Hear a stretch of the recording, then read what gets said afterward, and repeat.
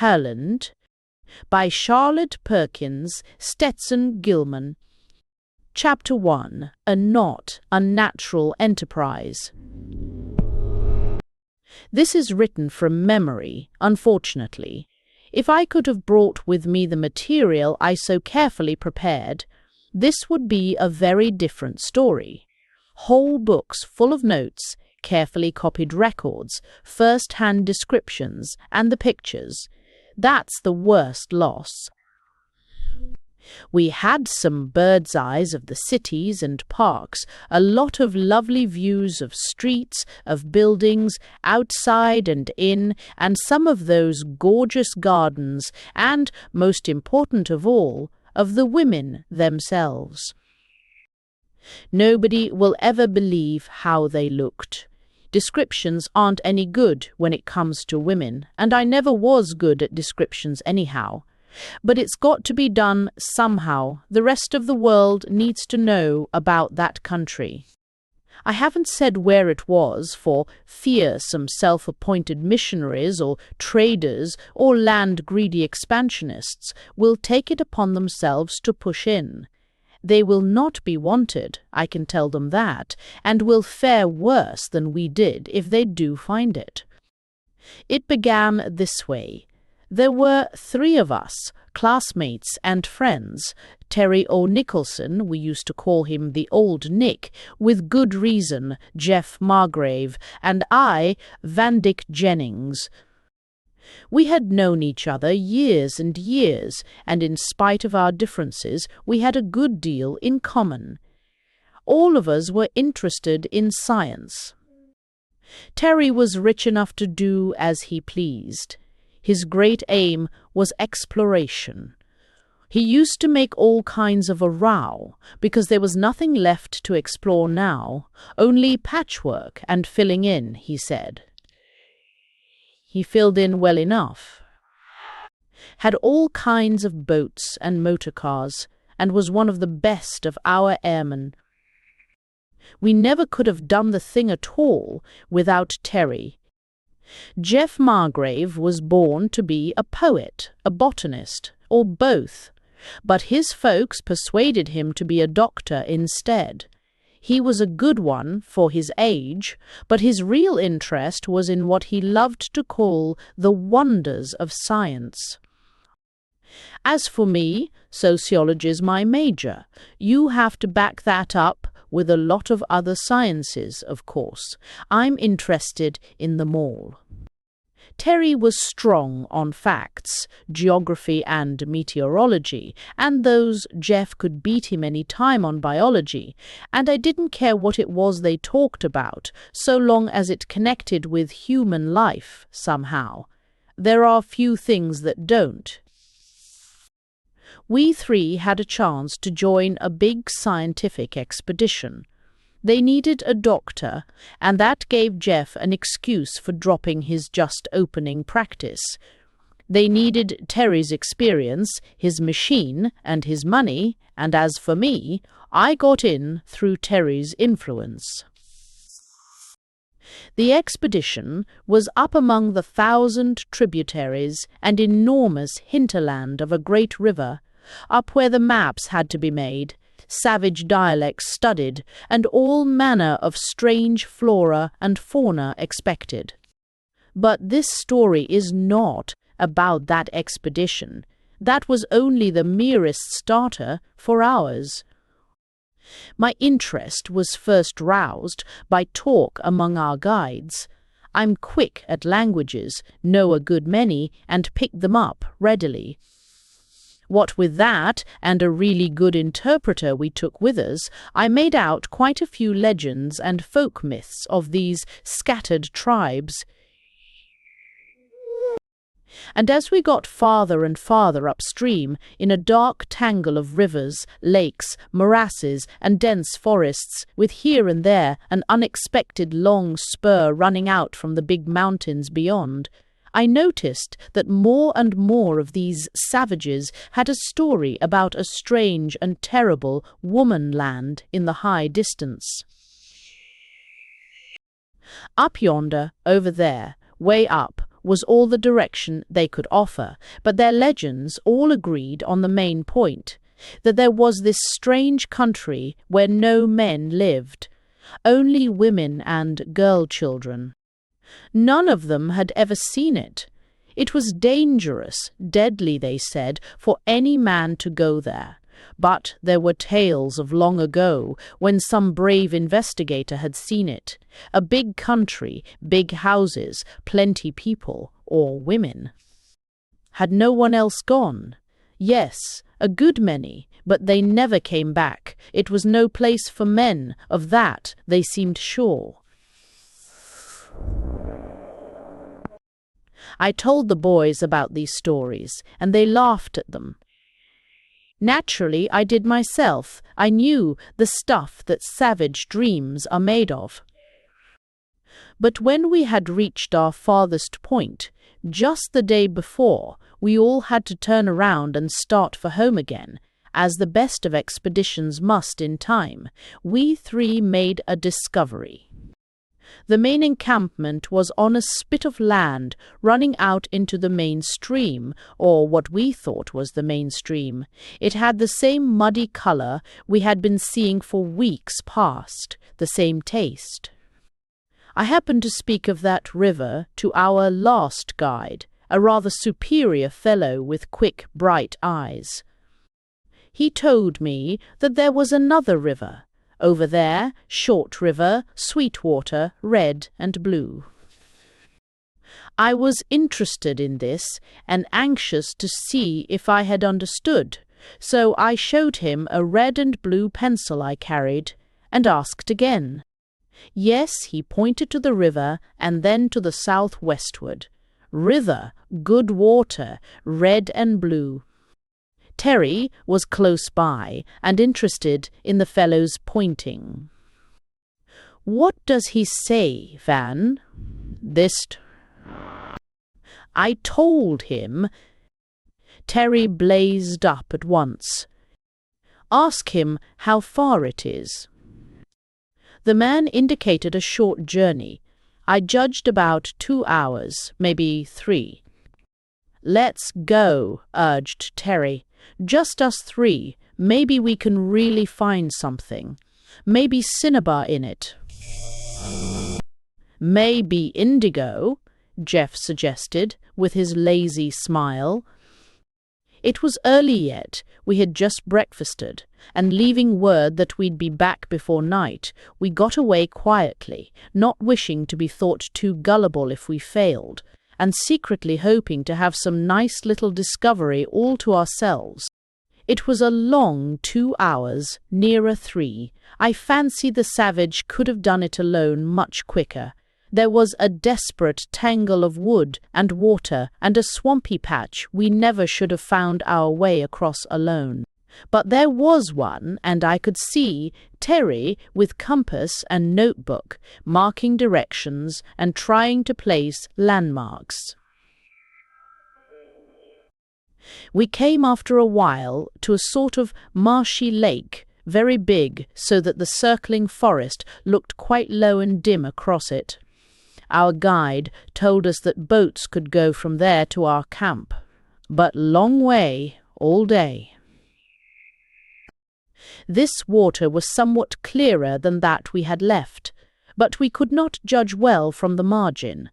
We skirted it for another half-hour or so, the ground growing firmer as we advanced, and presently we turned the corner of a wooded promontory and saw a quite different country, a sudden view of mountains, steep and bare. "One of those long easterly spurs," Terry said appraisingly, "may be hundreds of miles from the range. They crop out like that." Suddenly, we left the lake and struck directly toward the cliffs. We heard running water before we reached it, and the guide pointed proudly to his river. It was short. We could see where it poured down a narrow vertical cataract from an opening in the face of the cliff. It was sweet water. The guide drank eagerly, and so did we. "That snow water," Terry announced, "must come from way back in the hills." But as to being red and blue, it was greenish in tint. The guide seemed not at all surprised. He hunted about a little and showed us a quiet marginal pool where there were smears of red along the border, yes, and of blue. Terry got out his magnifying glass and squatted down to investigate. "Chemicals of some sort. I can't tell on the spot. Look to me like dye stuffs. Let's get nearer," he urged, "up there by the fall." We scrambled along the steep banks and got close to the pool that foamed and boiled beneath the falling water. Here we searched the border and found traces of color beyond dispute. More. It was only a rag, a long, ravelled fragment of cloth. But it was a well-woven fabric, with a pattern, and of a clear scarlet that the water had not faded. No savage tribe that we had heard of made such fabrics. The guide stood serenely on the bank, well pleased with our excitement. "One day blue, one day red, one day green," he told us, and pulled from his pouch another strip of bright-hued cloth. "Come down," he said, pointing to the cataract, "woman country, up there." Then we were interested. We had our rest and lunch right there and pumped the man for further information. He could tell us only what the others had: a land of women. No men. I could see Terry's jaw set at that. No place for men? Dangerous? He looked as if he might shin up the waterfall on the spot. But the guide would not hear of going up, even if there had been any possible method of scaling that sheer cliff, and we had to get back to our party before night. "They might stay if we told them," I suggested. But Terry stopped in his tracks. "Look here, fellows," he said. "This is our find.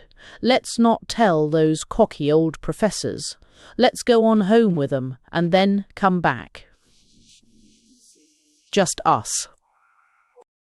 We looked at him, much impressed. There was something attractive to a bunch of unattached young men in finding an undiscovered country of a strictly Amazonian nature. Of course, we didn't believe the story, but yet.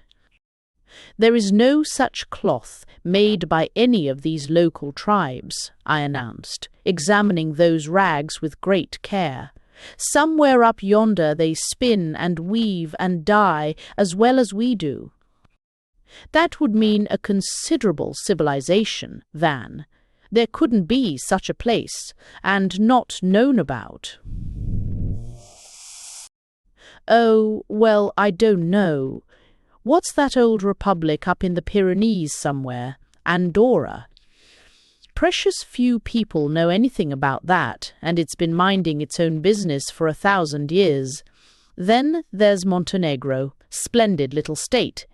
You could lose a dozen Montenegros up and down these great ranges." We discussed it hotly all the way back to camp. We discussed it with care and privacy on the voyage home. We discussed it after that, still only among ourselves, while Terry was making his arrangements. He was hot about it. Lucky he had so much money. We might have had to beg and advertise for years to start the thing, and then it would have been a matter of public amusement. Just sport for the papers. But T.O. Nicholson could fix up his big steam yacht, load his specially made big motorboat aboard, and tuck in a dissembled biplane without any more notice than a snip in the society column. We had provisions and preventives and all manner of supplies. His previous experience stood him in good stead there. It was a very complete little outfit. We were to leave the yacht at the nearest safe port and go up that endless river in our motorboat. Just the three of us and a pilot, then drop the pilot when we got to that last stopping place of the previous party, and hunt up that clear water stream ourselves. The motorboat we were going to leave at anchor in that wide, shallow lake. It had a special covering of fitted armour, thin but strong, shut up like a clamshell. Those natives can't get into it, or hurt it, or move it, Terry explained proudly. We'll start our flyer from the lake and leave the boat as a base to come back to. If we come back, I suggested cheerfully. Afraid the ladies will eat you, he scoffed. We're not so sure about those ladies, you know, drawled Jeff. There may be a contingent of gentlemen with poisoned arrows or something. You don't need to go if you don't want to, Terry remarked dryly. Go? You'll have to get an injunction to stop me. Both Jeff and I were sure about that. But we did have differences of opinion all the long way. An ocean voyage is an excellent time for discussion. Now we had no eavesdroppers. We could loll and loaf in our deck chairs and talk and talk. There was nothing else to do. Our absolute lack of facts only made the field of discussion wider. We'll leave papers with our consul where the yacht stays, Terry planned. If we don't come back in, say a month, they can send a relief party after us. A punitive expedition, I urged. If the ladies do eat us, we must make reprisals. They can locate that last stopping place easy enough, and I've made a sort of chart of that lake and cliff and waterfall. Yes, but how will they get up? Asked Jeff. Same way we do, of course. If 3 valuable American citizens are lost up there, they will follow somehow, to say nothing of the glittering attractions of that fair land. Let's call it Feminisia, he broke off. You're right, Terry. Once the story gets out, the river will crawl with expeditions and the airships rise like a swarm of mosquitoes. Not much, said Terry grimly. This is our party. We're going to find that place alone. What are you going to do with it when you do find it? If you do, Jeff asked mildly. Jeff was a tender soul. I think he thought that country, if there was one, was just blossoming with roses and babies and canaries and tidies and all that sort of thing. And Terry, in his secret heart, had visions of a sort of sublimated summer resort, just girls and girls and girls, and that he was going to be, Terry was popular among women, even when there were other men around. And it's not to be wondered at that he had pleasant dreams of what might happen. I could see it in his eyes as he lay there, looking at the long blue rollers slipping by and fingering that impressive moustache of his. But I thought, then, that I could form a far clearer idea of what was before us than either of them. You're all off, boys, I insisted. If there is such a place, and there does seem some foundation for believing it, you'll find it's built on a sort of matriarchal principle, that's all. The men have a separate cult of their own, less socially developed than the women, and make them an annual visit, or sort of wedding call. This is a condition known to have existed. Here's just a survival. They've got some peculiarly isolated valley or tableland up there, and their primeval customs have survived. That's all there is to it. "How about the boys?" Jeff asked. "Oh, the men take them away as soon as they are 5 or 6, you see. And how about this danger theory all our guides were so sure of?" "Danger enough, Terry, and we'll have to be mighty careful. Women of that stage of culture are quite able to defend themselves and have no welcome for unseasonable visitors." We talked and talked, and with all my airs of sociological superiority, I was no nearer than any of them. It was funny, though, in the light of what we did find, those extremely clear ideas of ours as to what a country of women would be like. It was no use to tell ourselves and one another that all this was idle speculation.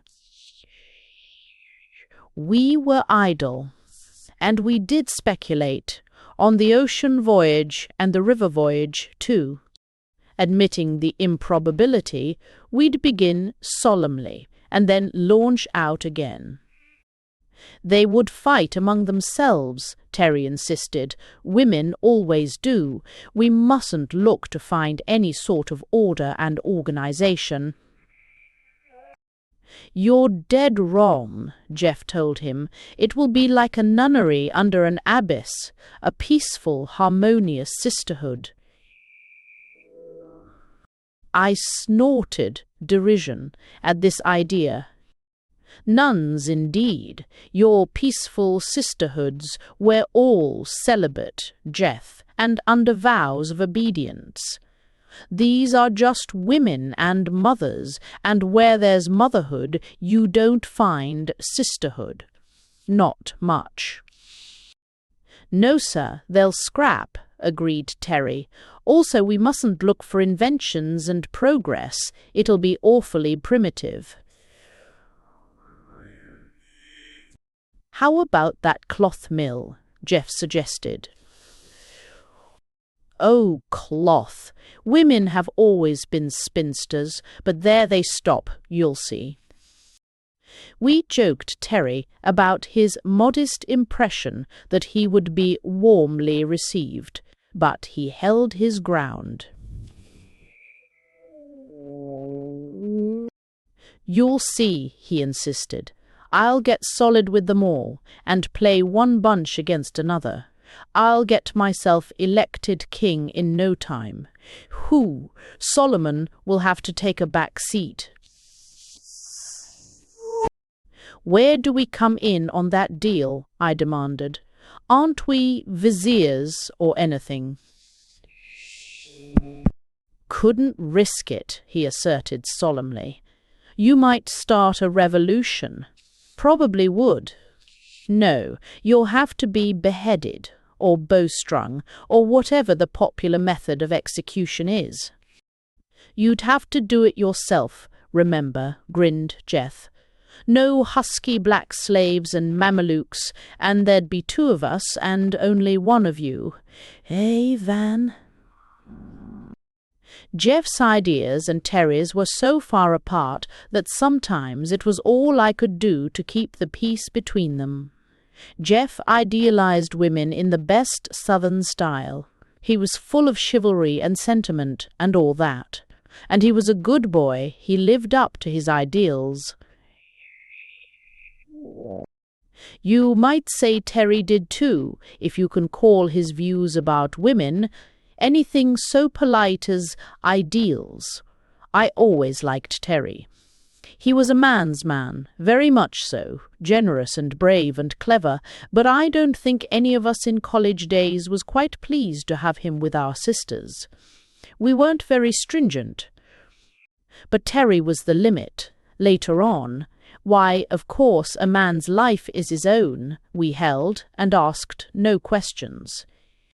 But barring a possible exception in favor of a not impossible wife, or of his mother, or, of course, the fair relatives of his friends, Terry's idea seemed to be that pretty women were just so much game and homely ones not worth considering.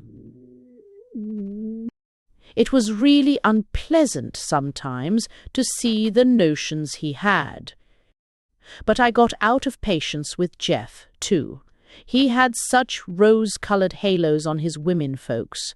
I held a middle ground, highly scientific, of course, and used to argue learnedly about the physiological limitations of the sex. We were not in the least advanced on the woman question, any of us then. So we joked and disputed and speculated, and after an interminable journey we got to our old camping place at last. It was not hard to find the river just poking along that side till we came to it, and it was navigable as far as the lake. When we reached that and slid out on its broad glistening bosom, with that high grey promontory running out toward us, and the straight white fall clearly visible, it began to be really exciting.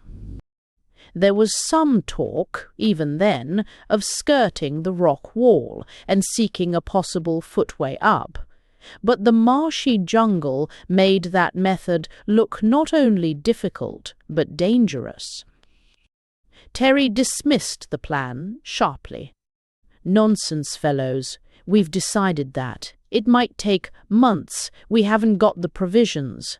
No, sir, we've got to take our chances. If we get back safe, all right. If we don't, why, we're not the first explorers to get lost in the shuffle. There are plenty to come after us." So we got the big biplane together and loaded it with our scientifically compressed baggage. The camera, of course, the glasses, a supply of concentrated food. Our pockets were magazines of small necessities, and we had our guns, of course. There was no knowing what might happen. Up and up and up we sailed, way up at first, to get the lay of the land and make note of it. Out of that dark green sea of crowding forest, this high-standing spur rose steeply. It ran back on either side, apparently, to the far-off, white-crowned peaks in the distance, themselves probably inaccessible. "Let's make the first trip geographical," I suggested. "Spy out the land and drop back here for more gasoline. With your tremendous speed, we can reach that range and back all right. Then we can leave a sort of map on board for that relief expedition." "There's sense in that," Terry agreed. "I'll put off being king of Ladyland for one more day." So we made a long skirting voyage, turned the point of the cape which was close by, ran up one side of the triangle at our best speed, crossed over the base where it left the higher mountains, and so back to our lake by moonlight. "That's not a bad little kingdom," we agreed when it was roughly drawn and measured. We could tell the size fairly by our speed, and from what we could see of the sides, and that icy ridge at the back end. "It's a pretty enterprising savage who would manage to get into it," Jeff said. Of course we had looked at the land itself, eagerly, but we were too high and going too fast to see much. It appeared to be well forested about the edges, but in the interior there were wide plains and everywhere park-like meadows and open places. There were cities, too, that I insisted. It looked like any other country. A civilized one, I mean. We had to sleep after that long sweep through the air, but we turned out early enough next day, and again we rose softly up the height till we could top the crowning trees and see the broad fair land at our pleasure. Semi-tropical, looks like a first-rate climate. It's wonderful what a little height will do for temperature. Terry was studying the forest growth. Little height "Is that what you call little?" I asked. Our instruments measured it clearly. We had not realized the long, gentle rise from the coast, perhaps. "Mighty lucky piece of land, I call it," Terry pursued. "Now for the folks. I've had enough scenery." So we sailed low, crossing back and forth, quartering the country as we went, and studying it. We saw, I can't remember now how much of this we noted then, and how much was supplemented by our later knowledge, but we could not help seeing this much, even on that excited day. A land in a state of perfect cultivation, where even the forests looked as if they were cared for. A land that looked like an enormous park, only it was even more evidently an enormous garden. "I don't see any cattle," I suggested, but Terry was silent.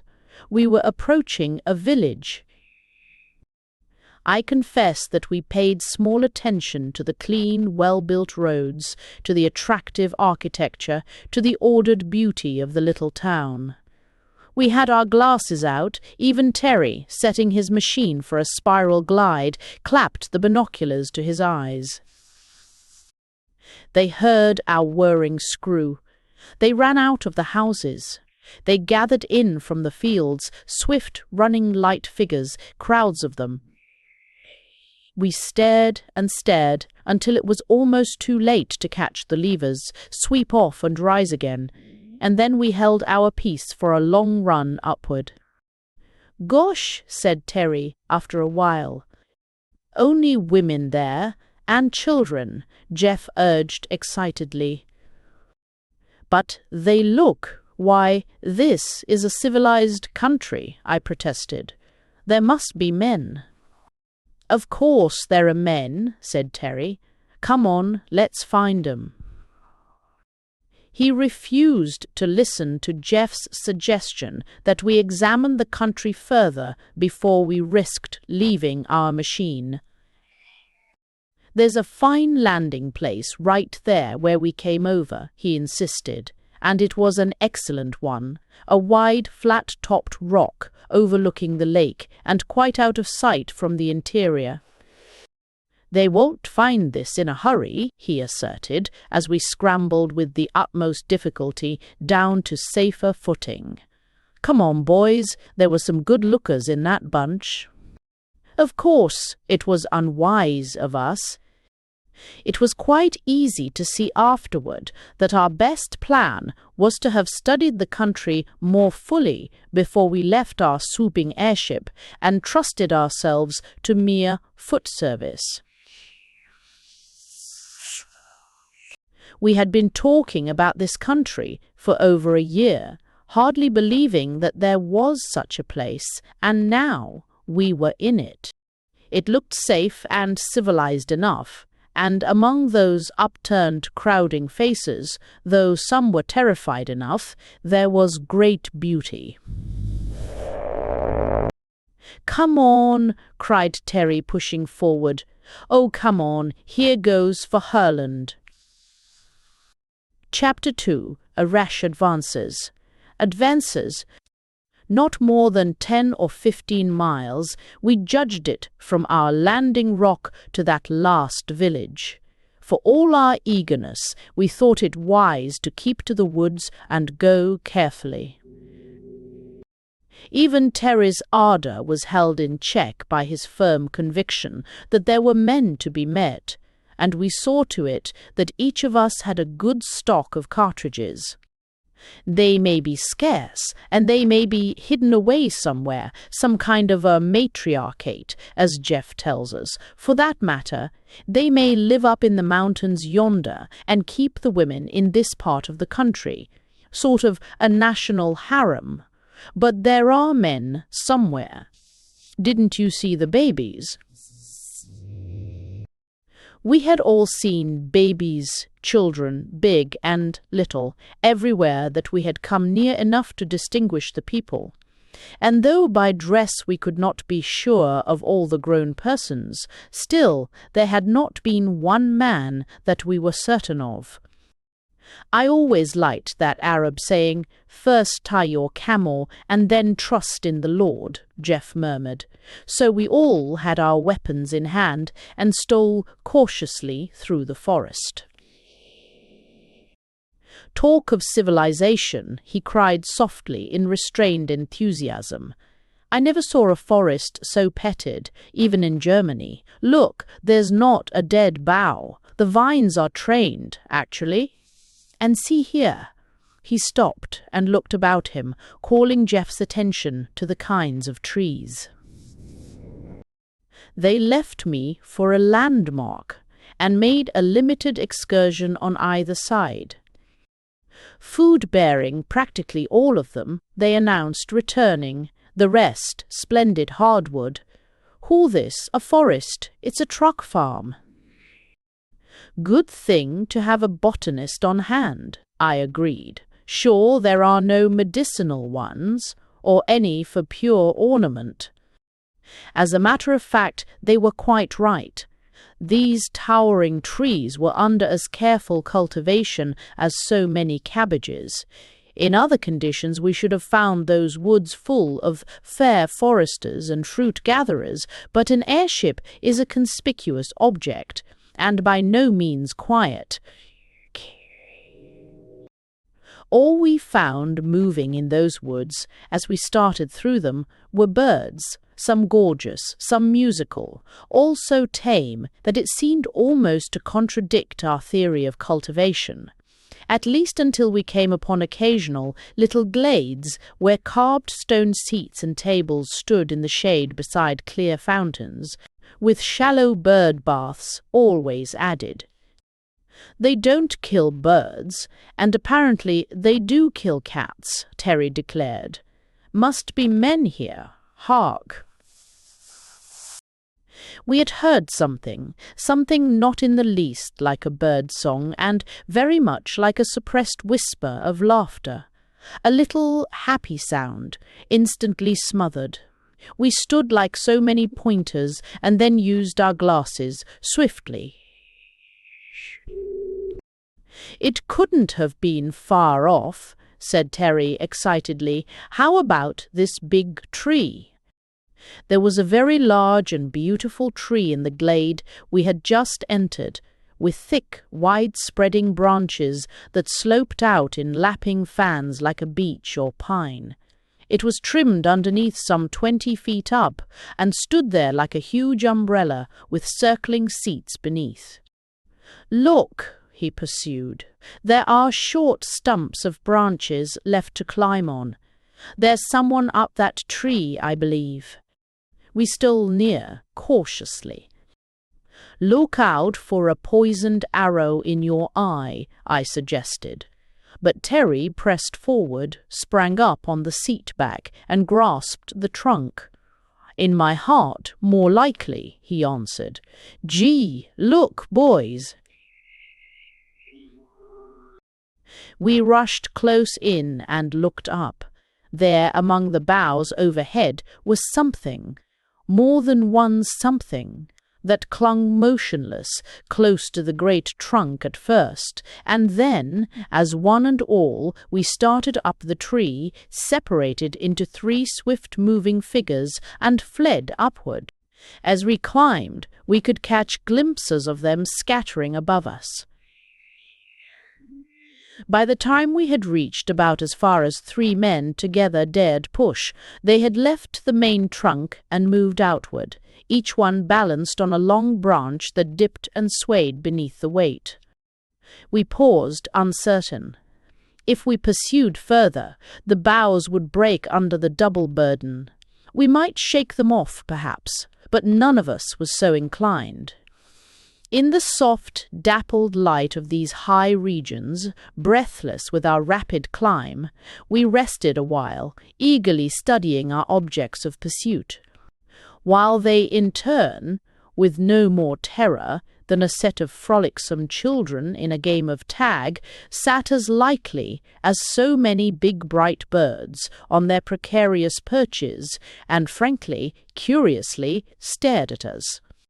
"Girls," whispered Jeff under his breath, as if they might fly if he spoke aloud.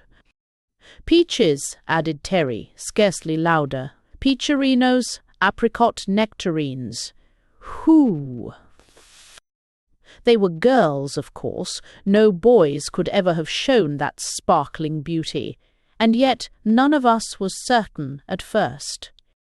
We saw short hair, hatless, loose and shining, a suit of some light firm stuff, the closest of tunics and knee breeches, met by trim gaiters. As bright and smooth as parrots and as unaware of danger, they swung there before us, wholly at ease, staring as we stared, till first one and then all of them burst into peals of delighted laughter. Then there was a torrent of soft talk, tossed back and forth, no savage sing-song, but clear, musical, fluent speech. We met their laughter cordially and doffed our hats to them, at which they laughed again, delightedly. Then Terry, wholly in his element, made a polite speech with explanatory gestures and proceeded to introduce us with pointing finger. "With Mr. Jeff Margrave," he said clearly. Jeff bowed as gracefully as a man could in the fork of a great limb. "Mr. Jeff gave. Vandyck Jennings." I also tried to make an effective salute and nearly lost my balance. Then Terry laid his hand upon his chest. A fine chest he had, too, and introduced himself. He was braced carefully for the occasion and achieved an excellent obeisance. Again they laughed delightedly, and the one nearest me followed his tactics. "Celis," she said distinctly, pointing to the one in blue. "Aylima," the one in rose. Then, with a vivid imitation of Terry's impressive manner, she laid a firm, delicate hand on her gold-green jerkin. "Or, Elidor." "We can't sit here and learn the language," Terry protested. He beckoned to them to come nearer, most winningly, but they gaily shook their heads. He suggested by signs that we all go down together, but again they shook their heads still merrily. Then Elidor clearly indicated that we should go down, pointing to each and all of us with unmistakable firmness, and further seeming to imply by the sweep of a lithe arm that we not only go downward, but go away altogether. "Have to use bait?" grinned Terry. "I don't know about you fellows, but I came prepared." He produced from an inner pocket a little box of purple velvet that opened with a snap, and out of it he drew a long, sparkling thing, a necklace of big, varicolored stones that would have been worth $1,000,000 if real ones.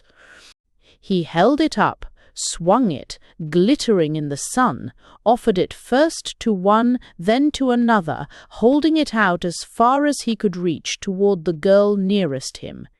He stood braced in the fork, held firmly by one hand, the other, swinging his bright temptation, reached far out along the bough, but not quite to his full stretch.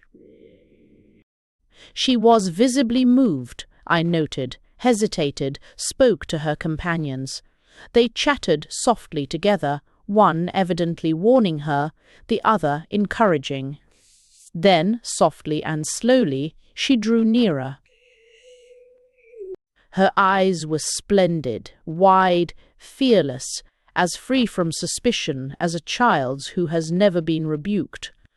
Her interest was more that of an intent boy playing a fascinating game than of a girl lured by an ornament. The others moved a bit farther out, holding firmly, watching. Terry's smile was irreproachable, but I did not like the look in his eyes.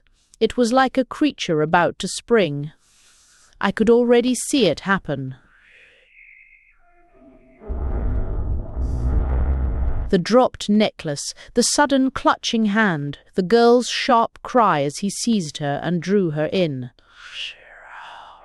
But it didn't happen. She made a timid reach with her right hand for the gay swinging thing. He held it a little nearer. Then, swift as light, she seized it from him with her left and dropped on the instant to the bough below. He made his snatch, quite vainly, almost losing his position as his hand clutched only air, and then, with inconceivable rapidity, the three bright creatures were gone. They dropped from the ends of the big boughs to those below, fairly pouring themselves off the tree, while we climbed downward as swiftly as we could. We heard their vanishing gay laughter. We saw them fleeting away in the wide open reaches of the forest, and gave chase. But we might as well have chased wild antelopes, so we stopped at length, somewhat breathless. "No use," gasped Terry. "They got away with it. My word! The men of this country must be good sprinters." "Inhabitants evidently arboreal," I grimly suggested. "Civilized and still arboreal, peculiar people." "You shouldn't have tried that way," Jeff protested. "They were perfectly friendly. Now we've scared them." But it was no use grumbling, and Terry refused to admit any mistake. "Nonsense," he said. "They expected it. Women like to be run after. Come on, let's get to that town. Maybe we'll find them there. Let's see." It was in this direction and not far from the woods, as I remember. When we reached the edge of the open country, we reconnoitred with our field glasses. There it was, about 4 miles off, the same town, we concluded. Unless, as Jeff ventured, they all had pink houses. The broad green fields and closely cultivated gardens sloped away at our feet, a long, easy slant, with good roads winding pleasantly here and there, and narrower paths besides. "Look at that!" cried Jeff suddenly. "There they go!" Sure enough, close to the town, across a wide meadow, 3 bright-hued figures were running swiftly. "How could they have got that far in this time? It can't be the same ones," I urged. But through the glasses we could identify our pretty tree climbers quite plainly, at least by costume. Terry watched them, we all did for that matter, till they disappeared among the houses. Then he put down his glass and turned to us, drawing a long breath. "Mother of Mike, boys, what gorgeous girls! To climb like that, to run like that, and afraid of nothing. This country suits me all right." "Nothing venture, nothing have," I suggested. But Terry preferred "faint heart ne'er won fair lady." We set forth in the open, walking briskly. "If there are any men, we'd better keep an eye out," I suggested. But Jeff seemed lost in heavenly dreams, and Terry in highly practical plans. "What a perfect road! What a heavenly country! See the flowers, will you?" This was Jeff, always an enthusiast, but we could agree with him fully. The road was some sort of hard manufactured stuff, sloped slightly to shed rain, with every curve and grade and gutter as perfect as if it were Europe's best. "No men, eh?" sneered Terry.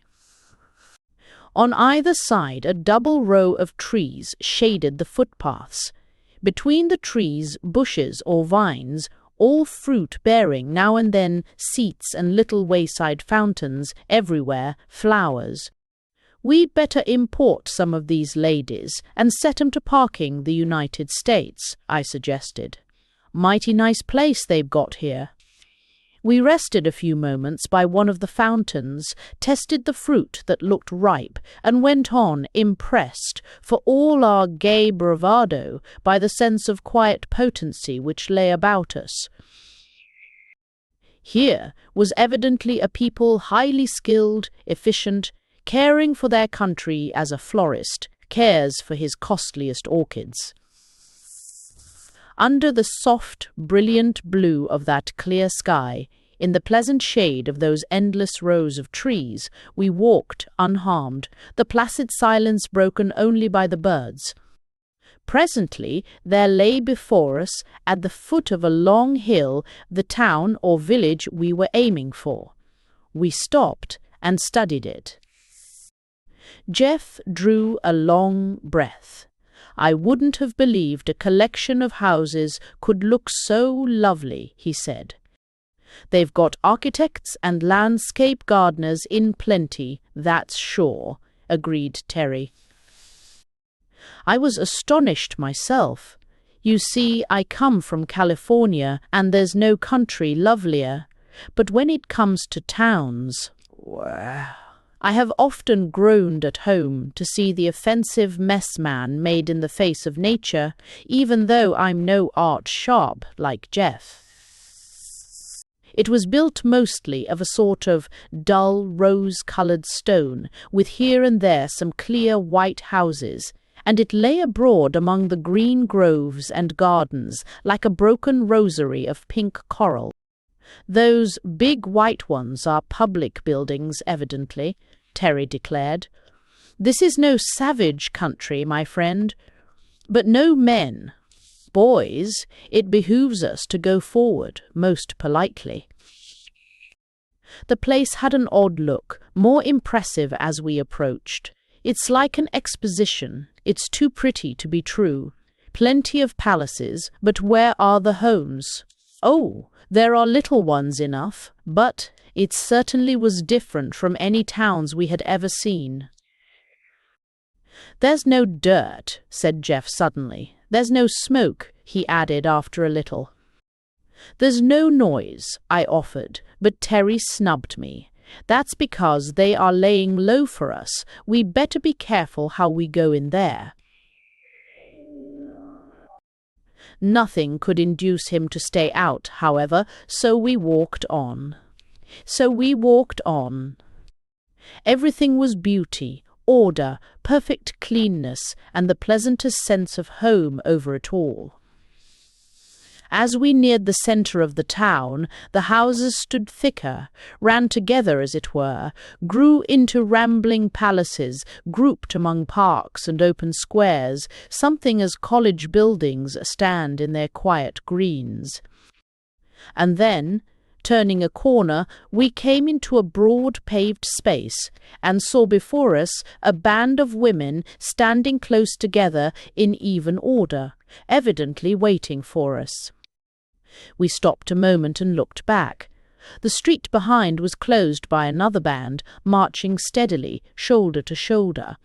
We went on, there seemed no other way to go, and presently found ourselves quite surrounded by this close-massed multitude, women, all of them, but they were not young, they were not old. They were not, in the girl sense, beautiful. They were not in the least ferocious. And yet, as I looked from face to face, calm, grave, wise, wholly unafraid, evidently assured and determined, I had the funniest feeling, a very early feeling, a feeling that I traced back and back in memory until I caught up with it at last. It was that sense of being hopelessly in the wrong that I had so often felt in early youth, when my short legs' utmost effort failed to overcome the fact that I was late to school. Jeff felt it too. I could see he did. We felt like small boys, very small boys, caught doing mischief in some gracious lady's house. But Terry showed no such consciousness. I saw his quick eyes darting here and there, estimating numbers, measuring distances, judging chances of escape. He examined the close ranks about us, reaching back far on every side, and murmured softly to me, "Every one of 'em over 40, as I'm a sinner." Yet they were not old women. Each was in the full bloom of rosy health, erect, serene, standing sure-footed and light as any pugilist. They had no weapons, and we had, but we had no wish to shoot. "I'd as soon shoot my aunts," muttered Terry again. "What do they want with us anyhow? They seem to mean business." But in spite of that business-like aspect, he determined to try his favorite tactics. He stepped forward with his brilliant, ingratiating smile and made low obeisance to the women before him. Then he produced another tribute, a broad, soft scarf of filmy texture, rich in colour and pattern, a lovely thing, even to my eye, and offered it with a deep bow to the tall, unsmiling woman who seemed to head the ranks before him. She took it with a gracious nod of acknowledgment and passed it on to those behind her. He tried again, this time bringing out a circlet of rhinestones, a glittering crown that should have pleased any woman on earth. He made a brief address, including Jeff and me as partners in his enterprise, and with another bow presented this. Again his gift was accepted, and, as before, passed out of sight. "If they were only younger," he muttered between his teeth. "What on earth is a fellow to say to a regiment of old colonels like this?" In all our discussions and speculations, we had always unconsciously assumed that the women, whatever else they might be, would be young. Most men do think that way, I fancy. Woman in the abstract is young and, we assume, charming. As they get older, they pass off the stage, somehow, into private ownership mostly, or out of it altogether. But these good ladies were very much on the stage, and yet any one of them might have been a grandmother. We looked for nervousness. There was none. For terror, perhaps, there was none. For uneasiness, for curiosity, for excitement. And all we saw was what might have been a vigilance committee of women doctors, as cool as cucumbers, and evidently meaning to take us to task for being there. 6 of them stepped forward now, one on either side of each of us, and indicated that we were to go with them. We thought it best to accede, at first anyway, and marched along, one of these close at each elbow, and the others in close masses before, behind, on both sides. A large building opened before us, a very heavy, thick-walled, impressive place, big and old-looking, of grey stone, not like the rest of the town. "This won't do," said Terry to us quickly. "We mustn't let them get us in this, boys. All together, now." We stopped in our tracks. We began to explain, to make signs pointing away toward the big forest, indicating that we would go back to it at once. It makes me laugh, knowing all I do now, to think of us 3 boys. Nothing else, 3 audacious, impertinent boys, butting into an unknown country without any sort of a guard or defence. We seemed to think that if there were men, we could fight them, and if there were only women, why, there would be no obstacles at all.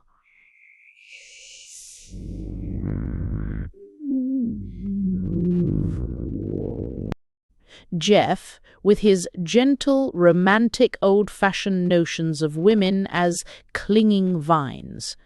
Terry, with his clear, decided, practical theories that there were two kinds of women, those he wanted and those he didn't. Desirable and undesirable was his demarcation. The latter as a large class, but negligible. He had never thought about them at all. And now, here they were, in great numbers, evidently indifferent to what he might think, evidently determined on some purpose of their own regarding him, and apparently well able to enforce their purpose. We all fought hard just then. It had not seemed wise to object to going with them, even if we could have. Our one chance was friendliness, a civilized attitude on both sides. But once inside that building, there was no knowing what these determined ladies might do to us. Even a peaceful detention was not to our minds, and when we named it imprisonment, it looked even worse. So we made a stand, trying to make clear that we preferred the open country. One of them came forward with a sketch of our flyer, asking by signs if we were the aerial visitors they had seen. This we admitted. They pointed to it again, and to the outlying country, in different directions. But we pretended we did not know where it was, and in truth we were not quite sure, and gave a rather wild indication of its whereabouts. Again they motioned us to advance, standing so packed about the door that there remained but the one straight path open. All around us and behind they were massed solidly. There was simply nothing to do but go forward, or fight. We held a consultation. "I never fought with women in my life," said Terry, greatly perturbed. "But I'm not going in there. I'm not going to be herded in as if we were in a cattle chute." "We can't fight them, of course," Jeff urged. "They're all women, in spite of their nondescript clothes. Nice women, too, good, strong, sensible faces. I guess we'll have to go in." "We may never get out if we do," I told them. "Strong and sensible, yes, but I'm not so sure about the good. Look at those faces." They had stood at ease, waiting while we conferred together, but never relaxing their close attention. Their attitude was not the rigid discipline of soldiers. There was no sense of compulsion about them. Terry's term of a vigilance committee was highly descriptive. They had just the aspect of sturdy burghers, gathered hastily to meet some common need or peril, all moved by precisely the same feelings to the same end. Never, anywhere before, had I seen women of precisely this quality. Fishwives and market women might show similar strength, but it was coarse and heavy. These were merely athletic, light and powerful. College professors, teachers, writers. Many women showed similar intelligence, but often wore a strained, nervous look, while these were as calm as cows for all their evident intellect. We observed pretty closely just then, for all of us felt that it was a crucial moment. The leader gave some word of command and beckoned us on, and the surrounding mass moved a step nearer. "We've got to decide quick," said Terry. "I vote to go in," Jeff urged. But we were 2-1 against him, and he loyally stood by us. We made one more effort to be let go, urgent but not imploring. In vain. "Now for a rush, boys," Terry said, "and if we can't break 'em, I'll shoot in the air." Then we found ourselves much in the position of the suffragette, trying to get to the Parliament buildings through a triple cordon of London police. The solidity of those women was something amazing. Terry soon found that it was useless, tore himself loose for a moment, pulled his revolver, and fired upward. As they caught at it, he fired again. Instantly, each of us was seized by 5 women, each holding arm or leg or head. We were lifted like children, straddling helpless children, and borne onward, wriggling indeed, but most ineffectually. We were borne inside, struggling manfully, but held secure most womanfully, in spite of our best endeavours. So carried and so held, we came into a high inner hall, grey and bare, and were brought before a majestic grey-haired woman who seemed to hold a judicial position. There was some talk, not much, among them, and then suddenly there fell upon each of us at once a firm hand holding a wetted cloth before mouth and nose, an odour of swimming sweetness. Anesthesia. Chapter 3. A Peculiar Imprisonment. From a slumber as deep as death, as refreshing as that of a healthy child, I slowly awakened. It was like rising up, up, up, through a deep warm ocean, nearer and nearer to full light and stirring air, or like the return to consciousness after concussion of the brain. I was once thrown from a horse while on a visit to a wild mountainous country quite new to me, and I can clearly remember the mental experience of coming back to life through lifting veils of dream. When I first dimly heard the voices of those about me and saw the shining snow peaks of that mighty range, I assumed that this too would pass, and I should presently find myself in my own home. That was precisely the experience of this awakening, receding waves of half-caught, swirling vision, memories of home, the steamer, the boat, the airship, the forest, at last all sinking away one after another, till my eyes were wide open, my brain clear, and I realized what had happened. The most prominent sensation was of absolute physical comfort. I was lying in a perfect bed, long, broad, smooth, firmly soft and level, with the finest linen, some warm light quilt of blanket, and a counterpane that was a joy to the eye. The sheet turned down some 15 inches.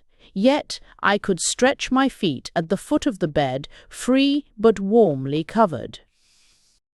I felt as light and clean as a white feather.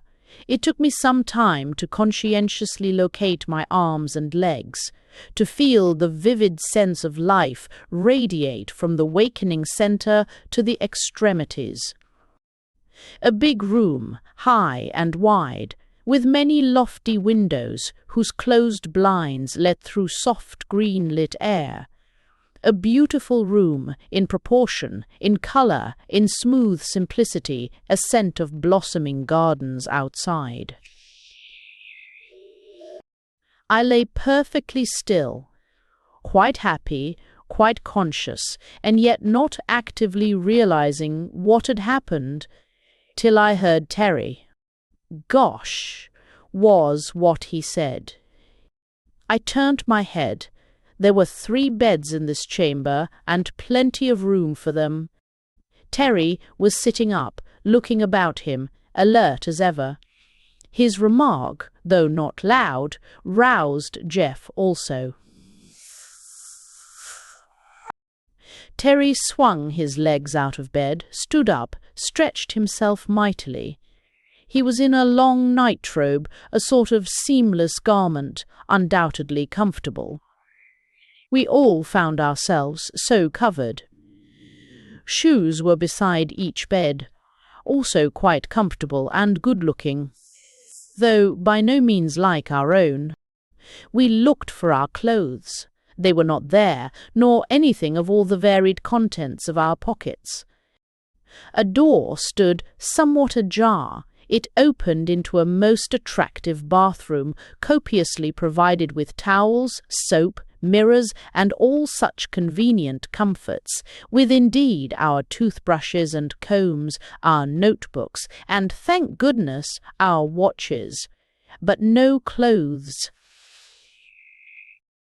Then we made a search of the big room again, and found a large, airy closet holding plenty of clothing, but not ours.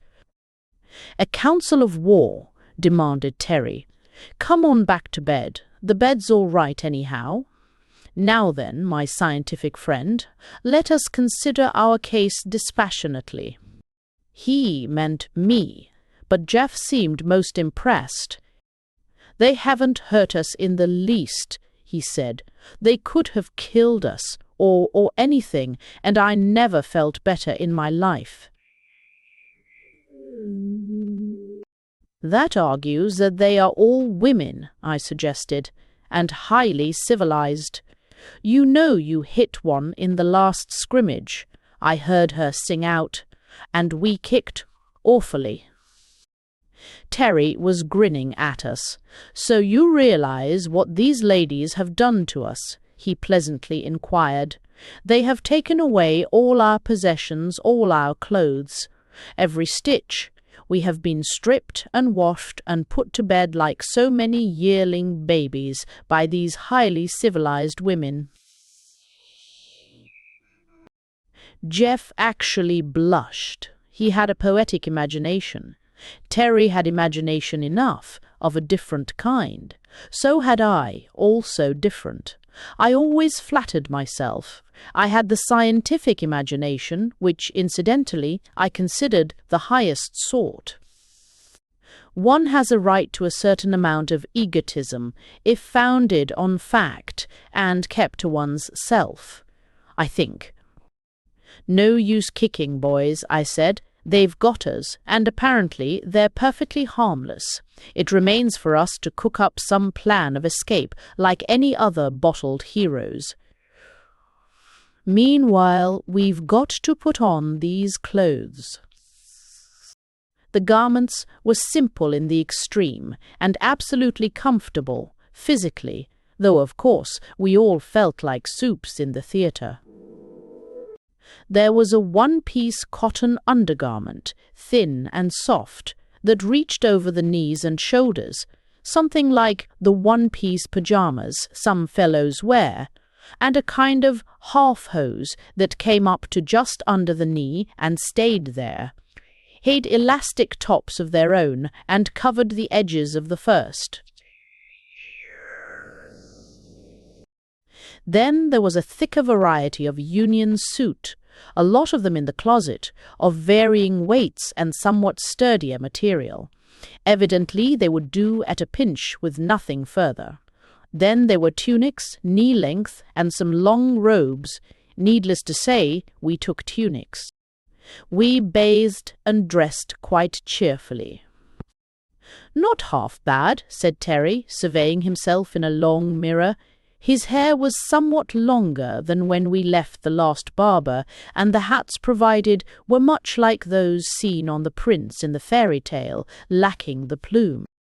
The costume was similar to that which we had seen on all the women, though some of them, those working in the fields, glimpsed by our glasses when we first flew over, wore only the first two. I settled my shoulders and stretched my arms, remarking, "They have worked out a mighty sensible dress, I'll say that for them." "Now then," Terry proclaimed, "we've had a fine long sleep, we've had a good bath, we're clothed and in our right minds, though feeling like a lot of neuters. Do you think these highly civilized ladies are going to give us any breakfast?" "Of course they will," Jeff asserted confidently. "If they had meant to kill us, they would have done it before. I believe we are going to be treated as guests." Hailed as deliverers, I think, said Terry. Studied as curiosities, I told them. But anyhow, we want food, so now for a sortie. A sortie was not so easy. The bathroom only opened into our chamber, and that had but one outlet, a big, heavy door which was fastened. We listened. "There's someone outside," Jeff suggested. "Let's knock." So we knocked, whereupon the door opened. Outside was another large room, furnished with a great table at one end, long benches or couches against the wall, some smaller tables and chairs. All these were solid, strong, simple in structure, and comfortable in use. This room was occupied by a number of women, 18 to be exact, some of whom we distinctly recalled. Terry heaved a disappointed sigh. "The colonels," I heard him whisper to Jeff. "Shh." Jeff, however, advanced and bowed in his best manner. So did we all, and we were saluted civilly by the tall standing women. We had no need to make pathetic pantomime of hunger. The smaller tables were already laid with food, and we were gravely invited to be seated. The tables were set for two. Each of us found ourselves placed vis-à-vis with one of our hosts, and each table had 5 other stalwarts nearby, unobtrusively watching. We had plenty of time to get tired of those women. The breakfast was not profuse, but sufficient in amount and excellent in quality. We were all too good travellers to object to novelty, and this repast, with its new but delicious fruit, its dish of large, rich flavoured nuts, and its highly satisfactory little cakes, was most agreeable. There was water to drink, and a hot beverage of a most pleasing quality, some preparation, like cocoa. And then and there, willy-nilly, before we had satisfied our appetites, our education began. By each of our plates lay a little book, a real printed book, though different from ours, both in paper and binding, as well, of course, as in type. We examined them curiously. "Shades of Sova," muttered Terry. "Where to learn the language?" We were indeed to learn the language, and not only that, but to teach our own. There were blank books with parallel columns, neatly ruled, evidently prepared for the occasion, and in these, as fast as we learnt and wrote down the name of anything, we were urged to write our own name for it by its side. The book we had to study was evidently a school book, one in which children learned to read, and we judged from this, and from their frequent consultation as to methods, that they had had no previous experience in the art of teaching foreigners their language, or of learning any other. On the other hand, what they lacked in experience, they made up for in genius. Such subtle understanding, such instant recognition of our difficulties, and readiness to meet them, were a constant surprise to us. Of course, we were willing to meet them halfway. It was wholly to our advantage to be able to understand and speak with them, and as to refusing to teach them, why should we? Later on we did try open rebellion, but only once. That first meal was pleasant enough, each of us quietly studying his companion, Jeff, with sincere admiration, Terry with that highly technical look of his as of a past master, like a lion tamer, a serpent charmer, or some such professional. I myself was intensely interested. It was evident that those sets of 5 were there to check any outbreak on our part. We had no weapons, and if we did try to do any damage with a chair, say, why 5-to-1 was too many for us, even if they were women that we had found out to our sorrow. It was not pleasant, having them always around, but we soon got used to it. It's better than being physically restrained ourselves, Jeff philosophically suggested when we were alone. They've given us a room with no great possibility of escape and personal liberty heavily chaperoned. It's better than we'd have been likely to get in a man country. Man country. Do you really believe there are no men here, you innocent? Don't you know there must be? Demanded Terry. Yes, Jeff agreed. Of course, and yet... And yet, what? Come, you obdurate sentimentalist. What are you thinking about? They may have some peculiar division of labor we've never heard of, I suggested. The men may live in separate towns, or they may have subdued them somehow and keep them shut up. But there must be some. That last suggestion of yours is a nice one, Van, Terry protested. Same as they've got us subdued and shut up. You make me shiver. Well, figure it out for yourself, any way you please. We saw plenty of kids the first day, and we've seen those girls. Real girls, Terry agreed, in immense relief. Glad you mentioned 'em. I declare, if I thought there was nothing in the country but those grenadiers, I'd jump out the window. Speaking of windows, I suggested, let's examine ours. We looked out of all the windows. The blinds opened easily enough, and there were no bars, but the prospect was not reassuring. This was not the pink-walled town we had so rashly entered the day before. Our chamber was high up in a projecting wing of a sort of castle built out on a steep spur of rock. Immediately below us were gardens, fruitful and fragrant, but their high walls followed the edge of the cliff, which dropped sheer down, we could not see how far. The distant sound of water suggested a river at the foot. We could look out east, west, and south. To the south-eastward stretched the open country, lying bright and fair in the morning light, but on either side, and evidently behind, rose great mountains.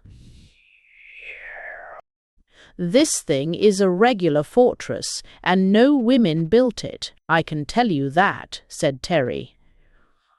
We nodded agreeingly. It's right up among the hills. They must have brought us a long way. We saw some kind of swift-moving vehicles the first day, Jeff reminded us. If they've got motors, they are civilized. Civilized or not, we've got our work cut out for us to get away from here. I don't propose to make a rope of bedclothes and try those walls till I'm sure there is no better way. We all concurred on this point and returned to our discussion as to the women. Jeff continued thoughtful. All the same, there's something funny about it, he urged. It isn't just that we don't see any men, but we don't see any signs of them. The reaction of these women is different from any that I've ever met.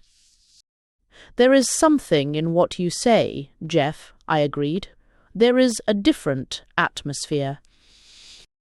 They don't seem to notice our being men, he went on. They treat us well, just as they do one another. It's as if our being men was a minor incident. I nodded. I'd noticed it myself, but Terry broke in rudely, vowed. Fiddlesticks, he said. It's because of their advanced age. They're all grandmas, I tell you, or ought to be. Great aunts, anyhow. Those girls were girls all right, weren't they? Yes, Jeff agreed, still slowly. But they weren't afraid. They flew up that tree and hid like schoolboys caught out of bounds, not like shy girls. And they ran like marathon winners. You'll admit that, Terry, he added. Terry was moody as the days passed. He seemed to mind our confinement more than Jeff or I did, and he harped on Alima and how near he'd come to catching her. If I had... But Jeff was getting on excellent terms with his tutor and even his guards, and so was I. It interested me profoundly to note and study the subtle difference between these women and other women, and try to account for them. They all wore short hair, some few inches at most, some curly, some not, all light and clean and fresh-looking. If their hair was only long, Jeff would complain, they would look so much more feminine. I rather liked it myself, after I got used to it. Why we should so admire a woman's crown of hair and not admire a Chinaman's queue is hard to explain, except that we are so convinced that the long hair belongs to a woman. Whereas the mane in horses is on both, and in lions, buffaloes, and such creatures only on the male.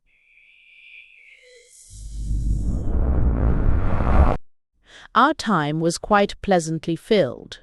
We were free of the garden below our windows, quite long in its irregular, rambling shape, bordering the cliff. The walls were perfectly smooth and high, ending in the masonry of the building, and as I studied the great stones, I became convinced that the whole structure was extremely old. It was built like the pre-Incan architecture in Peru, of enormous monoliths, fitted as closely as mosaics. These folks have a history, that's sure, I told the others. And sometime they were fighters, else why a fortress? I said we were free of the garden, but not wholly alone in it. There was always a string of those uncomfortably strong women sitting about, always one of them watching us, even if the others were reading, playing games, or busy at some kind of handiwork. When I see them knit, Terry said, I can almost call them feminine. That doesn't prove anything, Jeff promptly replied. Scotch shepherds knit, always knitting. When we get out, Terry stretched himself and looked at the far peaks. When we get out of this and get to where the real women are, the mothers and the girls. Well, what'll we do then? I asked, rather gloomily. How do you know we'll ever get out? This was an unpleasant idea, which we unanimously considered, returning with earnestness to our studies. If we are good boys and learn our lessons well, I suggested, if we are quiet and respectful and polite, and they are not afraid of us, then perhaps they will let us out.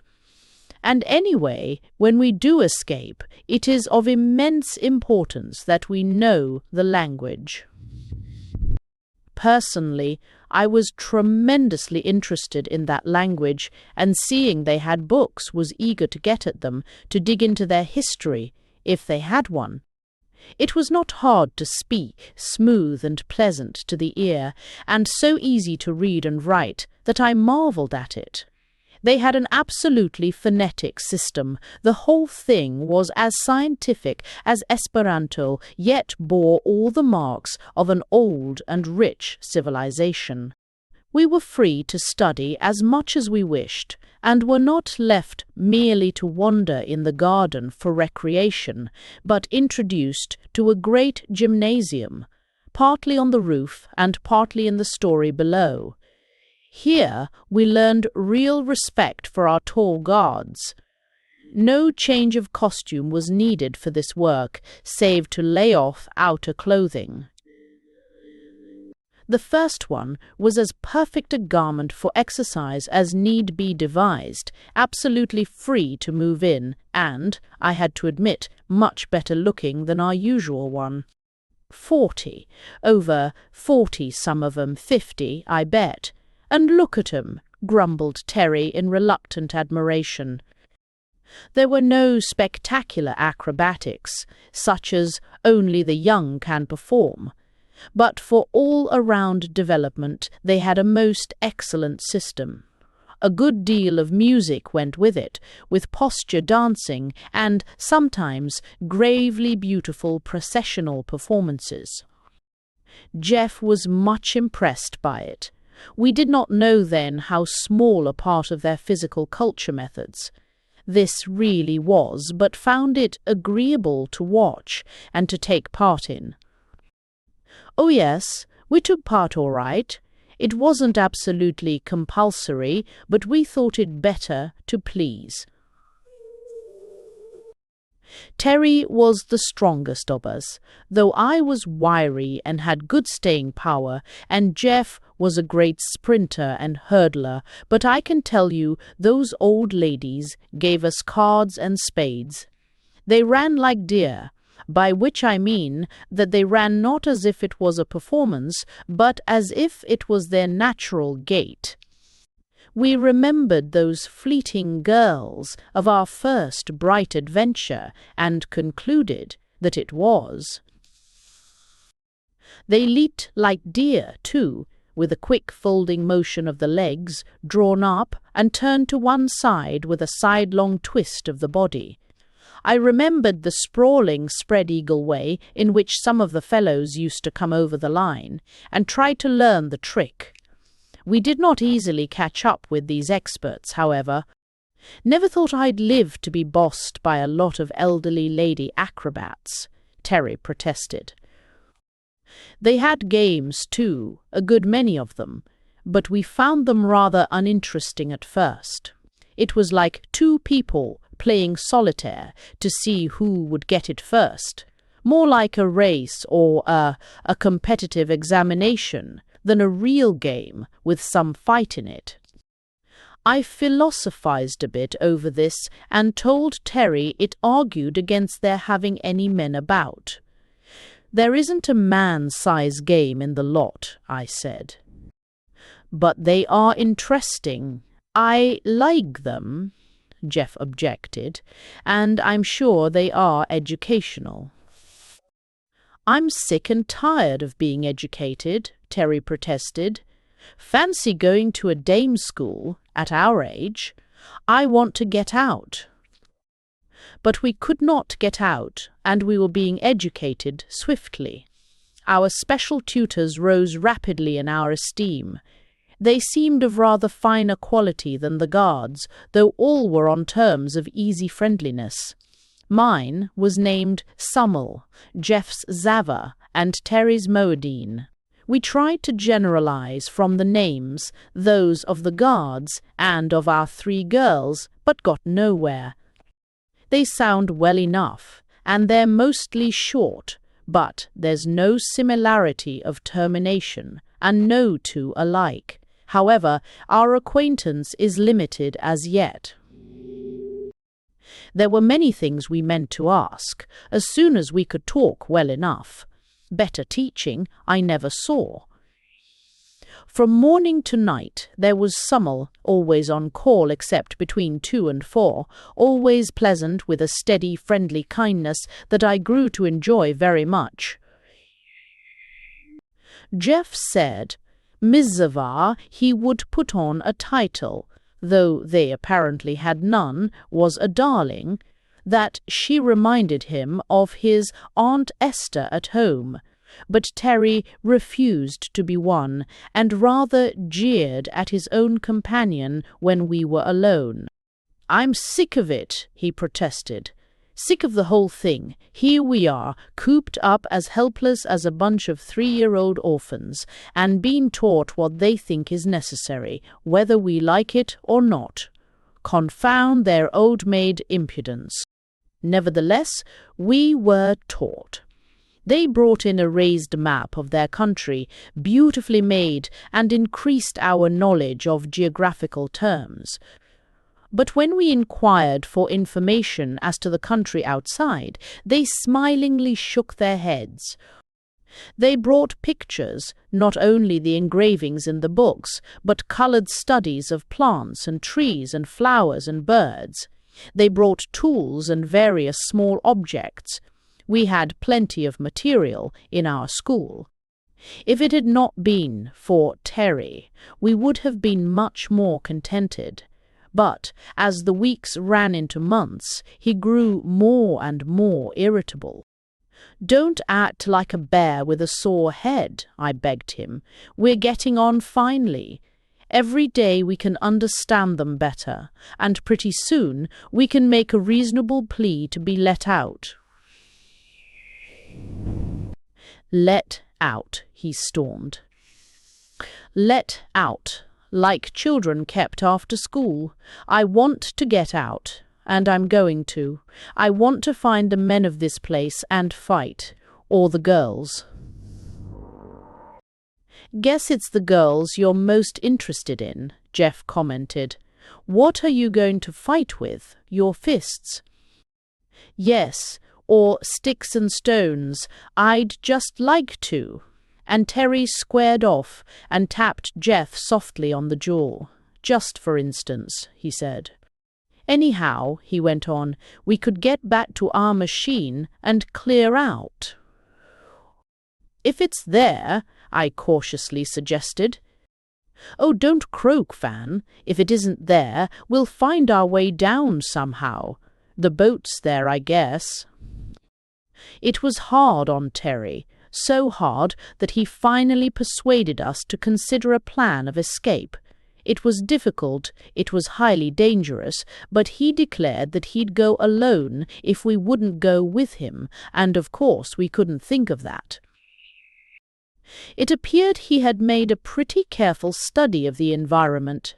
From our end window that faced the point of the promontory, we could get a fair idea of the stretch of wall and the drop below. Also from the roof, we could make out more, and even, in one place, glimpse a sort of path below the wall. "It's a question of 3 things," he said: ropes, agility, and not being seen. "That's the hardest part," I urged, still hoping to dissuade him. "One or another pair of eyes is on us every minute except at night." "Therefore we must do it at night," he answered. "That's easy." "We've got to think that if they catch us, we may not be so well treated afterward," said Jeff. "That's the business risk we must take. I'm going if I break my neck." There was no changing him. The rope problem was not easy. Something strong enough to hold a man and long enough to let us down into the garden and then down over the wall. There were plenty of strong ropes in the gymnasium. They seemed to love to swing and climb on them. But we were never there by ourselves. We should have to piece it out from our bedding, rugs and garments, and moreover, we should have to do it after we were shut in for the night, for every day the place was cleaned to perfection by 2 of our guardians. We had no shears, no knives, but Terry was resourceful. "These jennies have glass and china, you see. We'll break a glass from the bathroom and use that. Love will find out a way," he hummed. "When we're all out of the window, we'll stand 3-man high and cut the rope as far up as we can reach, so as to have more for the wall." I know just where I saw that bit of path below, and there's a big tree there too, or a vine or something. I saw the leaves. It seemed a crazy risk to take, but this was, in a way, Terry's expedition, and we were all tired of our imprisonment. So we waited for full moon, retired early, and spent an anxious hour or two in the unskilled manufacture of man-strong ropes. To retire into the depths of the closet, muffle a glass in thick cloth, and break it without noise was not difficult, and broken glass will cut, though not as deftly as a pair of scissors. The broad moonlight streamed in through 4 of our windows. We had not dared leave our lights on too long, and we worked hard and fast at our task of destruction. Hangings, rugs, robes, towels, as well as bed furniture, even the mattress covers, we left not one stitch upon another, as Jeff put it. Then, at an end window, as less liable to observation, we fastened one end of our cable strongly to the firm-set hinge of the inner blind, and dropped our coiled bundle of rope softly over. "This part's easy enough. I'll come last, so as to cut the rope," said Terry. So I slipped down first, and stood, well braced against the wall, then Jeff on my shoulders, then Terry, who shook us a little as he sawed through the cord above his head. Then I slowly dropped to the ground, Jeff following, and at last we all 3 stood safe in the garden, with most of our rope with us. "Goodbye, Grandma," whispered Terry under his breath, and we crept softly toward the wall, taking advantage of the shadow of every bush and tree. He had been foresighted enough to mark the very spot, only a scratch of stone on stone, but we could see to read in that light. For anchorage, there was a tough, fair-sized shrub close to the wall. "Now I'll climb up on you 2 again and go over first," said Terry. "That'll hold the rope firm till you both get up on top. Then I'll go down to the end. If I can get off safely, you can see me and follow, or say I'll twitch it 3 times. If I find there's absolutely no footing, why, I'll climb up again, that's all. I don't think they'll kill us." From the top he reconnoitered carefully, waved his hand, and whispered, "Oak," then slipped over.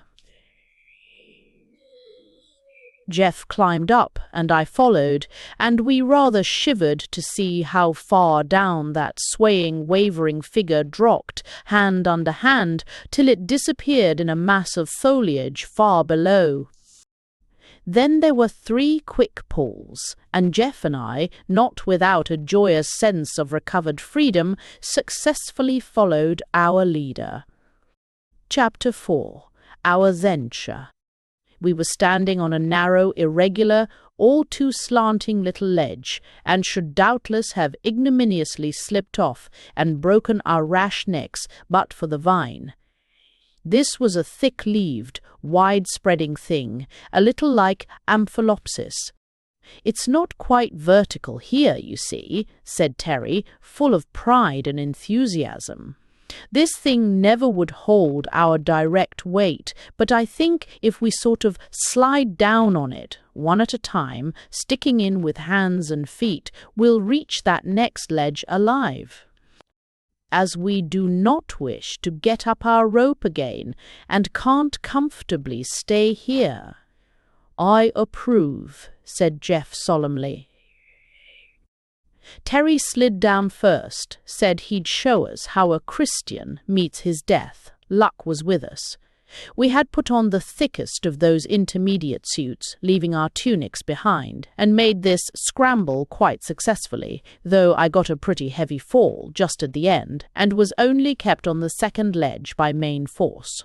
The next stage was down a sort of chimney, a long irregular fissure, and so, with scratches, many and painful, and bruises, not a few, we finally reached the stream. It was darker there, but we felt it highly necessary to put as much distance as possible behind us, so we waded, jumped, and clambered down that rocky riverbed in the flickering black and white moonlight and leaf shadow till growing daylight forced a halt. We found a friendly nut tree, those large, satisfying, soft-shelled nuts we already knew so well, and filled our pockets.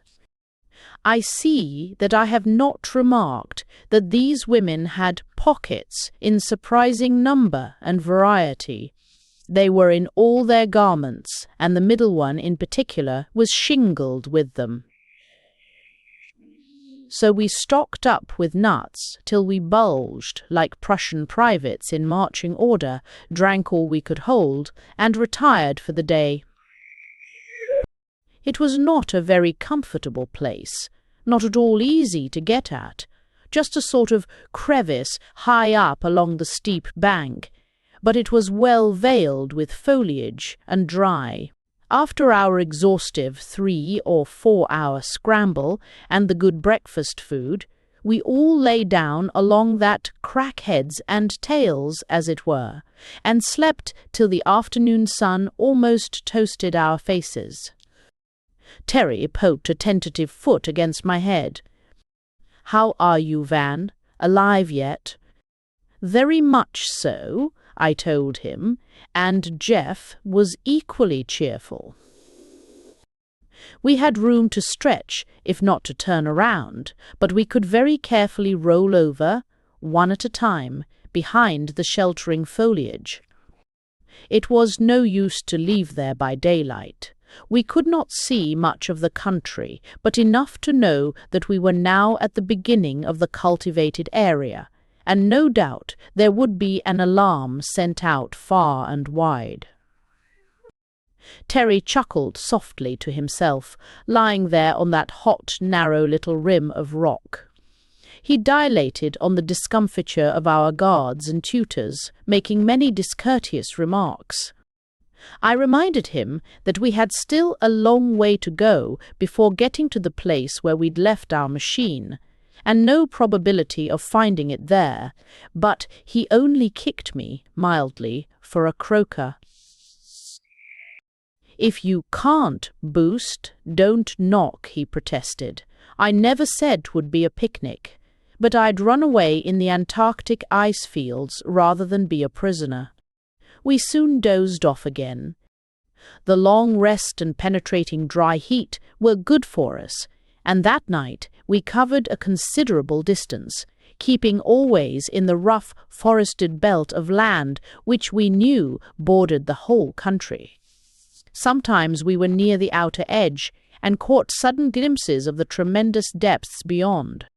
"This piece of geography stands up like a basalt column," Jeff said. "Nice time we'll have getting down if they have confiscated our machine." For which suggestion he received summary chastisement. What we could see inland was peaceable enough, but only moonlit glimpses. By daylight we lay very close.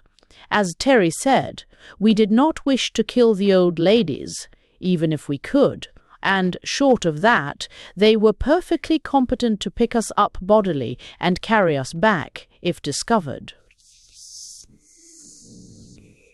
There was nothing for it but to lie low and sneak out unseen if we could do it. There wasn't much talking done. At night we had our marathon obstacle race. We stayed not for break and we stopped not for stone, and swam whatever water was too deep to wade and could not be got around, but that was only necessary twice. By day, sleep, sound and sweet. Mighty lucky it was that we could live off the country, as we did. Even that margin of forest seemed rich in foodstuffs. But Jeff thoughtfully suggested that that very thing showed how careful we should have to be, as we might run into some stalwart group of gardeners or foresters or nut-gatherers at any minute. Careful we were, feeling pretty sure that if we did not make good this time, we were not likely to have another opportunity. And at last we reached a point from which we could see, far below, the broad stretch of that still lake from which we had made our ascent. "That looks pretty good to me," said Terry, gazing down at it. "Now, if we can't find the plane, we know where to aim if we have to drop over this wall some other way." The wall at that point was singularly uninviting. It rose so straight that we had to put our heads over to see the base, and the country below seemed to be a far-off, marshy tangle of rank vegetation. We did not have to risk our necks to that extent, however, for at last, stealing along among the rocks and trees like so many creeping savages, we came to that flat space where we had landed, and there, in unbelievable good fortune, we found our machine. Covered, too, by Jingo. "Would you think they had that much sense?" cried Terry. "If they had that much, they're likely to have more," I warned him softly. "Bet you the things watched." We reconnoitered as widely as we could in the failing moonlight. Moons are of a painfully unreliable nature, but the growing dawn showed us the familiar shape, shrouded in some heavy cloth like canvas, and no slightest sign of any watchman near. We decided to make a quick dash as soon as the light was strong enough for accurate work. "I don't care if the old thing'll go or not," Terry declared. "We can run her to the edge, get aboard, and just plane down." Plop. Sure enough, there was our motor, lying like a grey cocoon on the flat, pale sheet of water. Quietly but swiftly we rushed forward and began to tug at the fastenings of that cover. "Confound the thing," Terry cried in desperate impatience. "They've got it sewed up in a bag, and we've not a knife among us." Then, as we tugged and pulled at that tough cloth, we heard a sound that made Terry lift his head like a warhorse. The sound of an unmistakable giggle. Yes. There they were, Celis, Alima, Ellador, looking just as they had when we first saw them, standing a little way off from us, as interested, as mischievous as three schoolboys. "Hold on, Terry. Hold on," I warned. "That's too easy. Look out for a trap." "Let us appeal to their kind hearts," Jeff urged. "I think they will help us. Perhaps they've got knives." "It's no use rushing them anyhow." I was absolutely holding on to Terry. "We know they can outrun and out-climb us." He reluctantly admitted this, and after a brief parley among ourselves, we all advanced slowly toward them, holding out our hands in token of friendliness. They stood their ground till we had come fairly near, and then indicated that we should stop. To make sure, we advanced a step or two, and they promptly and swiftly withdrew, so we stopped at the distance specified. Then we used their language, as far as we were able, to explain our plight, telling how we were imprisoned, how we had escaped. A good deal of pantomime here, and vivid interest on their part. How we had travelled by night and hidden by day, living on nuts. And here Terry pretended great hunger. I know he could not have been hungry. We had found plenty to eat, and had not been sparing in helping ourselves. but they seemed somewhat impressed, and after a murmured consultation they produced from their pockets certain little packages, and with the utmost ease and accuracy tossed them into our hands. Jeff was most appreciative of this, and Terry made extravagant gestures of admiration which seemed to set them off, boy fashion, to show their skill. While we ate the excellent biscuits they had thrown us, and while Ellador kept a watchful eye on our movements, Celis ran off to some distance and set up a sort of duck-on-a-rock arrangement, a big yellow nut on top of 3 balanced sticks. Alima, meanwhile, gathering stones. They urged us to throw at it, and we did, but the thing was a long way off, and it was only after a number of failures, at which those elvish damsels laughed delightedly, that Jeff succeeded in bringing the whole structure to the ground. It took me still longer, and Terry, to his intense annoyance, came third. Then Celis set up the little tripod again and looked back at us, knocking it down, pointing at it, and shaking her short curls severely.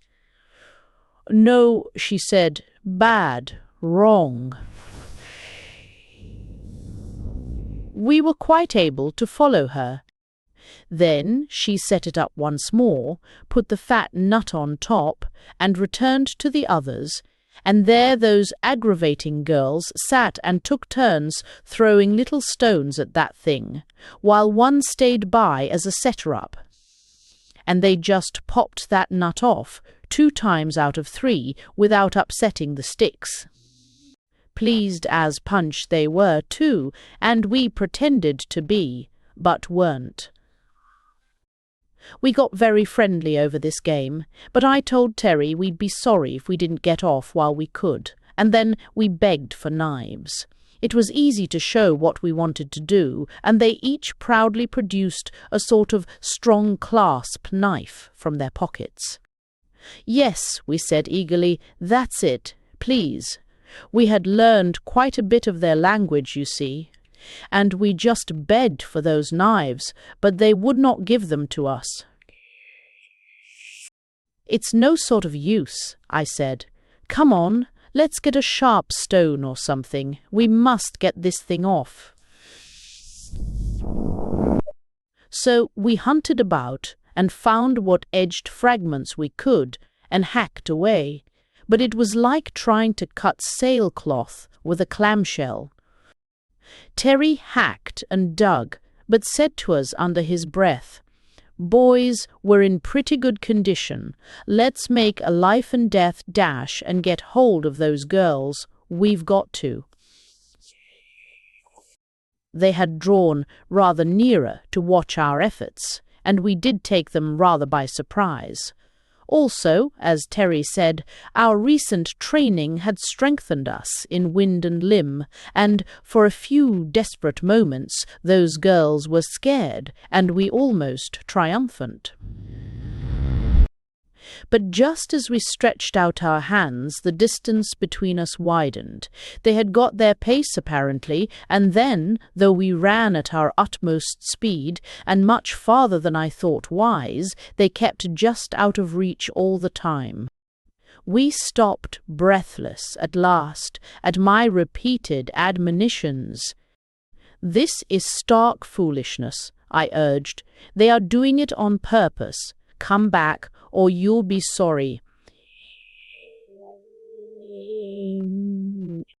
We went back much slower than we came, and in truth we were sorry. As we reached our swaddled machine and sought again to tear loose its covering, there rose up from all around the sturdy forms the quiet, determined faces we knew so well. "Oh, Lord," groaned Terry, "the colonels! It's all up. They're 40-1. It was no use to fight. These women evidently relied on numbers, not so much as a drilled force, but as a multitude actuated by a common impulse. They showed no sign of fear, and since we had no weapons whatever, and there were at least 100 of them, standing 10 deep about us, we gave in as gracefully as we might. Of course we looked for punishment, a closer imprisonment, solitary confinement maybe. But nothing of the kind happened. They treated us as truants only, and as if they quite understood our truancy.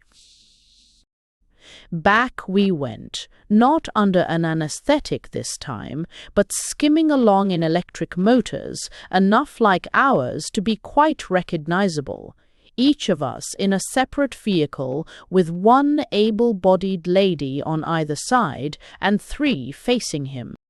They were all pleasant enough, and talked to us as much as was possible with our limited powers. And though Terry was keenly mortified, and at first we all rather dreaded harsh treatment, I for one soon began to feel a sort of pleasant confidence, and to enjoy the trip. Here were my 5 familiar companions, all good-natured as could be, seeming to have no worse feeling than a mild triumph as of winning some simple game, and even that they politely suppressed. This was a good opportunity to see the country, too, and the more I saw of it, the better I liked it. We went too swiftly for close observation, but I could appreciate perfect roads, as dustless as a swept floor, the shade of endless lines of trees, the ribbon of flowers that unrolled beneath them, and the rich, comfortable country that stretched off and away, full of varied charm.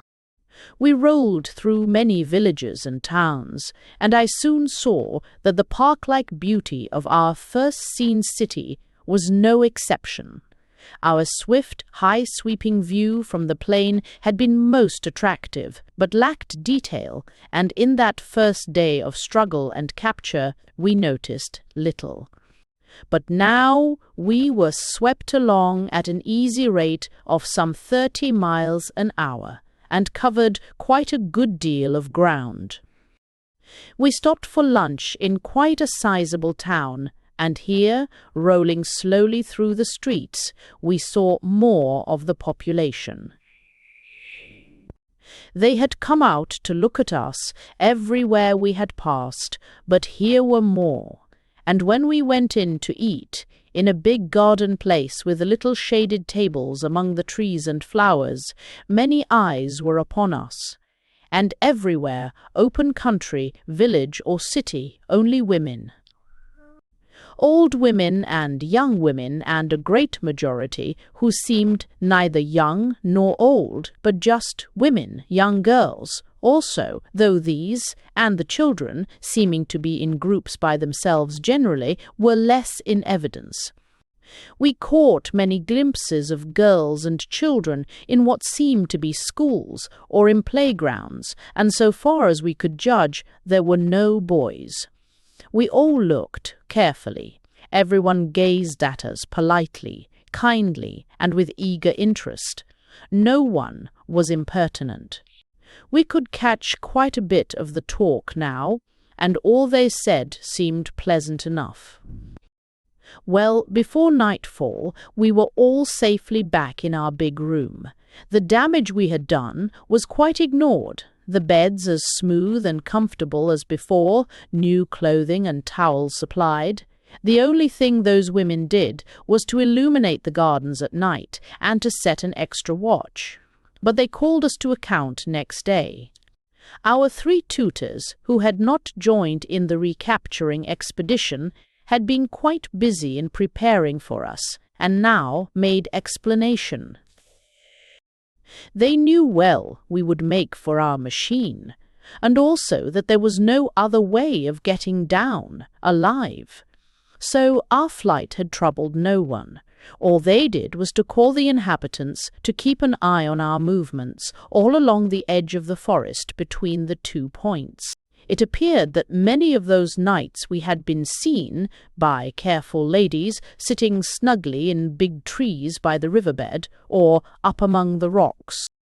Terry looked immensely disgusted, but it struck me as extremely funny.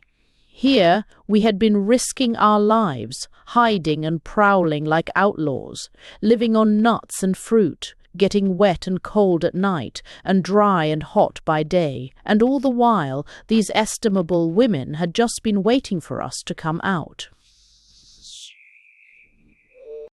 Now they began to explain, carefully using such words as we could understand. It appeared that we were considered as guests of the country, sort of public wards. Our first violence had made it necessary to keep us safeguarded for a while, but as soon as we learned the language, and would agree to do no harm, they would show us all about the land. Jeff was eager to reassure them. Of course he did not tell on Terry, but he made it clear that he was ashamed of himself, and that he would now conform.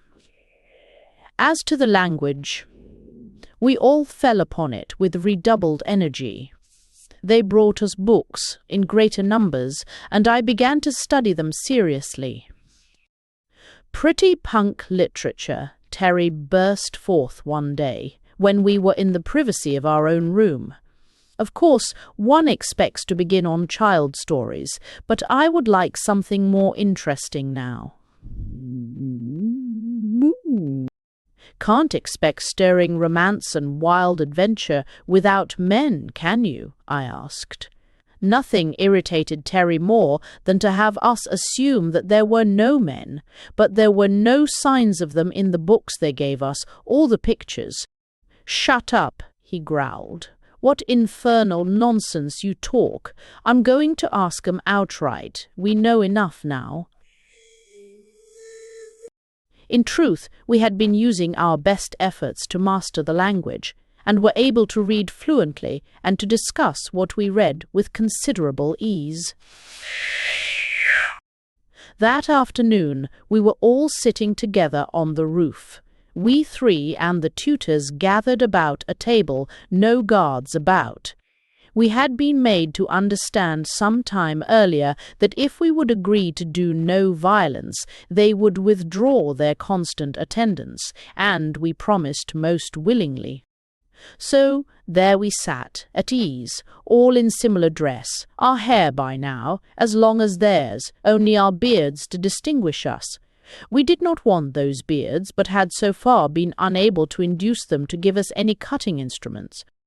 "Ladies," Terry began, out of a clear sky, as it were, "are there no men in this country?" "Men," Sanil answered, "like you." "Yes, men." Terry indicated his beard, and threw back his broad shoulders. "Men, real men." "No," she answered quietly, "there are no men in this country. There has not been a man among us for 2,000 years. Her look was clear and truthful, and she did not advance this astonishing statement as if it was astonishing, but quite as a matter of fact. "But the people, the children," he protested, not believing her in the least, but not wishing to say so. "Oh, yes," she smiled. "I do not wonder you are puzzled. We are mothers, all of us, but there are no fathers. We thought you would ask about that long ago. Why have you not?" Her look was as frankly kind as always, her tone quite simple. Terry explained that we had not felt sufficiently used to the language, making rather a mess of it, I thought. But Jeff was franker. "Will you excuse us all," he said, "if we admit that we find it hard to believe there is no such possibility in the rest of the world?" "Have you no kind of life where it is possible?" asked Zava. "Why, yes, some low forms, of course." "Is how low, or how high, rather?" "Well, there are some rather high forms of insect, life in which it occurs. Parthenogenesis, we call it. That means virgin birth. She could not follow him. Birth VA we know of course, but what is a virgin? Is as inter, VA, recains. Terry looked uncomfortable, but Jeff met the question quite calmly. Among mating animals, the term virgin is applied to the female who has not mated, he answered. Oh, I see. And does it apply to the male also, or is there a different term for him?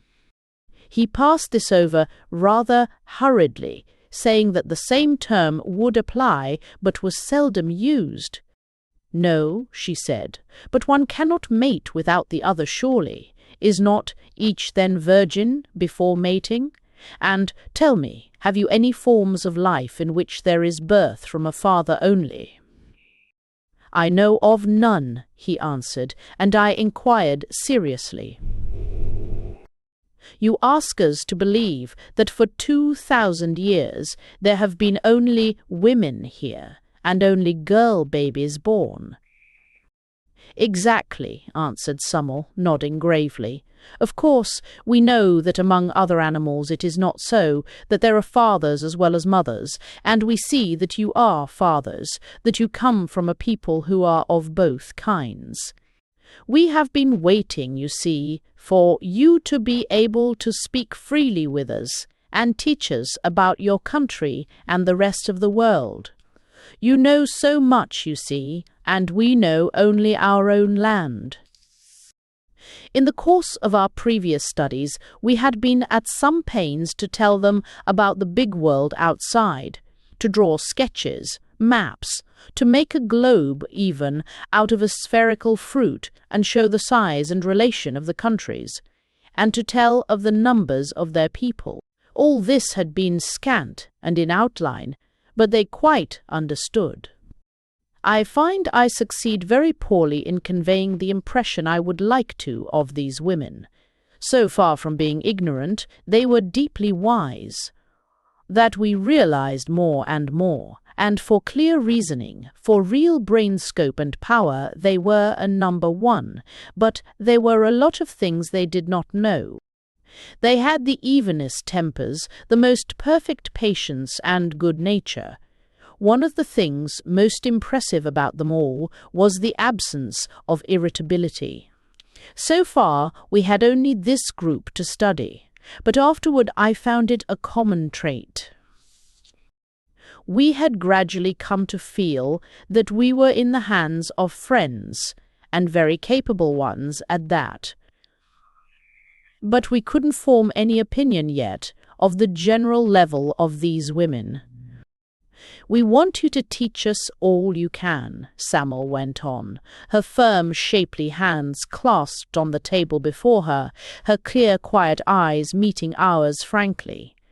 And we want to teach you what we have that is novel and useful. You can well imagine that it is a wonderful event to us to have men among us after 2,000 years. And we want to know about your women. What she said about our importance gave instant pleasure to Terry. I could see by the way he lifted his head that it pleased him. But when she spoke of our women, some way I had a queer little indescribable feeling, not like any feeling I ever had before, when women were mentioned. Will you tell us how it came about? Jeff pursued. You said for 2,000 years. Did you have men here before that? Yes, answered Zava. They were all quiet for a little. You should have our full history to read. Do not be alarmed. It has been made clear and short. It took us a long time to learn how to write history.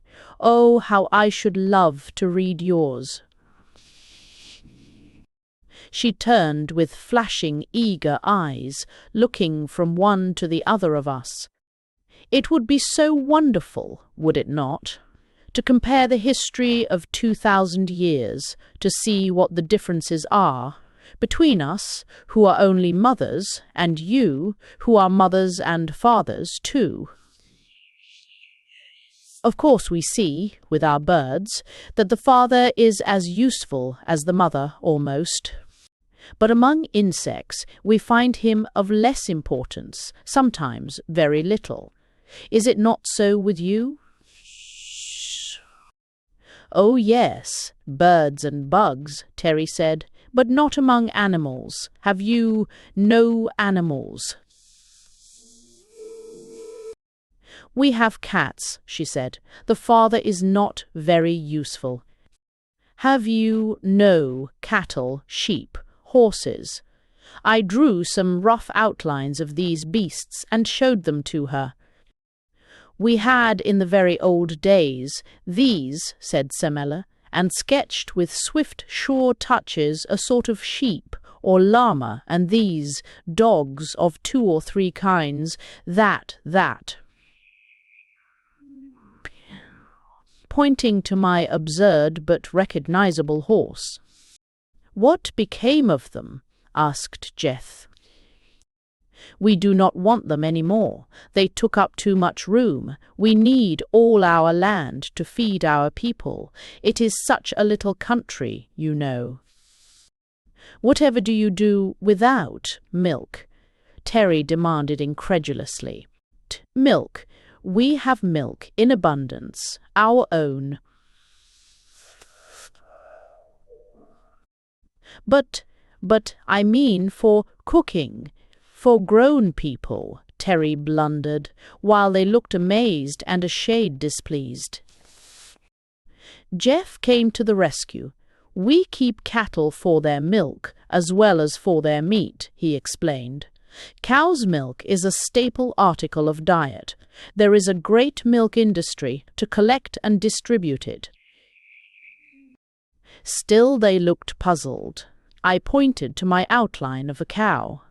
The farmer milks the cow, I said, and sketched a milk pail, the stool, and in pantomime showed the man milking.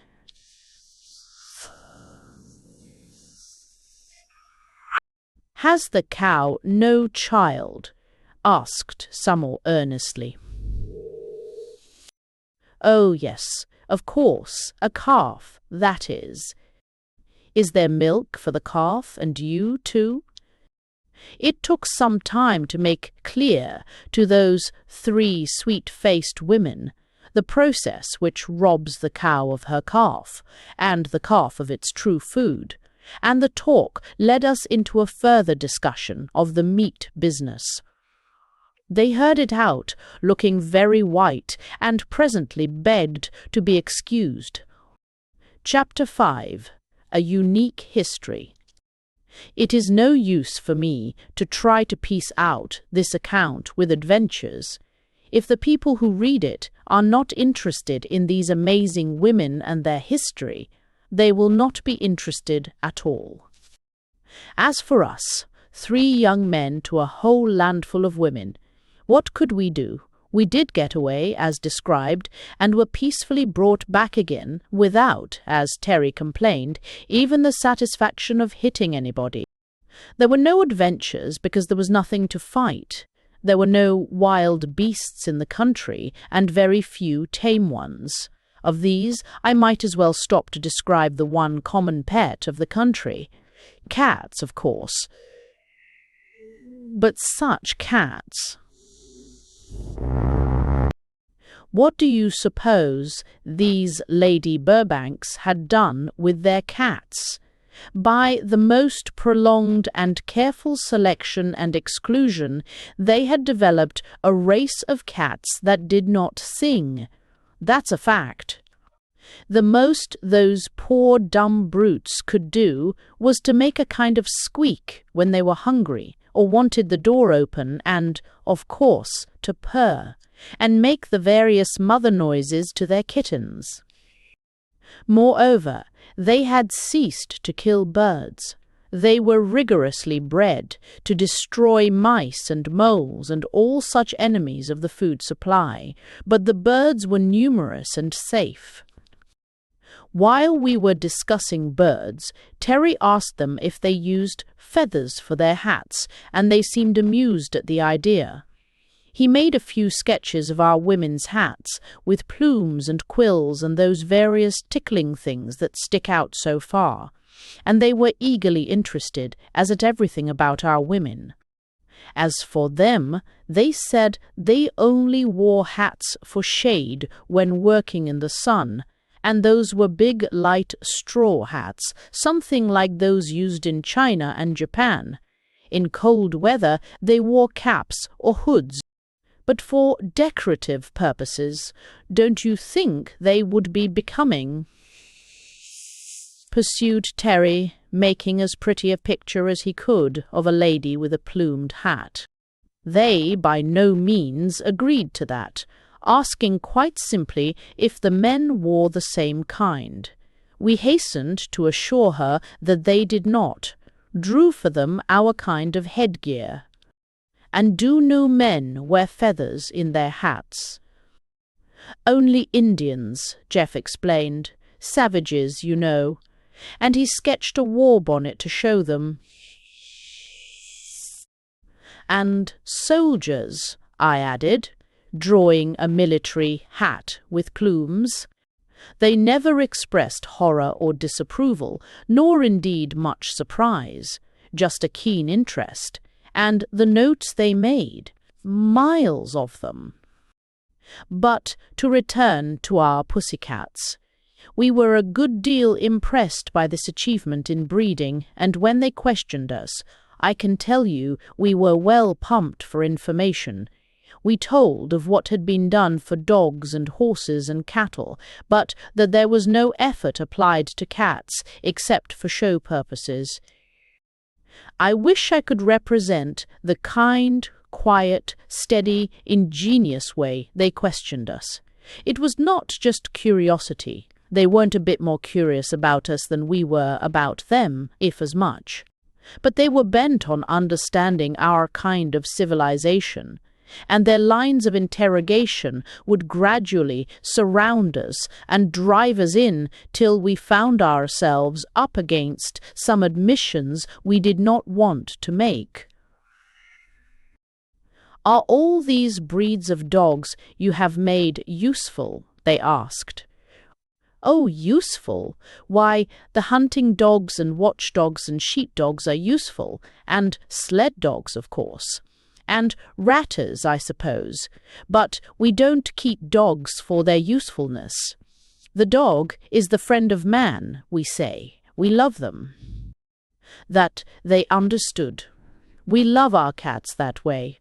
They surely are our friends and helpers, too. You can see how intelligent and affectionate they are. It was a fact. I'd never seen such cats, except in a few rare instances. Big, handsome, silky things, friendly with everyone and devotedly attached to their special owners. You must have a heart-breaking time drowning kittens, we suggested.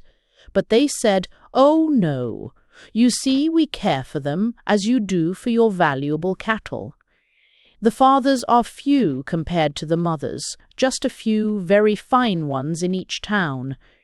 They live quite happily in walled gardens and the houses of their friends. But they only have a mating season once a year. Rather hard on Thomas, isn't it? Suggested Terry. Oh no, truly, you see, it is many centuries that we have been breeding the kind of cats we wanted. They are healthy and happy and friendly, as you see. How do you manage with your dogs? Do you keep them in pairs, or segregate the fathers, or what?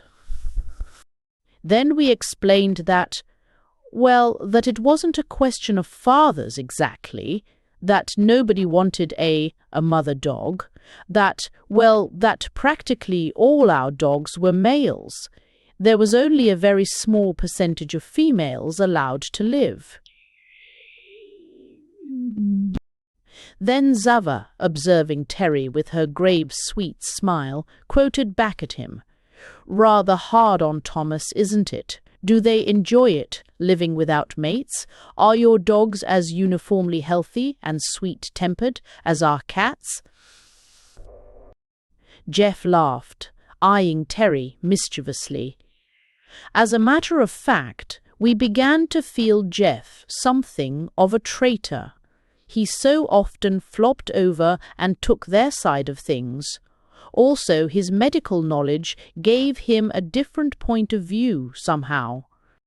"I'm sorry to admit," he told them, "that the dog with us is the most diseased of any animal, next to man.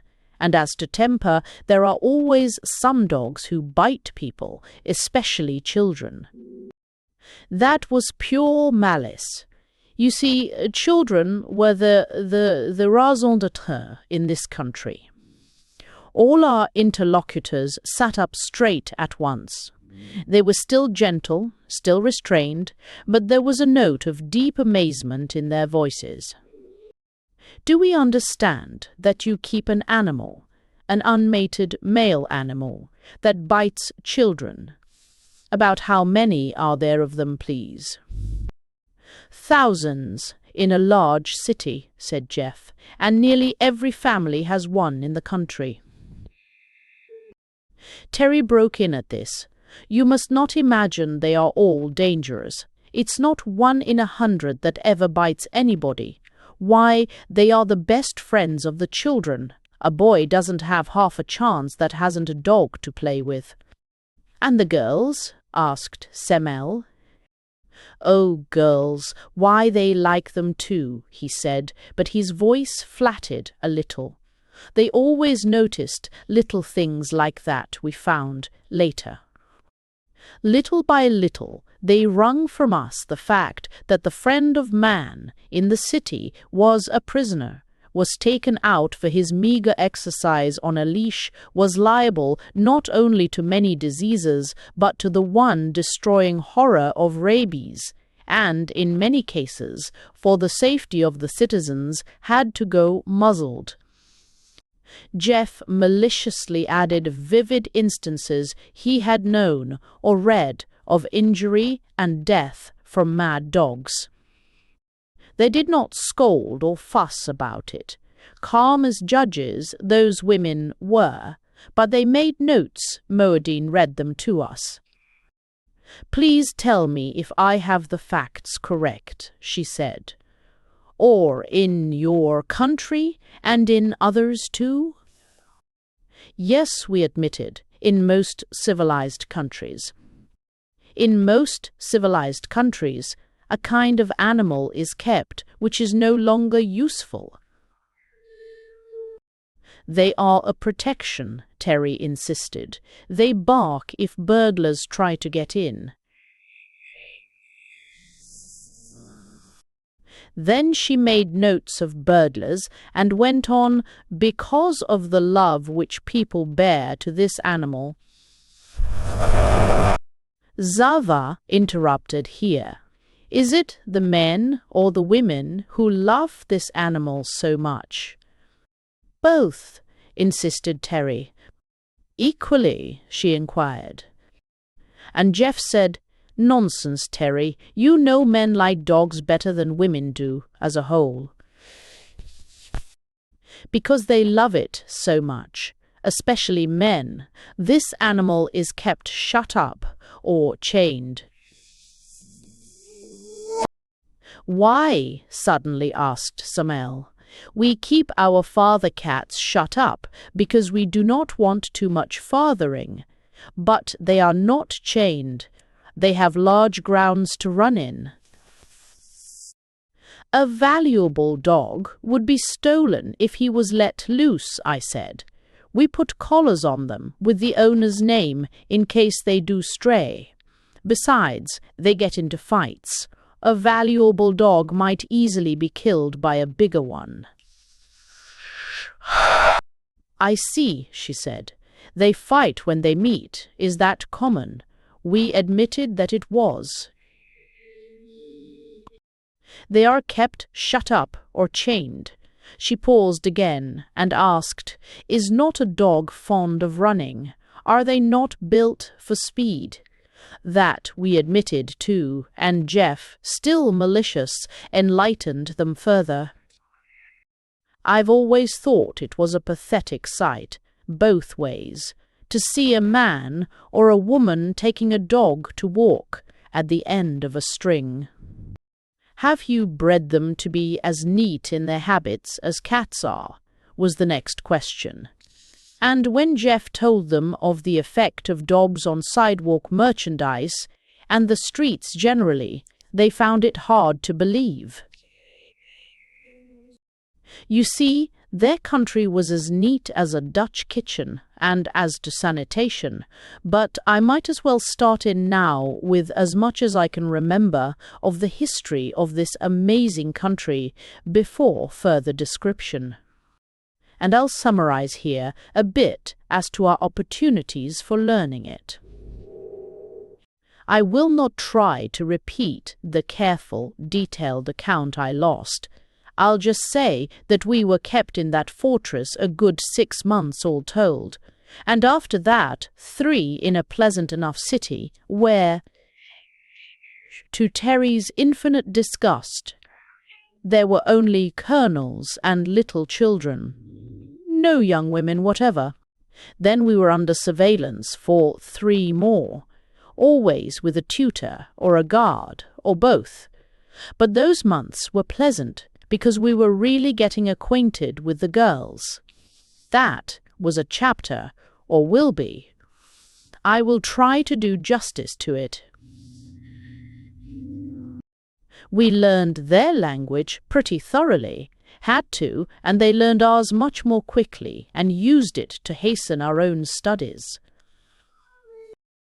Jeff, who was never without reading matter of some sort, had 2 little books with him, a novel and a little anthology of verse, and I had one of those pocket encyclopedias, a fat little thing bursting with facts. Then, as soon as we were up to it, they furnished us with plenty of their own books, and I went in for the history part. I wanted to understand the genesis of this miracle of theirs.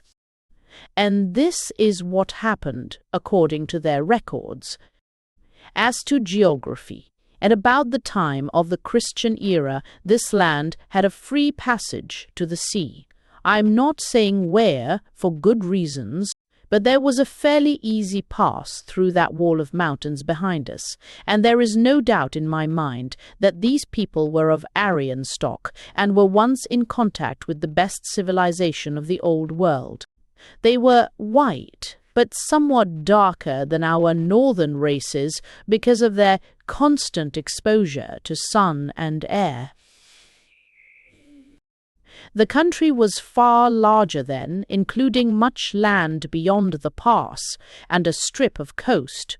They had ships, commerce, an army, a king, for at that time they were what they so calmly called us, a bisexual race.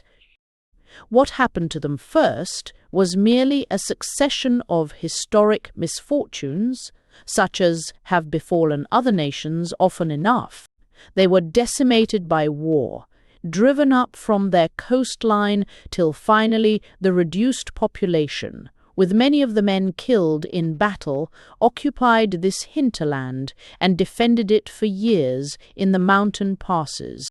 Where it was open to any possible attack from below, they strengthened the natural defences so that it became unscalably secure, as we found it. They were a polygamous people and a slave-holding people, like all of their time.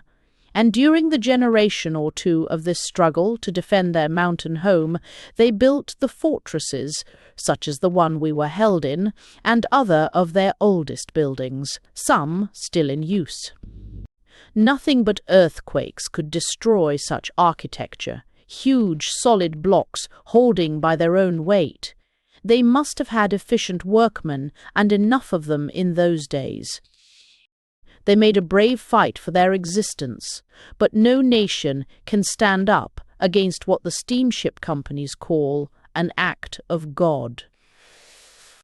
While the whole fighting force was doing its best to defend their mountain pathway, there occurred a volcanic outburst with some local tremors, and the result was the complete filling up of the pass, their only outlet.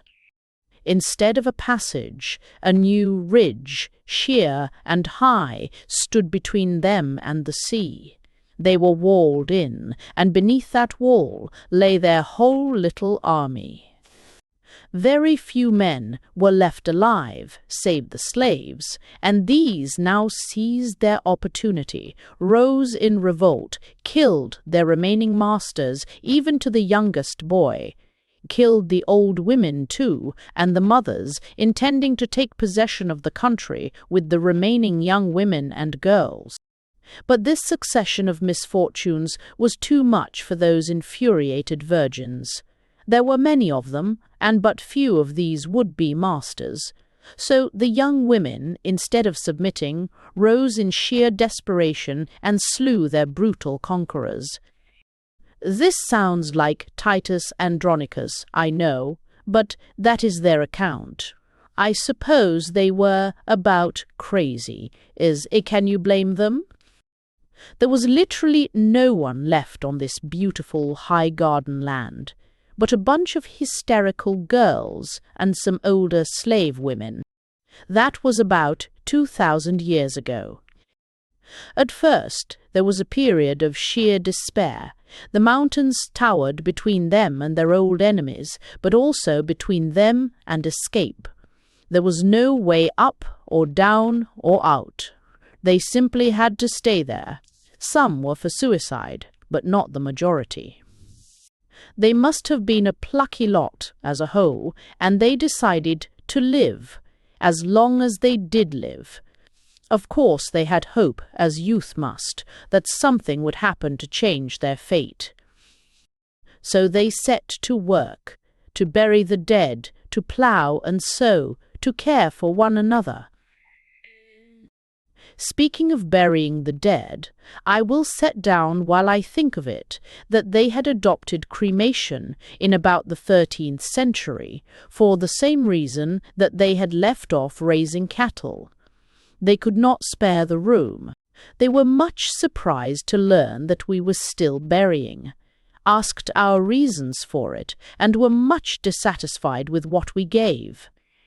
We told them of the belief in the resurrection of the body, and they asked if our God was not as well able to resurrect from ashes as from long corruption. Offing and Strumman and strived.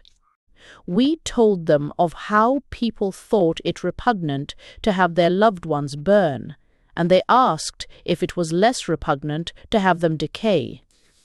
They were inconveniently reasonable, those women.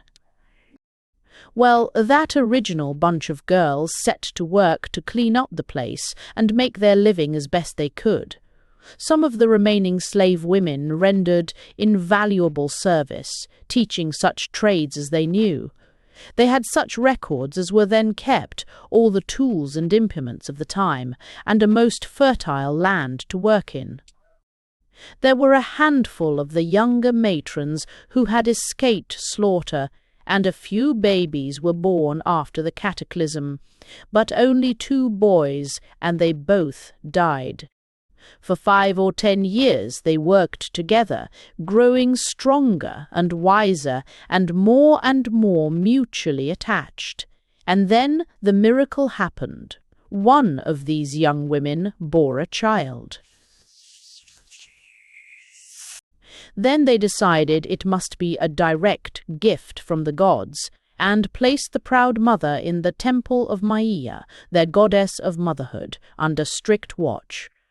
And there, as years passed, this wonder woman bore child after child, 5 of them, all girls. I did my best, keenly interested, as I have always been in sociology and social psychology, to reconstruct in my mind the real position of these ancient women. There were some 500 or 600 of them, and they were harem-bred. Yet for the few preceding generations they had been reared in the atmosphere of such heroic struggle that the stock must have been toughened somewhat. Left alone in that terrific orphanhood, they had clung together, supporting one another and their little sisters, and developing unknown powers in the stress of new necessity. To this pain-hardened and work-strengthened group, who had lost not only the love and care of parents, but the hope of ever having children of their own, there now dawned the new hope. Here at last was motherhood, and though it was not for all of them personally, it might, if the power was inherited, found here a new race. It may be imagined how those 5 daughters of Maya, children of the temple, mothers of the future, they had all the titles that love and hope and reverence could give, were reared.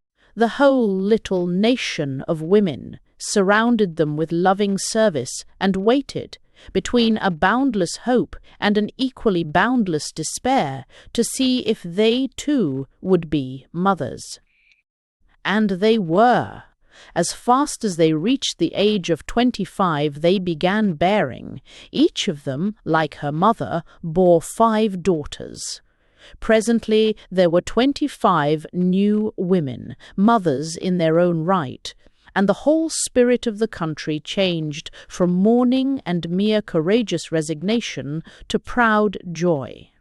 The older women, those who remembered men, died off. The youngest of all, the first lot, of course died too, after a while, and by that time there were left 155 parthenogenetic women, founding a new race. They inherited all that the devoted care of that declining band of original ones could leave them. Their little country was quite safe. Their farms and gardens were all in full production. Such industries as they had were in careful order. The records of their past were all preserved, and for years the older women had spent their time in the best teaching they were capable of, that they might leave to the little group of sisters and mothers all they possessed of skill and knowledge. There you have the start of Herland. One family, all descended from one mother. She lived to 100 years old, lived to see her 125 great-granddaughters born, lived as queen priestess, mother of them all, and died with a nobler pride and a fuller joy than perhaps any human soul has ever known. She alone had founded a new race. The first 5 daughters had grown up in an atmosphere of holy calm, of awed watchful waiting, of breathless prayer. To them, the longed-for motherhood was not only a personal joy, but a nation's hope. Their 25 daughters, in turn, with a stronger hope, a richer, wider outlook, with the devoted love and care of all the surviving population, grew up as a holy sisterhood, their whole ardent youth looking forward to their great office. And at last they were left alone. The white-haired first mother was gone, and this one family, 5 sisters, 25 first cousins, and 125 second cousins, began a new race. Here you have human beings, unquestionably, but what we were slow in understanding was how these ultra-women, inheriting only from women, had eliminated not only certain masculine characteristics, which of course we did not look for, but so much of what we had always thought essentially feminine. The tradition of men as guardians and protectors had quite died out. These stalwart virgins had no men to fear, and therefore no need of protection. The power of mother love, that maternal instinct we so highly laud, was theirs of course raised to its highest power, and a sister love, which, even while recognizing the actual relationship, we found it hard to credit. Terry, incredulous, even contemptuous when we were alone, refused to believe the story. A lot of traditions as old as Herodotus and about as trustworthy, he said. It's likely women, just a pack of women would have hung together like that. We all know women can't organize, that they scrap like anything, are frightfully jealous. But these new ladies didn't have anyone to be jealous of, remember, drawled Jeff. That's a likely story, Terry sneered. Why don't you invent a likelier one? I asked him. Here arras the women, nothing but women, and you yourself admit there's no trace of a man in the country. This was after we had been about a good deal. I'll admit that, he growled. And it's a big miss, too. There's not only no fun without 'em, no real sport, no competition, but these women aren't womanly. You know they aren't. That kind of talk always set Jeff going, and I gradually grew to side with him. Then you don't call a breed of women whose one concern is motherhood womanly. Indeed I don't, snapped Terry. What does a man care for motherhood when he hasn't a ghost of a chance at fatherhood? And besides, what's the good of talking sentiment when we are just men together? What a man wants of women is a good deal more than all this motherhood. We were as patient as possible with Terry. He had lived about 9 months among the colonels when he made that outburst, and with no chance at any more strenuous excitement than our gymnastics gave us, save for our escape fiasco. I don't suppose Terry had ever lived so long with neither love, combat, nor danger to employ his superabundant energies, and he was irritable. Neither Jeff nor I found it so wearing. I was so much interested intellectually that our confinement did not wear on me. And as for Jeff, bless his heart, he enjoyed the society of that tutor of his almost as much as if she had been a girl. I don't know, but more. As to Terry's criticism, it was true. These women, whose essential distinction of motherhood was the dominant note of their whole culture, were strikingly deficient in what we call femininity. This led me very promptly to the conviction that those feminine charms we are so fond of are not feminine at all, but mere reflected masculinity. Developed to please us, because they had to please us, and in no way essential to the real fulfillment of their great process.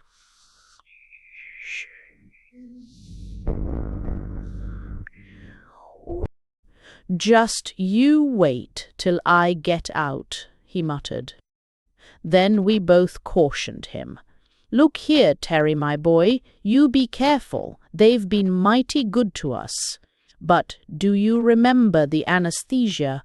If you do any mischief in this virgin land, beware of the vengeance of the maiden aunts. Come, be a man, it won't be forever. To return to the history, they began at once to plan and build for their children, all the strength and intelligence of the whole of them devoted to that one thing. Each girl, of course, was reared in full knowledge of her crowning office, and they had, even then, very high ideas of the moulding powers of the mother, as well as those of education. Such high ideals as they had, beauty, health, strength, intellect, goodness, for those they prayed and worked. They had no enemies. They themselves were all sisters and friends. The land was fair before them, and a great future began to form itself in their minds. The religion they had to begin with was much like that of old Greece, a number of gods and goddesses, but they lost all interest in deities of war and plunder, and gradually centered on their mother goddess altogether. Then, as they grew more intelligent, this had turned into a sort of maternal pantheism. Here was Mother Earth, bearing fruit. All that they ate was fruit of motherhood from seed or egg or their product. By motherhood they were born, and by motherhood they lived. Life was, to them, just the long cycle of motherhood. But very early they recognized the need of improvement, as well as of mere repetition, and devoted their combined intelligence to that problem. How to make the best kind of people. First, this was merely the hope of bearing better ones, and then they recognized that however the children differed at birth, the real growth lay later, through education. Then things began to hum. Hume, well, as I learned more and more to appreciate what these women had accomplished, the less proud I was of what we, with all our manhood, had done. You see, they had had no wars. They had had no kings, and no priests, and no aristocracies. They were sisters, and as they grew together. War, not by competition, but by united action. We tried to put in a good word for competition, and they were keenly interested. Indeed, we soon found from their earnest questions of us that they were prepared to believe our world must be better than theirs. They were not sure, they wanted to know, but there was no such arrogance about them as might have been expected. We rather spread ourselves, telling of the advantages of competition, how it developed fine qualities, that without it there would be no stimulus to industry. No stimulus to industry, they repeated, with that puzzled look we had learned to know so well. Stimulus to industry? But don't you like to work? No man would work unless he had to, Terry declared. Oh, no man. Oh, you mean that is one of your sex distinctions. No, indeed, he said hastily. No one, I mean man or woman, would work without incentive. Competition is the motor power, you see. It is not with us, they explained gently, so it is hard for us to understand. Do you mean, for instance, that with you no mother would work for her children without the stimulus of competition? No, he admitted that he did not mean that. Mothers, he supposed, would of course work for their children in the home, but the world's work was different. That had to be done by men and required the competitive element. All our teachers were eagerly interested. We want so much to know. You have the whole world to tell us of, and we have only our little land. And there are two of you, the two sexes, to love and help one another. It must be a rich and wonderful world. Tell us, what is the work of the world that men do, which we have not here? Oh, everything, Terry said grandly. The men do everything with us. He squared his broad shoulders and lifted his chest. We do not allow our women to work. Women are loved, idolized, honored, kept in the home to care for the children. What is the home? Asked Summel a little wistfully. But Zava begged, tell me first, do no women work, really? Why, yes, Terry admitted. Some have to, of the poorer sort. About how many in your country? About 7 or 8 million, said Jeff, as mischievous as ever. Chapter 6. Comparisons are odious. I had always been proud of my country, of course. Everyone is. Compared with the other lands and other races I knew, the United States of America had always seemed to me, speaking modestly, as good as the best of them. But just as a clear-eyed, intelligent, perfectly honest, and well-meaning child will frequently jar one's self-esteem by innocent questions, so did these women, without the slightest appearance of malice or satire, continually bring up points of discussion which we spent our best efforts in evading. Now that we were fairly proficient in their language, had read a lot about their history, and had given them the general outlines of ours, they were able to press their questions closer. So when Jeff admitted the number of women wage earners we had, they instantly asked for the total population, for the proportion of adult women, and found that there were but 20 million or so at the outside. Then at least a third of your women are. What is it you call them? Wage earners, and they are all poor. What is a poor exactly? Ours is the best country in the world as to poverty, Terry told them. We do not have the wretched paupers and beggars of the older countries, I assure you. Why, European visitors tell us we don't know what poverty is. Neither do we, answered Zava. Won't you tell us? Terry put it up to me, saying I was the sociologist, and I explained that the laws of nature require a struggle for existence, and that in the struggle the fittest survive, and the unfit perish.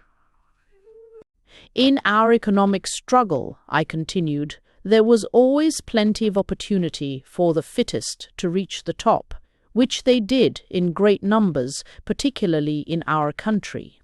That where there was severe economic pressure, the lowest classes, of course, felt it the worst, and that among the poorest of all, the women were driven into the labour market by necessity. They listened closely with the usual note-taking. About 1/3, then, belong to the poorest class, observed Moadine gravely, and 2/3 are the ones who are. How was it you so beautifully put it? Loved, honoured, kept in the home to care for the children.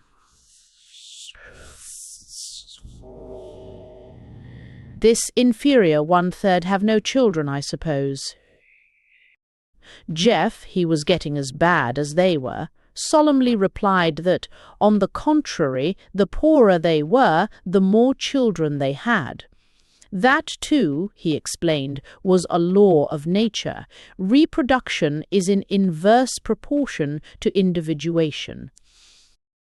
These laws of nature, Zava gently asked, are they all the laws you have? I should say not, protested Terry. We have systems of law that go back thousands and thousands of years, just as you do, no doubt, he finished politely. Oh no, Moadine told him. We have no laws over 100 years old, and most of them are under 20. In a few weeks more, she continued, we are going to have the pleasure of showing you over our little land and explaining everything you care to know about. We want you to see our people. And I assure you, Summerlee added, that our people want to see you. Terry brightened up immensely at this news and reconciled himself to the renewed demands upon our capacity as teachers. It was lucky that we knew so little, really, and had no books to refer to, else I fancy we might all be there yet, teaching those eager-minded women about the rest of the world. As to geography, they had the tradition of the Great Sea beyond the mountains, and they could see for themselves the endless, thick forested plains below them. That was all.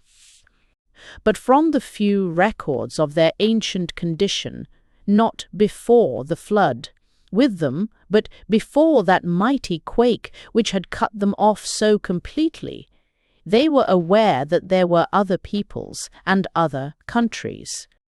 In geology, they were quite ignorant. As to anthropology, they had those same remnants of information about other peoples and the knowledge of the savagery of the occupants of those dim forests below.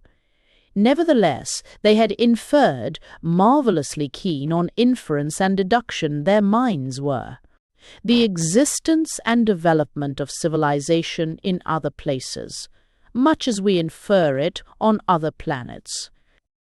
When our biplane came whirring over their heads in that first scouting flight of ours, they had instantly accepted it as proof of the high development of somewhere else, and had prepared to receive us as cautiously and eagerly as we might prepare to welcome visitors who came by meteor from Mars. Of history, outside their own, they knew nothing, of course, save for their ancient traditions. Of astronomy they had a fair working knowledge. That is a very old science, and with it a surprising range and facility in mathematics. Physiology they were quite familiar with. Indeed, when it came to the simpler and more concrete sciences, wherein the subject matter was at hand and they had but to exercise their minds upon it, the results were surprising. They had worked out a chemistry, a botany, a physics, with all the blends where a science touches an art or merges into an industry to such fullness of knowledge as made us feel like schoolchildren. Also, we found this out as soon as we were free of the country and by further study and question, that what one knew, all knew to a very considerable extent. I talked later with little mountain girls from the fir-dark valleys away up at their highest part, and with sunburned plains, women and agile foresters all over the country, as well as those in the towns, and everywhere there was the same high level of intelligence. Some knew far more than others about one thing. They were specialized, of course, but all of them knew more about everything. That is, about everything the country was acquainted with, than is the case with us. We boast a good deal of our high level of general intelligence and our compulsory public education, but in proportion to their opportunities, they were far better educated than our people. With what we told them, from what sketches and models we were able to prepare, they constructed a sort of working outline to fill in as they learned more. A big globe was made, and our uncertain maps, helped out by those in that precious yearbook thing I had, were tentatively indicated upon it. They sat in eager groups, masses of them who came for the purpose, and listened while Jeff roughly ran over the geologic history of the earth and showed them their own land in relation to the others. Out of that same pocket reference book of mine came facts and figures which were seized upon and placed in right relation with unerring acumen. Even Terry grew interested in this work. If we can keep this up, they'll be having us lecture to all the girls' schools and colleges. How about that? He suggested to us. Don't know as I'd object to being an authority to such audiences. They did, in fact, urge us to give public lectures later, but not to the hearers, or with the purpose we expected. What they were doing with us was like Napoleon, extracting military information from a few illiterate peasants. They knew just what to ask and just what use to make of it. They had mechanical appliances for disseminating information almost equal to ours at home. And by the time we were led forth to lecture, our audiences had thoroughly mastered a well-arranged digest of all we had previously given to our teachers, and were prepared with such notes and questions as might have intimidated a university professor. They were not audiences of girls either. It was some time before we were allowed to meet the young women. "Do you mind telling what you intend to do with us?" Terry burst forth one day, facing the calm and friendly Moadine with that funny half-blustering air of his. At first he used to storm and flourish quite a good deal, but nothing seemed to amuse them more. They would gather around and watch him as if it was an exhibition, politely but with evident interest. So he learned to check himself and was almost reasonable in his bearing. But not quite. She announced smoothly and evenly, "Not in the least. I thought it was quite plain. We are trying to learn of you all we can, and to teach you what you are willing to learn of our country." "Is that all?" he insisted. She smiled a quiet, enigmatic smile. "That depends." "Depends on what?" "Mainly on yourselves," she replied. "Why do you keep us shut up so closely?" "Because we do not feel quite safe in allowing you at large, where there are so many young women." Terry was really pleased at that. He had thought as much, inwardly, but he pushed the question. "Why should you be afraid? We are gentlemen." She smiled that little smile again, and asked, "Are gentlemen always safe?" "You surely do not think that any of us," he said it with a good deal of emphasis on the us, "would hurt your young girls?" "Oh no," she said quickly, in real surprise. "The danger is quite the other way. They might hurt you. If, by any accident, you did harm any one of us, you would have to face 1,000,000 mothers." He looked so amazed and outraged that Jeff and I laughed outright, but she went on gently. "I do not think you quite understand yet. You are but men, 3 men, in a country where the whole population are mothers, or are going to be. Motherhood means to us something which I cannot yet discover in any of the countries of which you tell us. You have spoken," she turned to Jeff, "of human brotherhood as a great idea among you, but even that, I judge, is far from a practical expression." Jeff nodded rather sadly. "Very far," he said. "Here we have human motherhood in full working use," she went on. "Nothing else except the literal sisterhood of our origin, and the far higher and deeper union of our social growth. The children in this country are the one center and focus of all our thoughts. Every step of our advance is always considered in its effect on them, on the race. You see, we are mothers," she repeated, as if in that she had said it all. "I don't see how that fact, which is shared by all women, constitutes any risk to us," Terry persisted. "You mean they would defend their children from attack?" "Of course, any mothers would. But we are not savages, my dear lady. We are not going to hurt any mother's child." They looked at one another and shook their heads a little, but Zava turned to Jeff and urged him to make us see, said he seemed to understand more fully than we did. and he tried. I can see it now, or at least much more of it, but it has taken me a long time and a good deal of honest intellectual effort. What they call motherhood was like this. They began with a really high degree of social development, something like that of ancient Egypt or Greece. Then they suffered the loss of everything masculine and supposed at first that all human power and safety had gone too. Then they developed this virgin birth capacity.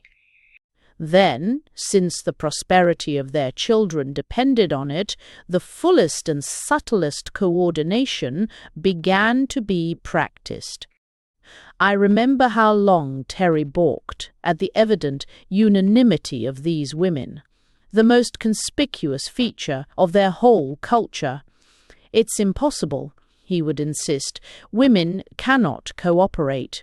It's against nature." When we urged the obvious facts, he would say, "Fiddlesticks," or "Hang your facts. I tell you, it can't be done." And we never succeeded in shutting him up till Jeff dragged in the Hymenoptera. "Go to the ant, thou sluggard, and learn something," he said triumphantly. "Don't they cooperate pretty well? You can't beat it. This place is just like an enormous anthill. You know, an anthill is nothing but a nursery. As the birds do love the spring, or the bees their careful king, and as that precious constable had it, just show me a combination of male creatures, bird, bug, or beast, that works as well, will you?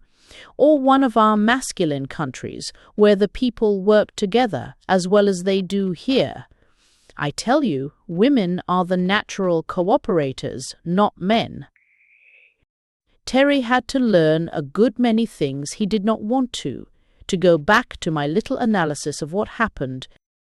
They developed all this close into service in the interests of their children. To do the best work they had to specialize, of course. The children needed spinners and weavers, farmers and gardeners, carpenters and masons, as well as mothers. Then came the filling up of the place. When a population multiplies by 5 every 30 years, it soon reaches the limits of a country, especially a small one like this. They very soon eliminated all the grazing cattle. Sheep were the last to go, I believe. Also, they worked out a system of intensive agriculture surpassing anything I ever heard of, with the very forests all reset with fruit or nut-bearing trees.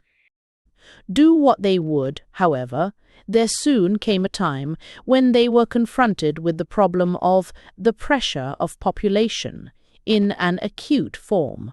There was really crowding, and with it, unavoidably, a decline in standards.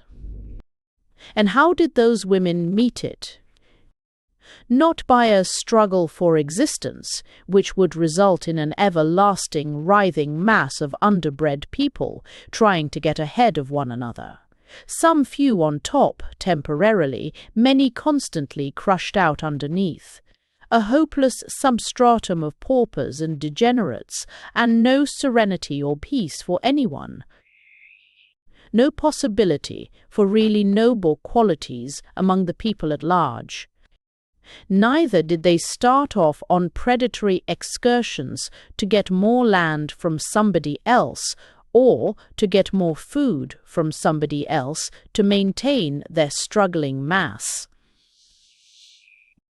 Not at all. They sat down in council together and fought it out. Very clear, strong thinkers they were. They said, "With our best endeavors, this country will support about so many people, with the standard of peace, comfort, health, beauty, and progress we demand. Very well. That is all the people we will make." There you have it. You see, they were mothers, not in our sense of helpless involuntary fecundity, forced to fill and overfill the land, every land, and then see their children suffer, sin and die, fighting horribly with one another, but in the sense of conscious makers of people. Mother love with them was not a brute passion, a mere instinct, a wholly personal feeling. It was a religion. It included that limitless feeling of sisterhood, that wide unity in service, which was so difficult for us to grasp. And it was national, racial, human. Oh, I don't know how to say it. We are used to seeing what we call a mother, completely wrapped up in her own pink bundle of fascinating babyhood, and taking but the faintest theoretic interest in anybody else's bundle, to say nothing of the common needs of all the bundles. But these women were working all together at the grandest of tasks. They were making people, and they made them well. There followed a period of negative eugenics, which must have been an appalling sacrifice. We are commonly willing to lay down our lives for our country, but they had to forego motherhood for their country, and it was precisely the hardest thing for them to do. When I got this far in my reading, I went to Summer for more light. We were as friendly by that time as I had ever been in my life with any woman. A mighty comfortable soul she was, giving one the nice, smooth mother feeling a man likes in a woman, and yet giving also the clear intelligence and dependableness I used to assume to be masculine qualities. "See here," said I. Here was this dreadful period when they got far too thick and decided to limit the population. We have a lot of talk about that among us, but your position is so different that I'd like to know a little more about it. I understand that you make motherhood the highest social service, a sacrament, really, that it is only undertaken once by the majority of the population, that those held unfit are not allowed even that, and that to be encouraged to bear more than one child is the very highest reward and honor in the power of the state. She interpolated here that the nearest approach to an aristocracy they had was to come of a line of over-mothers, those who had been so honored. But what I do not understand, naturally, is how you prevent it. I gathered that each woman had 5. The look of ghastly horror she gave me I shall never forget. She started from her chair, pale, her eyes blazing. "Destroy the unborn," she said in a hard whisper. "Do men do that in your country?" "Men," I began to answer rather hotly, and then saw the gulf before me. None of us wanted these women to think that our women, of whom we boasted so proudly, were in any way inferior to them. I am ashamed to say that I equivocated. I told her of certain criminal types of women, perverts or crazy, who had been known to commit infanticide. I told her, truly enough, that there was much in our land which was open to criticism, but that I hated to dwell on our defects until they understood us and our conditions better. And, making a wide detour, I scrambled back to my question of how they limited the population. As for Samel, she seemed sorry, a little ashamed even, of her too clearly expressed amazement. As I look back now, knowing them better, I am more and more and more amazed, as I appreciate the exquisite courtesy with which they had received over and over again statements and admissions on our part, which must have revolted them to the soul. She explained to me, with sweet seriousness, that, as I had supposed, at first each woman bore 5 children, and that, in their eager desire to build up a nation, they had gone on in that way for a few centuries till they were confronted with the absolute need of a limit. This fact was equally plain to all. All were equally interested. They were now as anxious to check their wonderful power as they had been to develop it, and for some generations gave the matter their most earnest thought and study. We were living on rations before we worked it out, she said, but we did work it out. You see, before a child comes to one of us, there is a period of utter exaltation. The whole being is uplifted and filled with a concentrated desire for that child. We learned to look forward to that period with the greatest caution.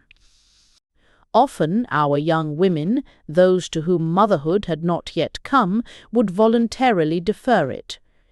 When that deep inner demand for a child began to be felt, she would deliberately engage in the most active work, physical and mental, and even more important, would solace her longing by the direct care and service of the babies we already had. She paused. Her wise, sweet face grew deeply, reverently tender. We soon grew to see that mother love has more than one channel of expression. I think the reason our children are so fully loved by all of us is that we never, any of us, have enough of our own. This seemed to me infinitely pathetic, and I said so. We have much that is bitter and hard in our life at home, I told her, but this seems to me piteous beyond words. A whole nation of starving mothers. But she smiled her deep, contented smile, and said, I quite misunderstood. We each go without a certain range of personal joy, she said, but remember, we each have 1,000,000 children to love and serve, our children. It was beyond me to hear a lot of women talk about our children, but I suppose that is the way the ants and bees would talk. Do talk, maybe. That was what they did, anyhow. When a woman chose to be a mother, she allowed the child longing to grow within her till it worked its natural miracle. When she did not so choose, she put the whole thing out of her mind and fed her heart with the other babies. Let me see, with us, children, minors that is, constitute about 3/5 of the population, with them only about 1/3 or less. And precious, N. No sole heir to an empire's throne, no solitary millionaire baby, no only child of middle-aged parents could compare as an idol with these Herland children. But before I start on that subject, I must finish up that little analysis I was trying to make. They did effectually and permanently limit the population in numbers, so that the country furnished plenty for the fullest, richest life for all of them. Plenty of everything, including room, air, solitude even. And then they set to work to improve that population in quality, since they were restricted in quantity. This they had been at work on, uninterruptedly, for some 1,500 years. Do you wonder they were nice people? Physiology, hygiene, sanitation, physical culture, all that line of work had been perfected long since. Sickness was almost wholly unknown among them, so much so that a previously high development in what we call the science of medicine had become practically a lost art. They were a clean-bred, vigorous lot, having the best of care, the most perfect living conditions, always. When it came to psychology, there was no one thing which left us so dumbfounded, so really awed as the everyday working knowledge and practice they had in this line. As we learned more and more of it, we learned to appreciate the exquisite mastery with which we ourselves, strangers of alien race, of unknown opposite sex, had been understood and provided for from the first. With this wide, deep, thorough knowledge, they had met and solved the problems of education in ways some of which I hope to make clear later. Those nation-loved children of theirs, compared with the average in our country as the most perfectly cultivated, richly developed roses, compare with... Yet they did not seem cultivated at all. It had all become a natural condition. And this people, steadily developing in mental capacity, in will power, in social devotion, had been playing with the arts and sciences, as far as they knew them, for a good many centuries now, with inevitable success. Into this quiet, lovely land, among these wise, sweet, strong women, we, in our easy assumption of superiority, had suddenly arrived. And now, tamed and trained to a degree they considered safe, we were at last brought out to see the country, to know the people. Chapter 7. Our Growing Modesty. Being at last considered sufficiently tamed and trained to be trusted with scissors, we barbered ourselves as best we could. A close-trimmed beard is certainly more comfortable than a full one. Razors, naturally, they could not supply. With so many old women, you'd think there'd be some razors, sneered Terry, whereat Jeff pointed out that he never before had seen such complete absence of facial hair on women. Looks to me as if the absence of men made them more feminine in that regard anyhow, he suggested. Well, it's the only one then, Terry reluctantly agreed. A less feminine lot I never saw. A child apiece doesn't seem to be enough to develop what I call motherliness. Terry's idea of motherliness was the usual one, involving a baby in arms or a little flock about her knees, and the complete absorption of the mother in said baby or flock.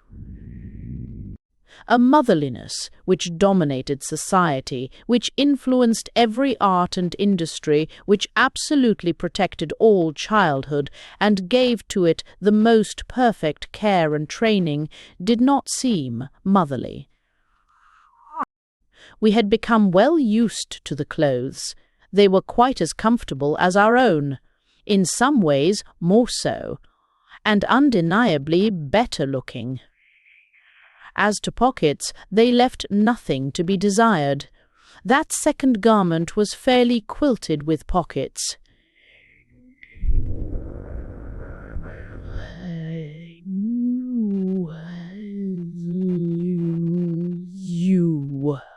They were most ingeniously arranged, so as to be convenient to the hand and not inconvenient to the body, and was so placed as at once to strengthen the garment and add decorative lines of stitching. In this, as in so many other points we had now to observe, there was shown the action of a practical intelligence coupled with fine artistic feeling, and, apparently, untrammelled by any injurious influences. Our first step of comparative freedom was a personally conducted tour of the country. No pentagonal bodyguard now, only our special tutors, and we got on famously with them. Jeff said he loved Zava like an aunt, only jollier than any aunt I ever saw. Summerl and I were as chummy as could be. The best of friends, but it was funny to watch Terry and Maudine. She was patient with him and courteous, but it was like the patience and courtesy of some great man, say a skilled, experienced diplomat, with a schoolgirl. Her grave acquiescence with his most preposterous expression of feeling, her genial laughter, not only with, but, I often felt, at him. Though impeccably polite, her innocent questions, which almost invariably led him to say more than he intended.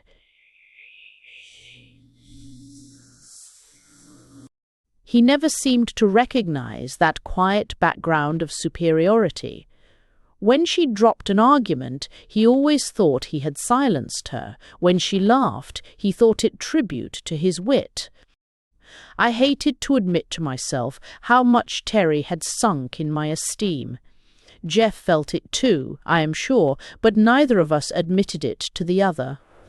At home we had measured him with other men, and, though we knew his failings, he was by no means an unusual type. We knew his virtues too, and they had always seemed more prominent than the faults. Measured among women, our women at home, I mean, he had always stood high. He was visibly popular. Even where his habits were known, there was no discrimination against him. In some cases, his reputation for what was felicitously termed gaiety seemed a special charm. But here, against the calm wisdom and quiet, restrained humour of these women, with only that blessed Jeff and my inconspicuous self to compare with, Terry did stand out rather strong. As a man among men, he didn't. As a man among, I shall have to say, females, he didn't. His intense masculinity seemed only fit complement to their intense femininity. But here he was all out of drawing. Maudine was a big woman, with a balanced strength that seldom showed. Her eye was as quietly watchful as a fencer's. She maintained a pleasant relation with her charge, but I doubt if many, even in that country, could have done as well. He called her Maud amongst ourselves, and said she was a good old soul, but a little slow, wherein he was quite wrong. Needless to say, he called Jeff's teacher Java, and sometimes mocha or plain coffee, when specially mischievous, chicory, and even posthum. But Summel rather escaped this form of humour, save for a rather forced some L. "Don't you people have but one name?" he asked one day, after we had been introduced to a whole group of them, all with pleasant, few-syllabled, strange names, like the ones we knew. "Oh, yes," Maudine told him, "a good many of us have another as we get on in life, a descriptive one. That is the name we earn. Sometimes even that is changed or added to in an unusually rich life. Such as our present landmother, what you call president or king, I believe. She was called Mera, even as a child, that means thinker. Later there was added do Mera, the wise thinker. And now we all know her as Odu Mera, great and wise thinker. You shall meet her." "No surnames at all, then?" pursued Terry, with his somewhat patronizing air. "No family name?" "Why, no," she said. "Why should we? We are all descended from a common source, all one families in reality. You see, our comparatively brief and limited history gives us that advantage at least." "But does not each mother want her own child to bear her name?" I asked. "No, why should she? The child has its own." "Why for? For identification, so people will know whose child she is." "We keep the most careful records," said Samel. "Each one of us has our exact line of descent, all the way back to our dear first mother."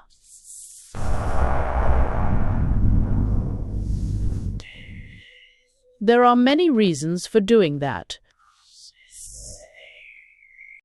Here, as in so many other instances, we were led to feel the difference between the purely maternal and the paternal attitude of mind. The element of personal pride seemed strangely lacking. "How about your other works?" asked Jeff. "Don't you sign your names to them? Books and statues and so on?" "Yes, surely, we are all glad and proud to. Not only books and statues, but all kinds of work. You will find little names on the houses, on the furniture, on the dishes sometimes. Because otherwise one is likely to forget, and we want to know to whom to be grateful." "Bear, you speak as if it were done for the convenience of the consumer, not the pride of the producer," I suggested. "It's both," said Samel. "We have pride enough in our work." "Then why not in your children?" urged Jeff. "But we have. We're magnificently proud of them," she insisted. "Then why not sign 'em?" said Terry triumphantly. Moadine turned to him with her slightly quizzical smile. "Because the finished product is not a private one. When they are babies, we do speak of them at times as Esses Lato or Novins Amel, but that is merely descriptive and conversational. In the records, of course, the child stands in her own line of mothers, but in dealing with it personally, it is Lato or Amel without dragging in its ancestors." "But have you names enough to give a new one to each child?" "Assuredly we have, for each living generation." Then they asked about our methods, and found first that we did so, and then that other nations did differently.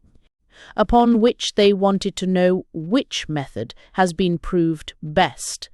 And we had to admit that so far as we knew, there had been no attempt at comparison, each people pursuing its own custom in the fond conviction of superiority, and either despising or quite ignoring the others. With these women, the most salient quality in all their institutions was reasonableness.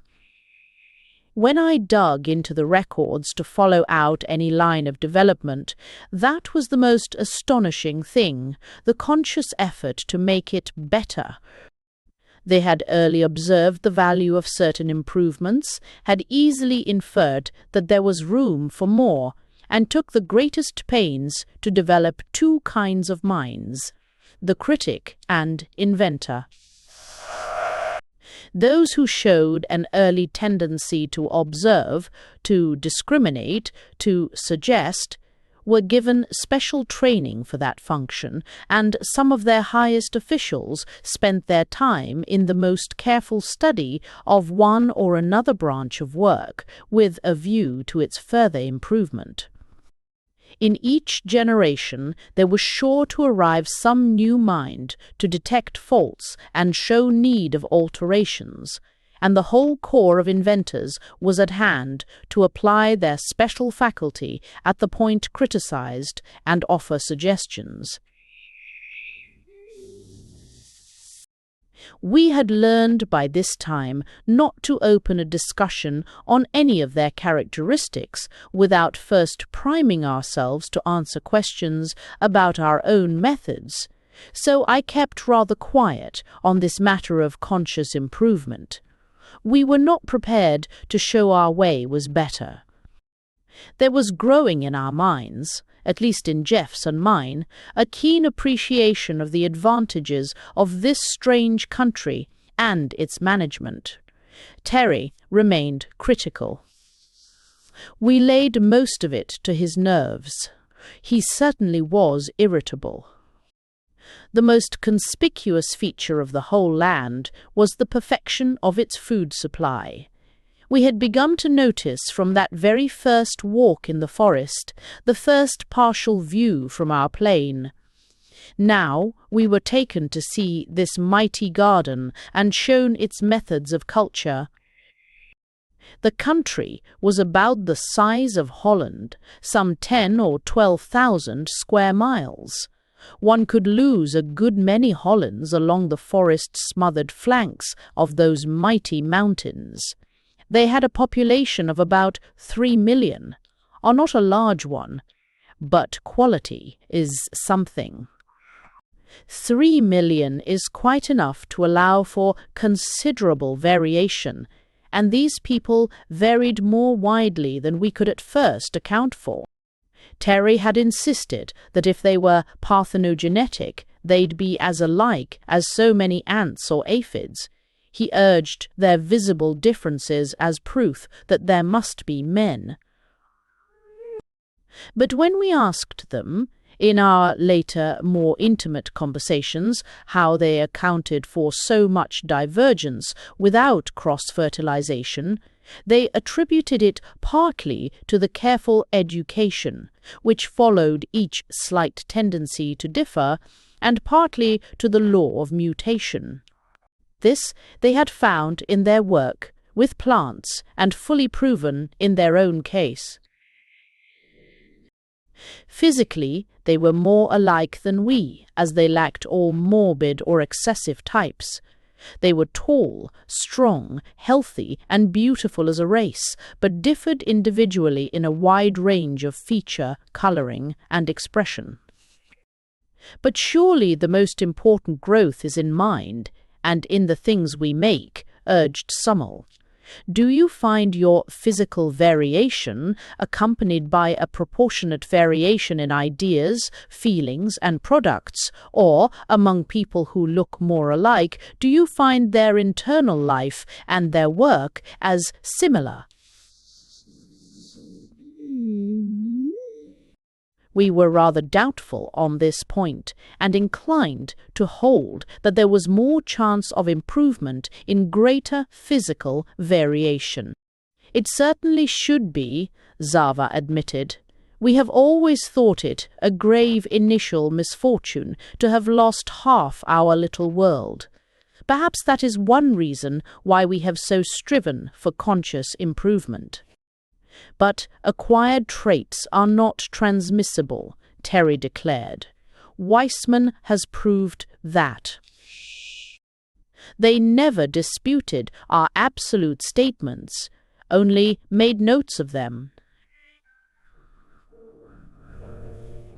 If that is so, then our improvement must be due either to mutation or solely to education, she gravely pursued. We certainly have improved. It may be that all these higher qualities were latent in the original mother, that careful education is bringing them out, and that our personal differences depend on slight variations in prenatal condition. I think it is more in your accumulated culture, Jeff suggested, and in the amazing psychic growth you have made. We know very little about methods of real soul culture, and you seem to know a great deal. Be that as it might, they certainly presented a higher level of active intelligence and of behavior than we had so far really grasped. Having known in our lives several people who showed the same delicate courtesy and were equally pleasant to live with, at least when they wore their company manners, we had assumed that our companions were a carefully chosen few. Later, we were more and more impressed that all this gentle breeding was breeding, that they were born to it, reared in it, that it was as natural and universal with them as the gentleness of doves or the alleged wisdom of serpents. As for the intelligence, I confess that this was the most impressive and, to me, most mortifying of any single feature of Herland. We soon ceased to comment on this or other matters, which to them were such obvious commonplaces as to call forth embarrassing questions about our own conditions. This was nowhere better shown than in that matter of food supply, which I will now attempt to describe.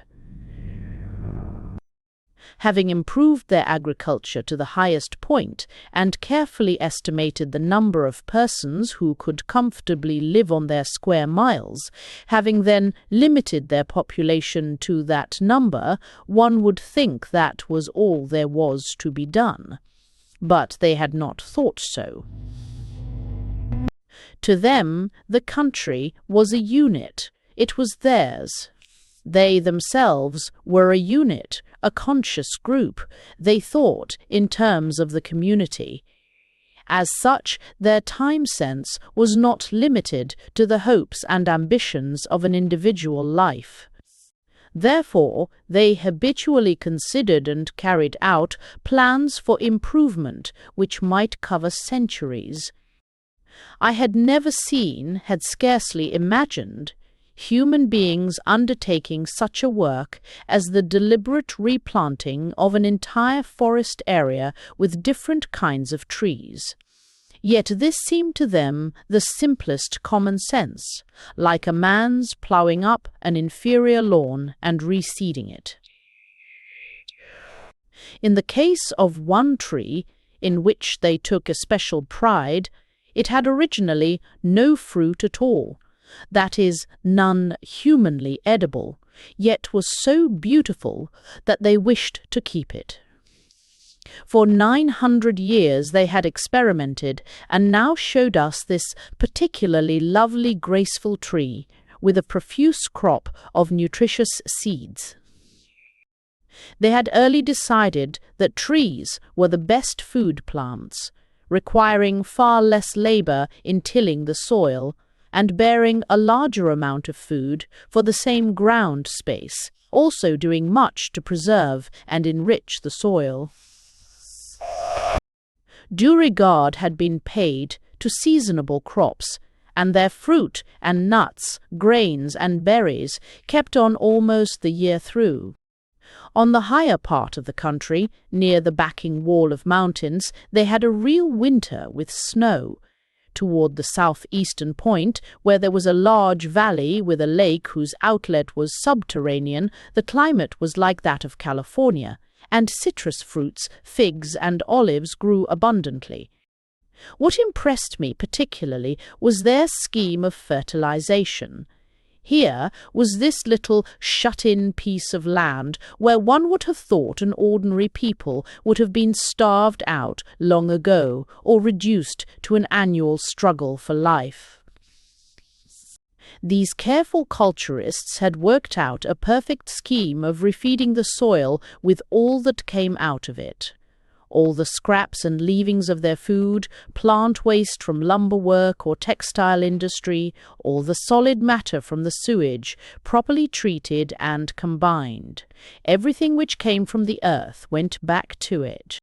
The practical result was like that in any healthy forest. An increasingly valuable soil was being built, instead of the progressive impoverishment so often seen in the rest of the world. When this first burst upon us, we made such approving comments that they were surprised that such obvious common sense should be praised, asked what our methods were, and we had some difficulty in diverting them by referring to the extent of our own land, and the admitted carelessness with which we had skimmed the cream of it. At least we thought we had diverted them. Later I found that, besides keeping a careful and accurate account of all we told them, they had a sort of skeleton chart, on which the things we said and the things we palpably avoided saying were all set down and studied.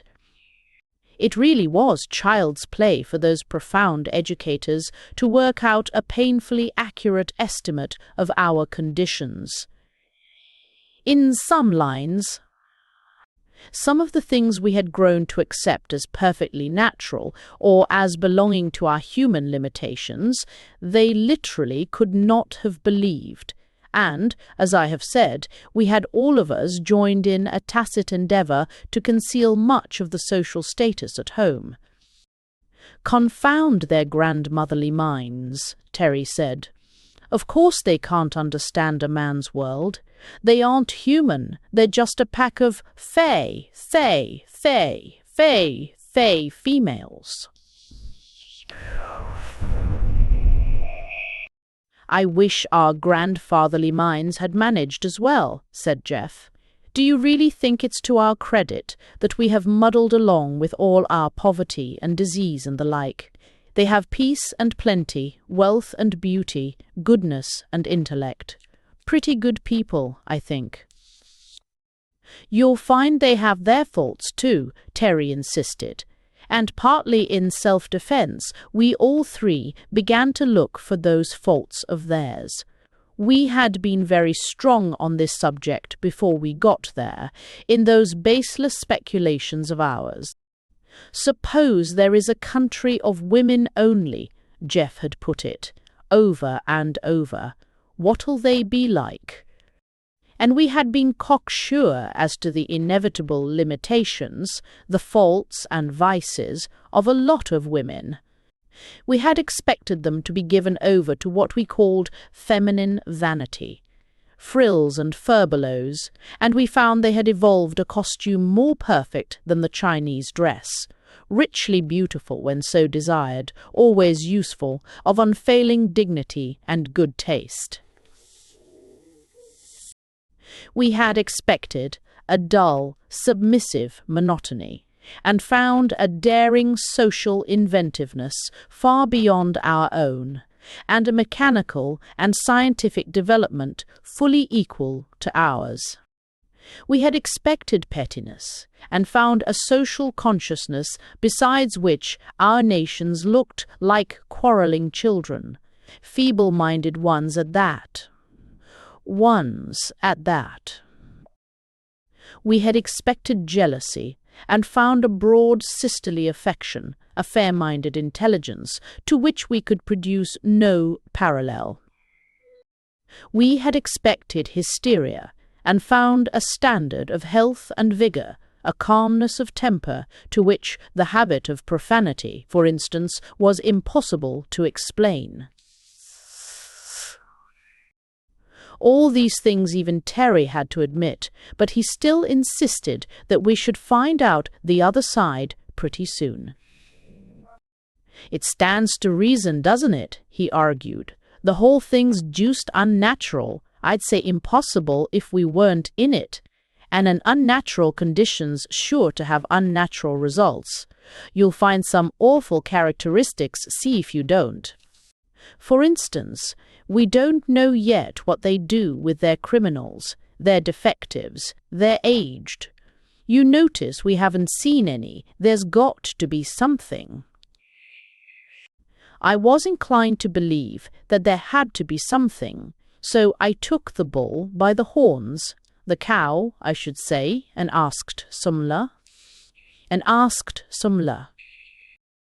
"I want to find some flaw in all this perfection," I told her flatly. "It simply isn't possible that 3 million people have no faults. We are trying our best to understand and learn. Would you mind helping us by saying what, to your minds, are the worst qualities of this unique civilization of yours?" We were sitting together in a shaded arbour, in one of those eating gardens of theirs. The delicious food had been eaten, a plate of fruit still before us. We could look out on one side over a stretch of open country, quietly rich and lovely, on the other the garden, with tables here and there, far apart enough for privacy. Let me say right here that with all their careful balance of population, there was no crowding in this country.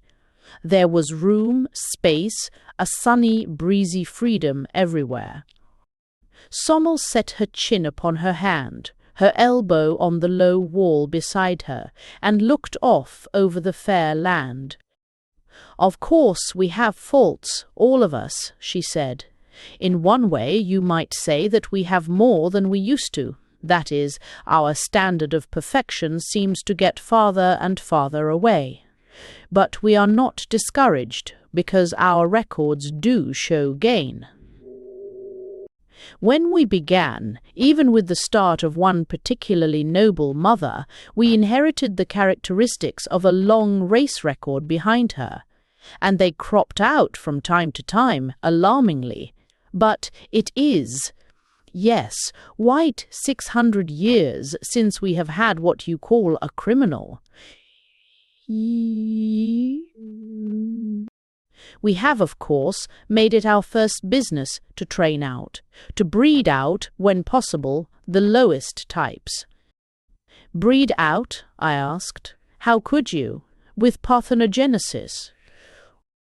"If the girl, showing the bad qualities, had still the power to appreciate social duty, we appealed to her, by that, to renounce motherhood. But if the fault was in a disproportionate egotism, then the girl was sure she had the right to have children, even that hers would be better than others." "I can see that," I said, "and then she would be likely to rear them in the same spirit." "That we never allowed," answered Sommel quietly. "Allowed?" I queried. "Allowed a mother to rear her own children?" "Certainly not," said Sommel, "unless she was fit for that supreme task." This was rather a blow to my previous convictions. "But I thought motherhood was for each of you." "Motherhood, yes, that is, maternity, to bear a child. But education is our highest art, only allowed to our highest artists." "Education?" I was puzzled again. "I don't mean education. I mean by motherhood not only childbearing, but the care of babies." "The care of babies involves education and is entrusted only to the most fit," she repeated. "Then you separate mother and child," I cried in cold horror, something of Terry's feeling creeping over me that there must be something wrong among these many virtues. "Not usually," she patiently explained. "You see, almost every woman values her maternity above everything else. Each girl holds it close and dear, an exquisite joy, a crowning honor, the most intimate, most personal, most precious thing. That is, the child-rearing has come to be with us a culture so profoundly studied, practiced with such subtlety and skill, that the more we love our children, the less we are willing to trust that process to unskilled hands, even our own." "But a mother's love?" I ventured. She studied my face, trying to work out a means of clear explanation. "You told us about your dentists," she said, at length, "those quaintly specialized persons who spend their lives filling little holes in other persons' teeth, even in children's teeth sometimes." "Yes," I said, not getting her drift.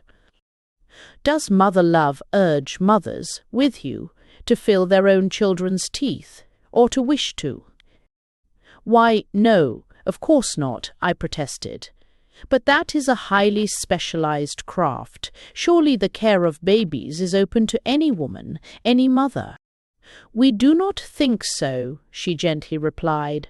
"Those of us who are the most highly competent fulfill that office, and a majority of our girls eagerly try for it. I assure you we have the very best. But the poor mother, bereaved of her baby—" "Oh no," she earnestly assured me. not in the least bereaved. It is her baby still. It is with her. She has not lost it, but she is not the only one to care for it. There are others whom she knows to be wiser.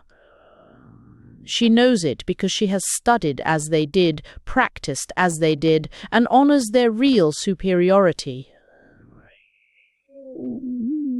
For the child's sake, she is glad to have for it this highest care. I was unconvinced. Besides, this was only hearsay. I had yet to see the motherhood of Herland. Chapter 8. The Girls of Herland. At last, Terry's ambition was realized. We were invited, always courteously and with free choice on our part, to address general audiences and classes of girls. I remember the first time, and how careful we were about our clothes and our amateur barbering.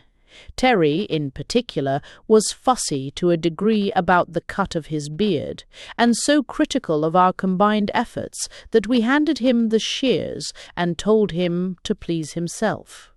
We began to rather prize those beards of ours. They were almost our sole distinction among those tall and sturdy women, with their cropped hair and sexless costume. Being offered a wide selection of garments, we had chosen according to our personal taste, and were surprised to find, on meeting large audiences, that we were the most highly decorated, especially Terry. He was a very impressive figure, his strong features softened by the somewhat longer hair, though he made me trim it as closely as I knew how, and he wore his richly embroidered tunic with its broad, loose girdle with quite a Henry V air. Jeff looked more like a Huguenot lover, and I don't know what I looked like, only that I felt very comfortable. When I got back to our own padded armor and its starched borders, I realized with acute regret how comfortable were those Herland clothes. We scanned that audience, looking for the 3 bright faces we knew, but they were not to be seen. Just a multitude of girls, quiet, eager, watchful, all eyes and ears to listen and learn. We had been urged to give, as fully as we cared to, a sort of synopsis of world history, in brief, and to answer questions. We are so utterly ignorant, you see, Moadine had explained to us. We know nothing but such science as we have worked out for ourselves, just the brainwork of one small half-country. And you, we gather, have helped one another all over the globe, sharing your discoveries, pooling your progress. How wonderful, how supremely beautiful your civilization must be. Samuel gave a further suggestion. You do not have to begin all over again, as you did with us. We have made a sort of digest of what we have learned from you, and it has been eagerly absorbed all over the country. We were eager to see it, and deeply impressed. To us, at first, these women, unavoidably ignorant of what to us was the basic commonplace of knowledge, had seemed on the plane of children or of savages.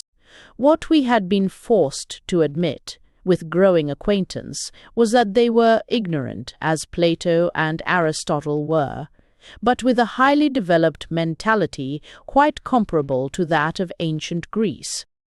Far be it from me to lumber these pages with an account of what we so imperfectly strove to teach them. The memorable fact is what they taught us, or some faint glimpse of it. And at present our major interest was not at all in the subject matter of our talk, but in the audience. Girls, hundreds of them, eager, bright-eyed, attentive young faces crowding questions, and, I regret to say, an increasing inability on our part to answer them effectively. Our special guides, who were on the platform with us, and sometimes aided in clarifying a question or, oftener, an answer, noticed this effect, and closed the formal lecture part of the evening rather shortly. "Our young women will be glad to meet you," Summel suggested, "to talk with you more personally, if you are willing." Willing, we were impatient, and said as much, at which I saw a flickering little smile cross Moadine's face. Even then, with all those eager young things waiting to talk to us, a sudden question crossed my mind. What was their point of view? What did they think of us? We learned that later. Terry plunged in among those young creatures with a sort of rapture, somewhat as a glad swimmer takes to the sea. Jeff, with a rapt look on his high-bred face, approached as to a sacrament. But I was a little chilled by that last thought of mine, and kept my eyes open. I found time to watch Jeff, even while I was surrounded by an eager group of questioners, as we all were, and saw how his worshipping eyes, his grave courtesy, pleased and drew some of them, while others, rather stronger spirits they looked to be, drew away from his group to Terry's or mine. I watched Terry with special interest, knowing how he had longed for this time, and how irresistible he had always been at home. And I could see, just in snatches of course, how his suave and masterful approach seemed to irritate them. His too intimate glances were vaguely resented, his compliments puzzled and annoyed. Sometimes a girl would flush, not with drooped eyelids and inviting timidity, but with anger and a quick lift of the head. Girl after girl turned on her heel and left him, till he had but a small ring of questioners, and they, visibly, were the least girlish of the lot. I saw him looking pleased at first, as if he thought he was making a strong impression, but, finally, casting a look at Jeff, or me, he seemed less pleased, and less. As for me, I was most agreeably surprised. At home I never was popular. I had my girlfriends, good ones, but they were friends, nothing else. Also, they were of somewhat the same clan, not popular in the sense of swarming admirers. But here, to my astonishment, I found my crowd was the largest. I have to generalize, of course, rather telescoping many impressions, but the first evening was a good sample of the impression we made. Jeff had a following, if I may call it that, of the more sentimental, though that's not the word I want. The less practical, perhaps, the girls who were artists of some sort, ethicists, teachers, that kind. Terry was reduced to a rather combative group, keen, logical, inquiring minds, not overly sensitive, the very kind he liked least, while, as for me, I became quite cocky over my general popularity. Terry was furious about it. We could hardly blame him. "Girls," he burst forth, when that evening was over and we were by ourselves once more. "Call those girls own." "Most delightful girls, I call them," said Jeff, his blue eyes dreamily contented. "What do you call them?" I mildly inquired. "Boys, nothing but boys, most of 'em. A standoffish, disagreeable lot at that, critical, impertinent youngsters, no girls at all." He was angry and severe, not a little jealous too, I think. Afterward, when he found out just what it was they did not like, he changed his manner somewhat and got on better. He had to, for in spite of his criticism, they were girls, and, furthermore, all the girls there were, with whom we presently renewed our acquaintance. When it came to courtship, which it soon did, I can of course best describe my own, and am least inclined to. But of Jeff I heard somewhat. He was inclined to dwell reverently and admiringly at some length on the exalted sentiment and measureless perfection of his Celis and Terry. Terry made so many false starts and met so many rebuffs that by the time he really settled down to win Alima, he was considerably wiser. At that, it was not smooth sailing. They broke and quarrelled, over and over. He would rush off to console himself with some other fair one. The other fair one would have none of him, and he would drift back to Alima, becoming more and more devoted each time. She never gave an inch. A big, handsome creature, rather exceptionally strong, even in that race of strong women, with a proud head and sweeping level brows that lined across above her dark, eager eyes like the wide wings of a soaring hawk. I was good friends with all three of them, but best of all with Ellador, long before that feeling changed for both of us. From her, and from Sumul, who talked very freely with me, I learned at last something of the viewpoint of Herland toward its visitors. Here they were, isolated, happy, contented, when the booming buzz of our biplane tore the air above them. Everybody heard it, saw it, for miles and miles. Word flashed all over the country, and a council was held in every town and village. And this was their rapid determination. From another country, probably men, evidently highly civilized, doubtless possessed of much valuable knowledge. May be dangerous, catch them if possible, tame and train them if necessary. This may be a chance to re-establish a bisexual state for our people. They were not afraid of us. 3 million highly intelligent women, or 2 million, counting only grown-ups, were not likely to be afraid of 3 young men. We thought of them as women, and therefore timid, but it was 2,000 years since they had had anything to be afraid of, and certainly more than 1,000 since they had outgrown the feeling. We thought, at least Terry did, that we could have our pick of them. They thought, very cautiously and far-sightedly, of picking us if it seemed wise. All that time we were in training, they studied us, analyzed us, prepared reports about us, and this information was widely disseminated all about the land. Not a girl in that country had not been learning for months as much as could be gathered about our country, our culture, our personal characters. No wonder their questions were hard to answer. But I'm sorry to say, when we were at last brought out and exhibited, I hate to call it that, but that's what it was, there was no rush of takers. Here was poor old Terry fondly imagining that at last he was free to stray in a rosebud garden of girls.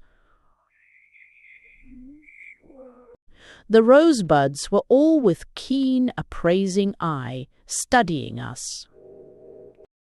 They were interested, profoundly interested, but it was not the kind of interest we were looking for. To get an idea of their attitude, you have to hold in mind their extremely high sense of solidarity. They were not each choosing a lover, They hadn't the faintest idea of love.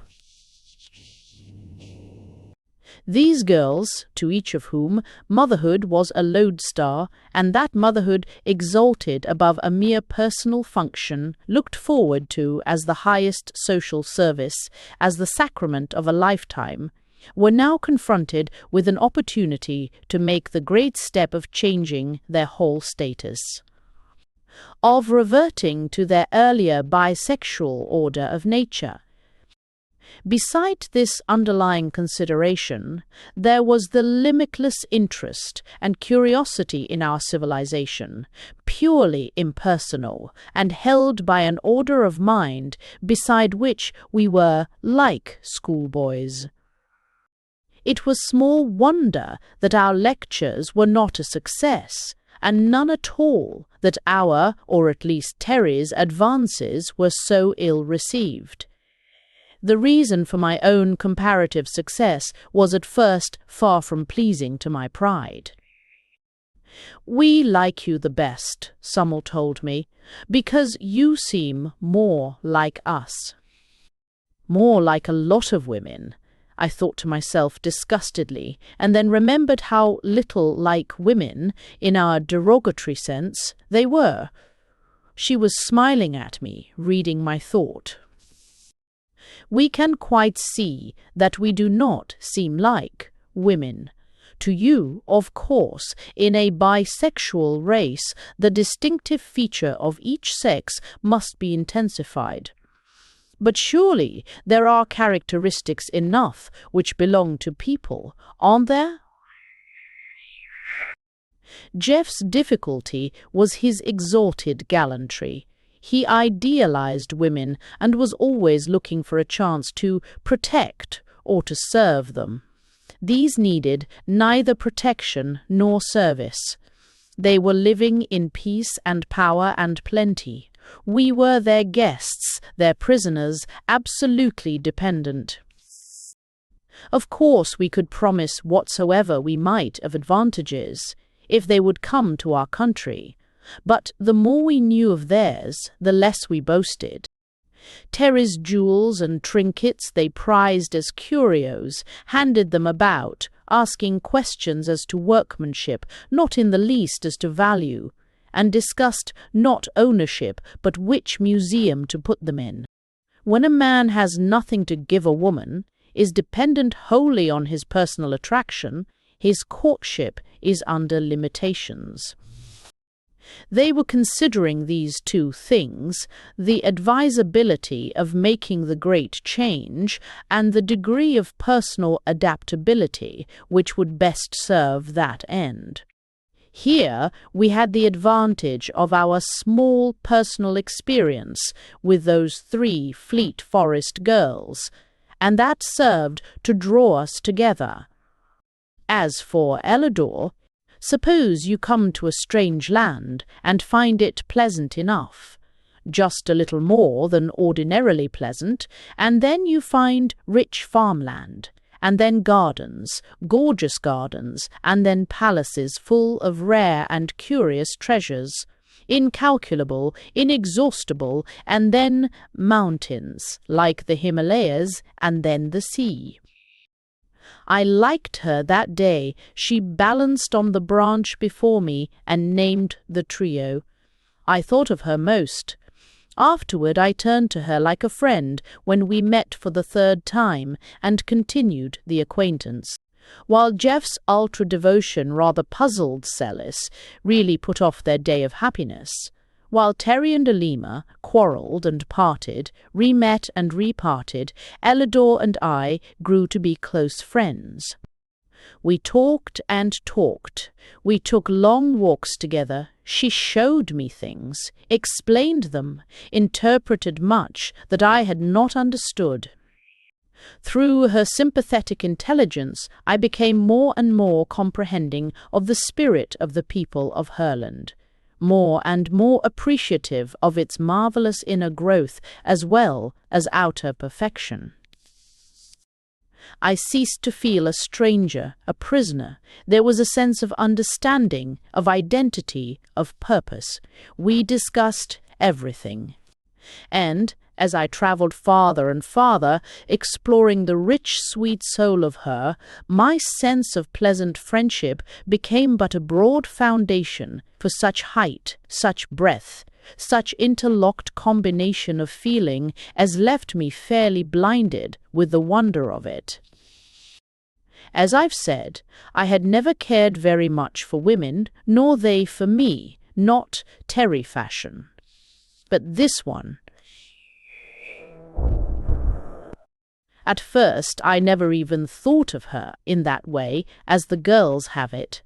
I had not come to the country with any Turkish harem intentions, and I was no woman-worshipper like Jeff. I just liked that girl as a friend, as we say. That friendship grew like a tree. She was such a good sport. We did all kinds of things together. She taught me games, and I taught her games, and we raced and rode and had all manner of fun, as well as higher comradeship. Then, as I got on farther, the palace and treasures and snowy mountain ranges opened up. I had never known there could be such a human being. So great, I don't mean talented. She was a forester, one of the best, but it was not that gift I mean. When I say great, I mean great, big, all through. If I had known more of those women as intimately, I should not have found her so unique, but even among them she was noble. Her mother was an over-mother, and her grandmother too, I heard later. So she told me more and more of her beautiful land, and I told her as much, yes, more than I wanted to, about mine, and we became inseparable. Then this deeper recognition came and grew. I felt my own soul rise and lift its wings, as it were. Life got bigger. It seemed as if I understood, as I never had before, as if I could do things, as if I too could grow, if she would help me. And then it came, to both of us, all at once. A still day, on the edge of the world, their world. The two of us, gazing out over the far dim forestland below, talking of heaven and earth and human life, and of my land and other lands and what they needed and what I hoped to do for them. "If you will help me," I said. She turned to me with that high, sweet look of hers, and then as her eyes rested in mine and her hands too, then suddenly there blazed out between us a farther glory, instant, overwhelming, quite beyond any words of mine to tell. Celis was a blue and gold and rose person, Alma, black and white and red, a blazing beauty. Ellador was brown, hair dark and soft, like a seal coat, clear brown skin with a healthy red in it, brown eyes, all the way from topaz to black velvet they seemed to range. Splendid girls, all of them. They had seen us first of all, far down in the lake below, and flashed the tidings across the land even before our first exploring flight. They had watched our landing, flitted through the forest with us, hidden in that tree and, I shrewdly suspect, giggled on purpose. They had kept watch over our hooded machine, taking turns at it, and when our escape was announced, had followed alongside for a day or two, and been there at the last, as described. They felt a special claim on us, called us their men, and when we were at liberty to study the land and people and be studied by them, their claim was recognized by the wise leaders. But I felt, we all did, that we should have chosen them among millions unerringly. And yet the path of true love never did run smooth. This period of courtship was full of the most unsuspected pitfalls. Writing this as late as I do, after manifold experiences both in Herland and, later, in my own land, I can now understand and philosophize about what was then a continual astonishment, and often a temporary tragedy. The long suit in most courtships is sex attraction, of course, then gradually develops such comradeship as the two temperaments allow.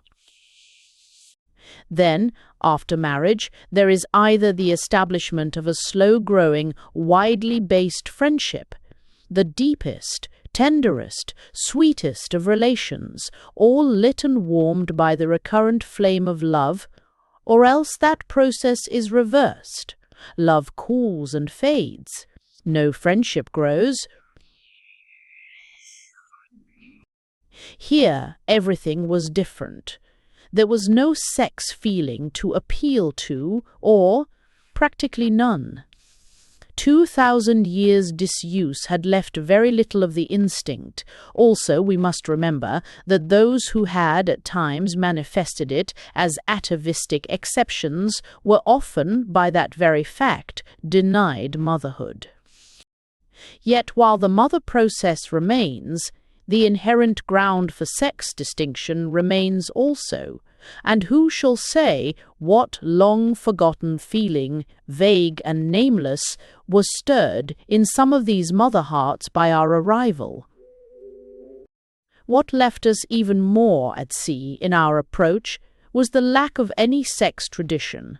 There was no accepted standard of what was manly and what was womanly. When Jeff said, taking the fruit basket from his adored one, "A woman should not carry anything," Celis said, "Why?" with the frankest amazement. He could not look that fleet-footed, deep-chested young forester in the face and say, "Because she is weaker." She wasn't. One does not call a racehorse weak because it is visibly not a cart horse. He said, rather lamely, that women were not built for heavy work. She looked out across the fields to where some women were working, building a new bit of wall out of large stones, looked back at the nearest town with its woman-built houses, down at the smooth, hard road we were walking on, and then at the little basket he had taken from her. "I don't understand," she said quite sweetly. "Are the women in your country so weak that they could not carry such a thing as that?" "It is a convention," he said. "We assume that motherhood is a sufficient burden, that men should carry all the others." "What a beautiful feeling," she said, her blue eyes shining. "Does it work?" asked Alima in her keen, swift way. "Do all men in all countries carry everything, or is it only in yours?"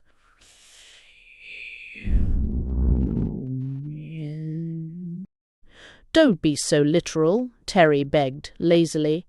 "Why aren't you willing to be worshipped and waited on? We like to do it." "You don't like to have us do it to you," she answered. "That's different," he said, annoyed, and when she said, "Why is it?" he quite sulked, referring her to me, saying, "Vans the philosopher." Elidor and I talked it all out together so that we had an easier experience of it when the real miracle time came. Also, between us, we made things clearer to Jeff and Kellis. But Terry would not listen to reason. He was madly in love with Alima. He wanted to take her by storm and nearly lost her forever. You see, if a man loves a girl who is in the first place young and inexperienced, who in the second place is educated with a background of caveman tradition, a middle ground of poetry and romance, and a foreground of unspoken hope and interest, all centering upon the one event, and who has, furthermore, absolutely no other hope or interest worthy of the name. Why, it is a comparatively easy matter to sweep her off her feet with a dashing attack. Terry was a past master in this process. He tried it here, and Alima was so affronted, so repelled, that it was weeks before he got near enough to try again. The more coldly she denied him, the hotter his determination. He was not used to real refusal. The approach of flattery she dismissed with laughter, gifts and such attentions. We could not bring to bear. Pathos and complaint of cruelty stirred only a reasoning inquiry. I doubt if she ever accepted her strange lover as fully as did Celis and Elidor theirs. He had hurt and offended her too often, there were reservations. But I think Alima retained some faint vestige of long-descended feeling, which made Terry more possible to her than to others, and that she had made up her mind to the experiment and hated to renounce it. However it came about, we all three at length achieved full understanding, and solemnly faced what was to them a step of measureless importance, a grave question as well as a great happiness, to us a strange new joy. Of marriage as a ceremony they knew nothing. Jeff was for bringing them to our country for the religious and the civil ceremony, but neither Celis nor the others would consent. "We can't expect them to want to go with us yet," said Terry sagely. "Wait a bit, boys. We've got to take 'em on their own terms, if at all." We offered, rueful reminiscence of his repeated failures. "But our time's coming," he added cheerfully. "These women have never been mastered, you see." This as one who had made a discovery. "You'd better not try to do any mastering if you value your chances," I told him seriously, but he only laughed and said, "Every man to his trade." We couldn't do anything with him. He had to take his own medicine. If the lack of tradition of courtship left us much at sea in our wooing, we found ourselves still more bewildered by lack of tradition of matrimony. And here, again, I have to draw on later experience, and as deep an acquaintance with their culture as I could achieve, to explain the gulfs of difference between us. 2,000 years of one continuous culture with no men. Back of that, only traditions of the harem. They had no exact analogue for our word home any more than they had for our Roman-based family. They loved one another with a practically universal affection, rising to exquisite and unbroken friendships, and broadening to a devotion to their country and people, for which our word mode. Patriotism is no definition at all. Patriotism, red hot, is compatible with the existence of a neglect of national interests, a dishonesty, a cold indifference to the suffering of millions. Patriotism is largely pride, and very largely combativeness. Patriotism generally has a chip on its shoulder.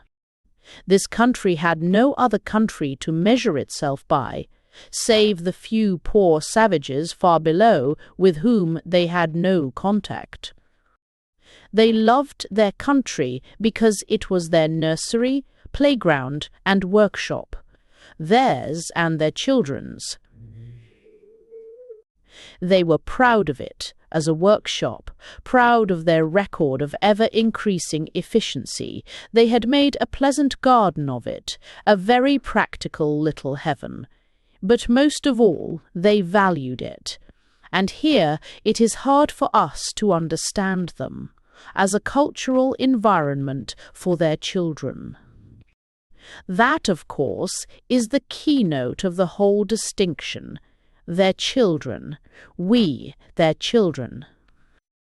From those first breathlessly guarded, half-adored race mothers, all up the ascending line, they had this dominant thought of building up a great race through the children. All the surrendering devotion our women have put into their private families, these women put into their country and race. All the loyalty and service men expect of wives, they gave not singly to men, but collectively to one another. And the mother instinct, with us so painfully intense, so thwarted by conditions, so concentrated in personal devotion to a few, so bitterly hurt by death, disease or barrenness, and even by the mere growth of the children, leaving the mother alone in her empty nest. All this feeling with them flowed out in a strong, wide current, unbroken through the generations, deepening and widening through the years, including every child in all the land. With their united power and wisdom, they had studied and overcome the diseases of childhood. Their children had none. They had faced the problems of education and so solved them that their children grew up as naturally as young trees, learning through every sense, taught continuously but unconsciously, never knowing they were being educated. In fact, they did not use the word as we do. Their idea of education was the special training they took when half grown up under experts. Then the eager young minds fairly flung themselves on their chosen subjects and acquired with an ease, a breadth, a grasp, at which I never ceased to wonder. But the babies and little children never felt the pressure of that forcible feeding of the mind that we call education. Of this more later. Chapter 9. Our Relations and Theirs.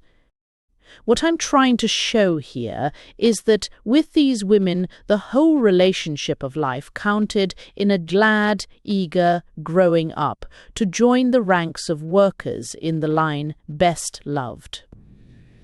A deep, tender reverence for one's own mother, too deep for them to speak of freely, and beyond that, the whole free, wide range of sisterhood, the splendid service of the country, and friendships. To these women we came, filled with the ideas, convictions, traditions of our culture, and undertook to rouse in them the emotions which, to us, seemed proper. However much or little of true sex feeling there was between us, it phrased itself in their minds in terms of friendship, the one purely personal love they knew, and of ultimate parentage. Visibly we were not mothers, nor children, nor compatriots, so if they loved us, we must be friends. That we should pair off together in our courting days was natural to them. That we three should remain much together, as they did themselves, was also natural. We had as yet no work, so we hung about them in their forest tasks. That was natural too. But when we began to talk about each couple having homes of our own, they could not understand it. Our work takes us all around the country, explained Silas. We cannot live in one place all the time. We are together now, urged Alima, looking proudly at Terry's stalwart nearness. This was one of the times when they were on, though presently off again. It's not the same thing at all, he insisted. A man wants a home of his own with his wife and family in it. Staying in it all the time? Asked Ellador. Not imprisoned, surely? Of course not. Living there, naturally, he answered. What does she do there all the time? Alima demanded. What is her work? Then Terry patiently explained again that our women did not work, with reservations. But what do they do if they have no work? She persisted. They take care of the home and the children. At the same time, asked Ellador. Why, yes. The children play about, and the mother has charge of it all. There are servants, of course. It seemed so obvious, so natural to Terry, that he always grew impatient, but the girls were honestly anxious to understand. How many children do your women have? Alima had her notebook out now, and a rather firm set of lip. Terry began to dodge. There is no set number, my dear, he explained. Some have more, some have less. Some have none at all, I put in mischievously. They pounced on this admission and soon wrung from us the general fact that those women who had the most children had the least servants, and those who had the most servants had the least children. There, triumphed Alima, 1 or 2 or no children, and 3 or 4 servants. Now, what do those women do? We explained as best we might. We talked of social duties, disingenuously banking on their not interpreting the words as we did. We talked of hospitality, entertainment, and various interests. All the time we knew that to these large-minded women, whose whole mental outlook was so collective, the limitations of a wholly personal life were inconceivable.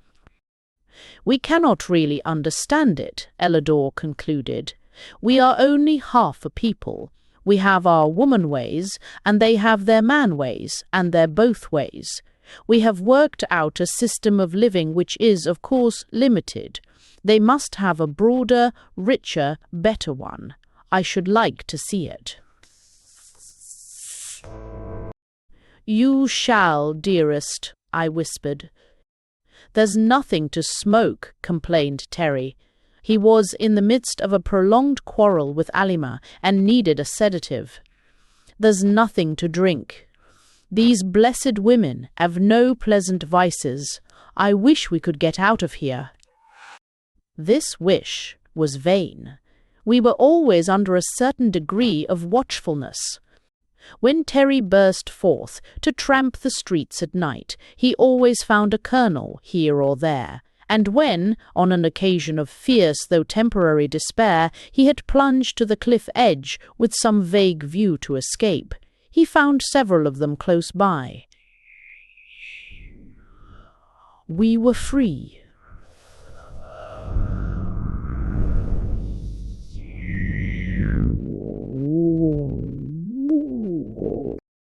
They've no unpleasant ones either, Jeff reminded him. Wish they had, Terry persisted. They've neither the vices of men nor the virtues of women. They're neuters.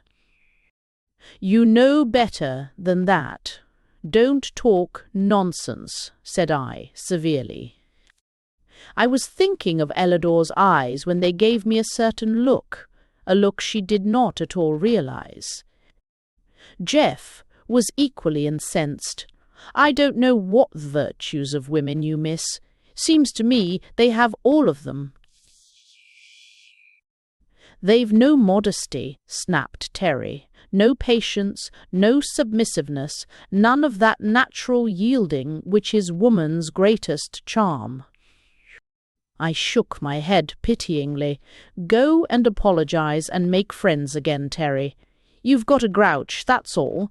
These women have the virtue of humanity. with less of its faults than any folks I ever saw. As for patience, they'd have pitched us over the cliffs the first day we lit among 'em, if they hadn't that. There are no distractions, he grumbled, nowhere a man can go and cut loose a bit. It's an everlasting parlour and nursery.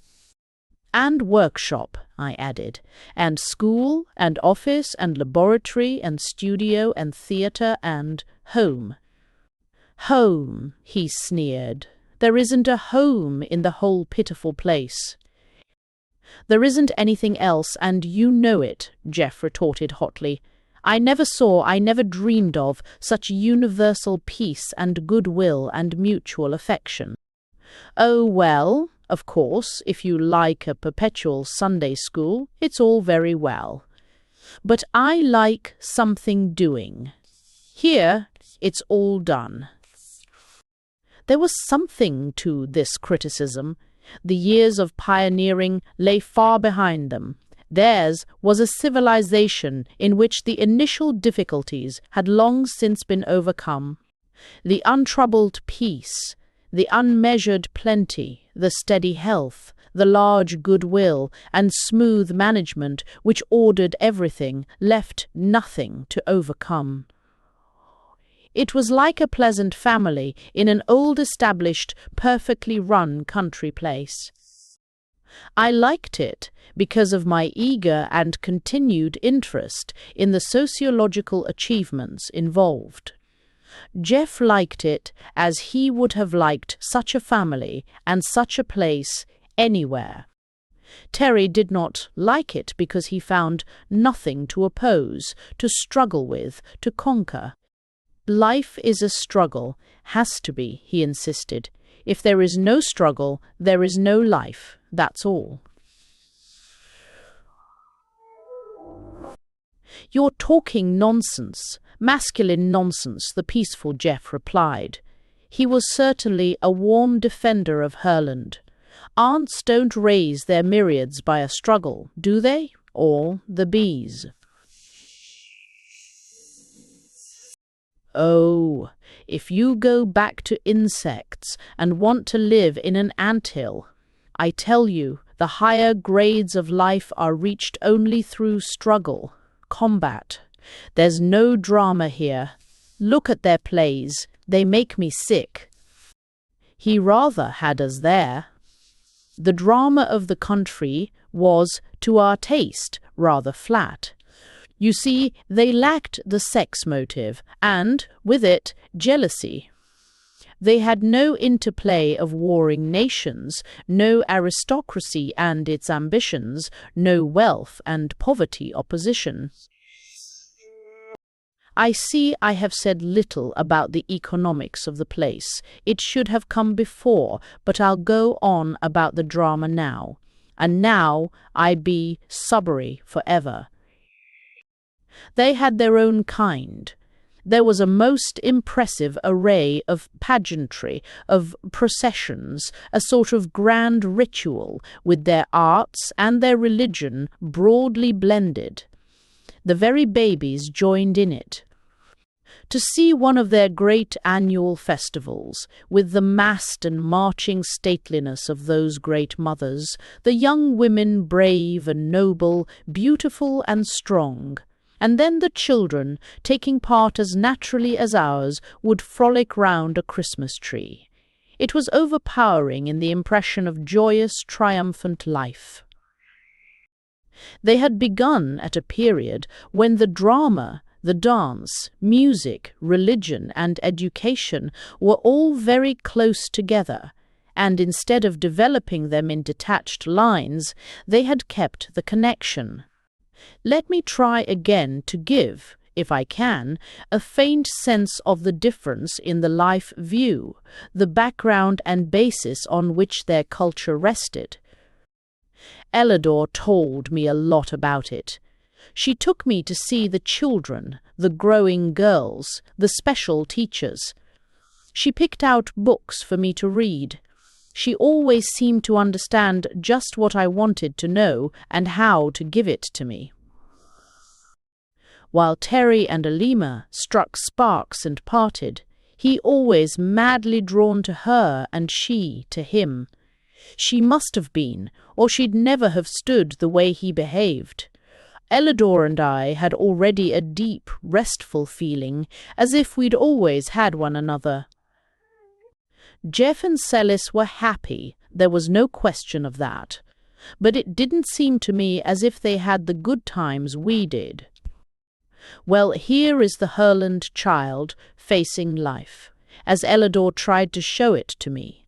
From the first memory they knew peace, beauty, order, safety, love, wisdom, justice, patience, and plenty. By plenty, I mean that the babies grew up in an environment which met their needs, just as young fawns might grow up in dewy forest glades and brook-fed meadows. And they enjoyed it as frankly and utterly as the fawns would. They found themselves in a big, bright, lovely world, full of the most interesting and enchanting things to learn about and to do. They were people, too, from the first, the most precious part of the nation. In each step of the rich experience of living, they found the instance they were studying widen out into contact with an endless range of common interests. The things they learned were related, from the first, related to one another and to the national prosperity.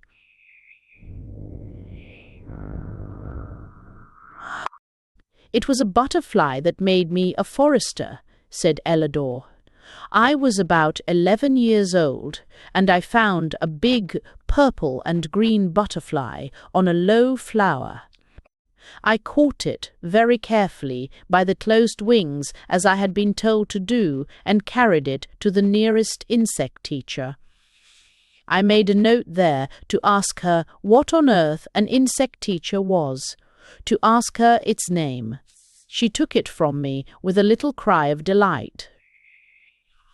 "Oh, you blessed child," she said.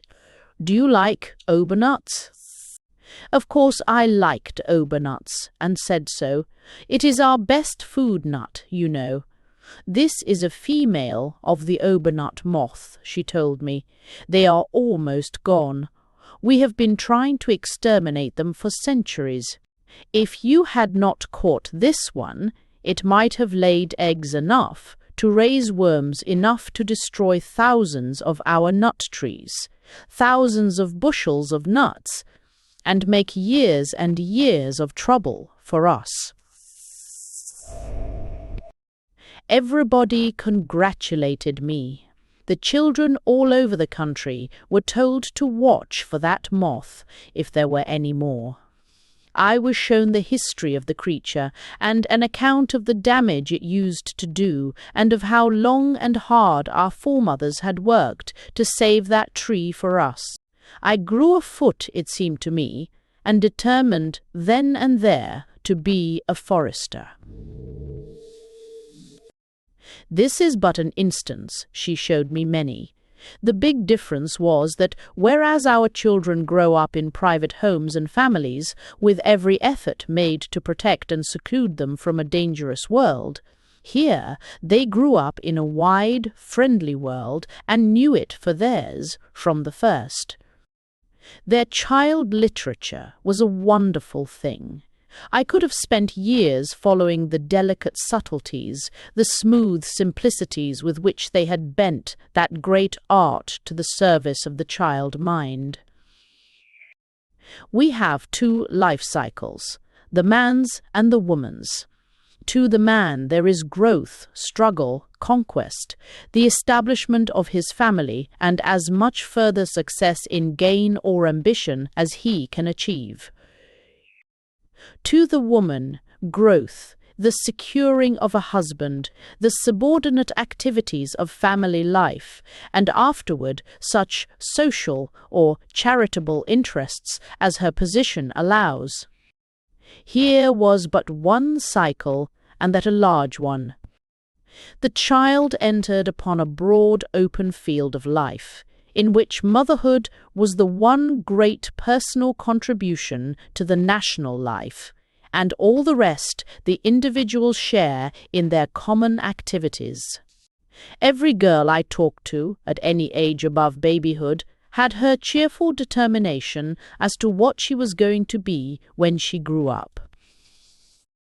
What Terry meant by saying they had no modesty was that this great life view had no shady places. They had a high sense of personal decorum, but no shame, no knowledge of anything to be ashamed of. Even their shortcomings and misdeeds in childhood never were presented to them as sins, merely as errors and misplays, as in a game. Some of them, who were palpably less agreeable than others, or who had a real weakness or fault, were treated with cheerful allowance, as a friendly group at whist would treat a poor player. Their religion, you see, was maternal, and their ethics, based on the full perception of evolution, showed the principle of growth and the beauty of wise culture. They had no theory of the essential opposition of good and evil. Life to them was growth. Their pleasure was in growing, and their duty also. With this background, with their sublimated mother love, expressed in terms of widest social activity, every phase of their work was modified by its effect on the national growth.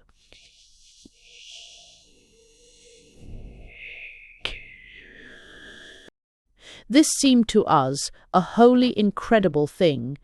First, that any nation should have the foresight, the strength, and the persistence to plan and fulfill such a task. And second, that women should have had so much initiative. We have assumed, as a matter of course, that women had none, that only the man, with his natural energy and impatience of restriction, would ever invent anything. Here we found that the pressure of life upon the environment develops in the human mind its inventive reactions, regardless of sex, and further, that a fully awakened motherhood plans and works without limit, for the good of the child, that the children might be most nobly born, and reared in an environment calculated to allow the richest, freest growth. They had deliberately remodeled and improved the whole state. I do not mean in the least that they stopped at that, any more than a child stops at childhood. The most impressive part of their whole culture, beyond this perfect system of child-rearing, was the range of interests and associations open to them all for life. But in the field of literature, I was most struck, at first, by the child motive.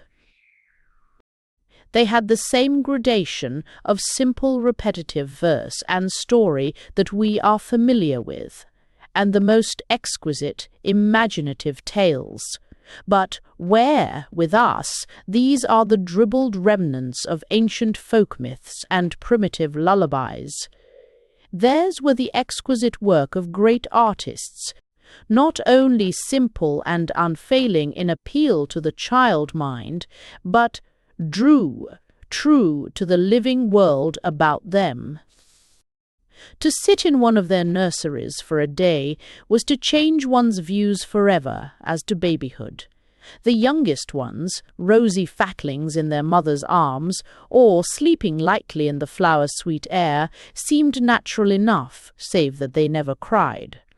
I never heard a child cry in Herland, save once or twice at a bad fall, and then people ran to help, as we would at a scream of agony from a grown person. Each mother had her year of glory, the time to love and learn, living closely with her child, nursing it proudly, often for 2 years or more. This, perhaps, was one reason for their wonderful vigour. But after the baby year, the mother was not so constantly in attendance, unless, indeed, her work was among the little ones. She was never far off, however, and her attitude toward the co-mothers, whose proud child service was direct and continuous, was lovely to see. As for the babies, a group of those naked darlings playing on short velvet grass, clean swept, or rugs as soft, or in shallow pools of bright water, tumbling over with bubbling, joyous baby laughter. It was a view of infant happiness such as I had never dreamed. The babies were reared in the warmer part of the country, and gradually acclimated to the cooler heights as they grew older. Sturdy children of 10 and 12 played in the snow as joyfully as ours do. There were continuous excursions of them from one part of the land to another, so that to each child the whole country might be home.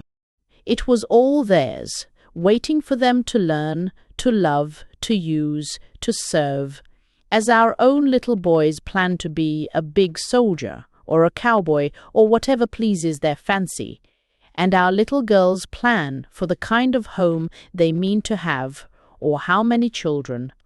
These planned, freely and gaily, with much happy chattering of what they would do for the country when they were grown. It was the eager happiness of the children and young people which first made me see the folly of that common notion of ours, that if life was smooth and happy, people would not enjoy it.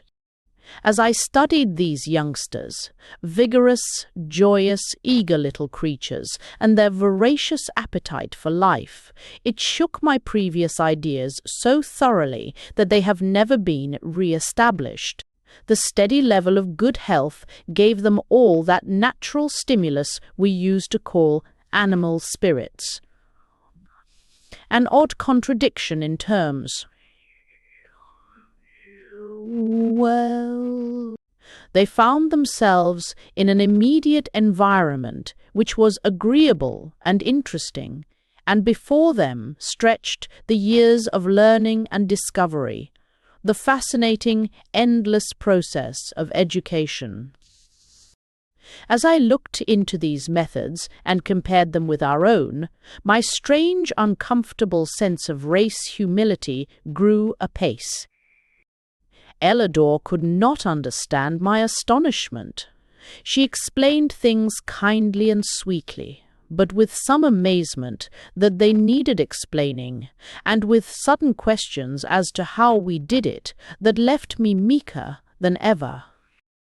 I betook myself to Summer one day, carefully not taking Ellador.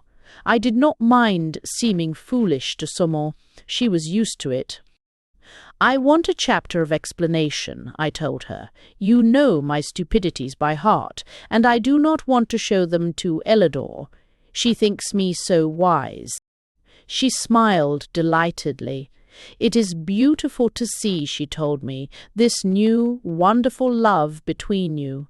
The whole country is interested, you know. How can we help it?" I had not thought of that. We say, all the world loves a lover, but to have a couple of million people watching one's courtship, and that a difficult one, was rather embarrassing. "Tell me about your theory of education," I said. "Make it short and easy. And, to show you what puzzles me, I'll tell you that in our theory, great stress is laid on the forced exertion of the child's mind. We think it is good for him to overcome obstacles." "Of course it is," she unexpectedly agreed. "All our children do that. They love to." That puzzled me again.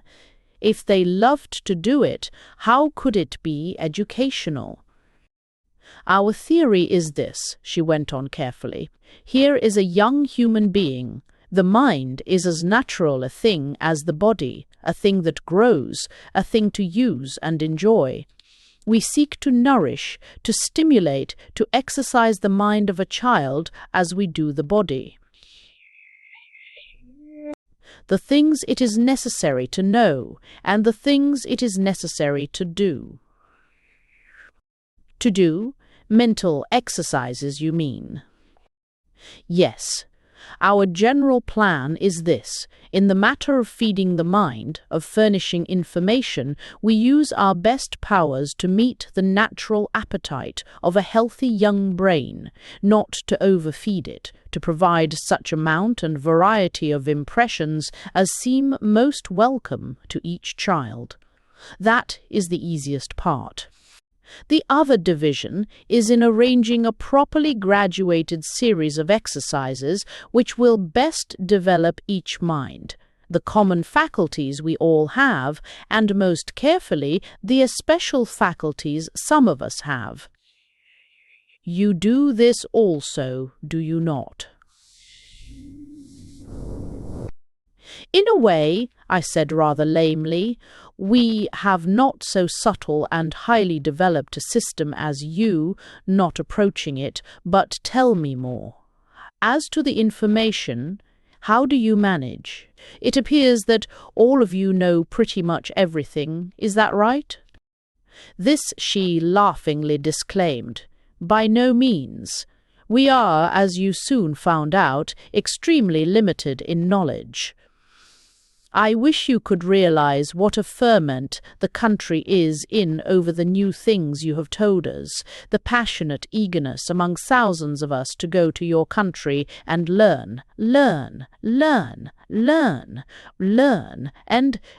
but what we do know is readily divisible into common knowledge and special knowledge. The common knowledge we have long since learned to feed into the minds of our little ones with no waste of time or strength. The special knowledge is open to all, as they desire it. Some of us specialize in one line only, but most take up several, some for their regular work, some to grow with. To grow with. Yes. When one settles too close in one kind of work, there is a tendency to atrophy in the disused portions of the brain. We like to keep on learning. Always. What do you study?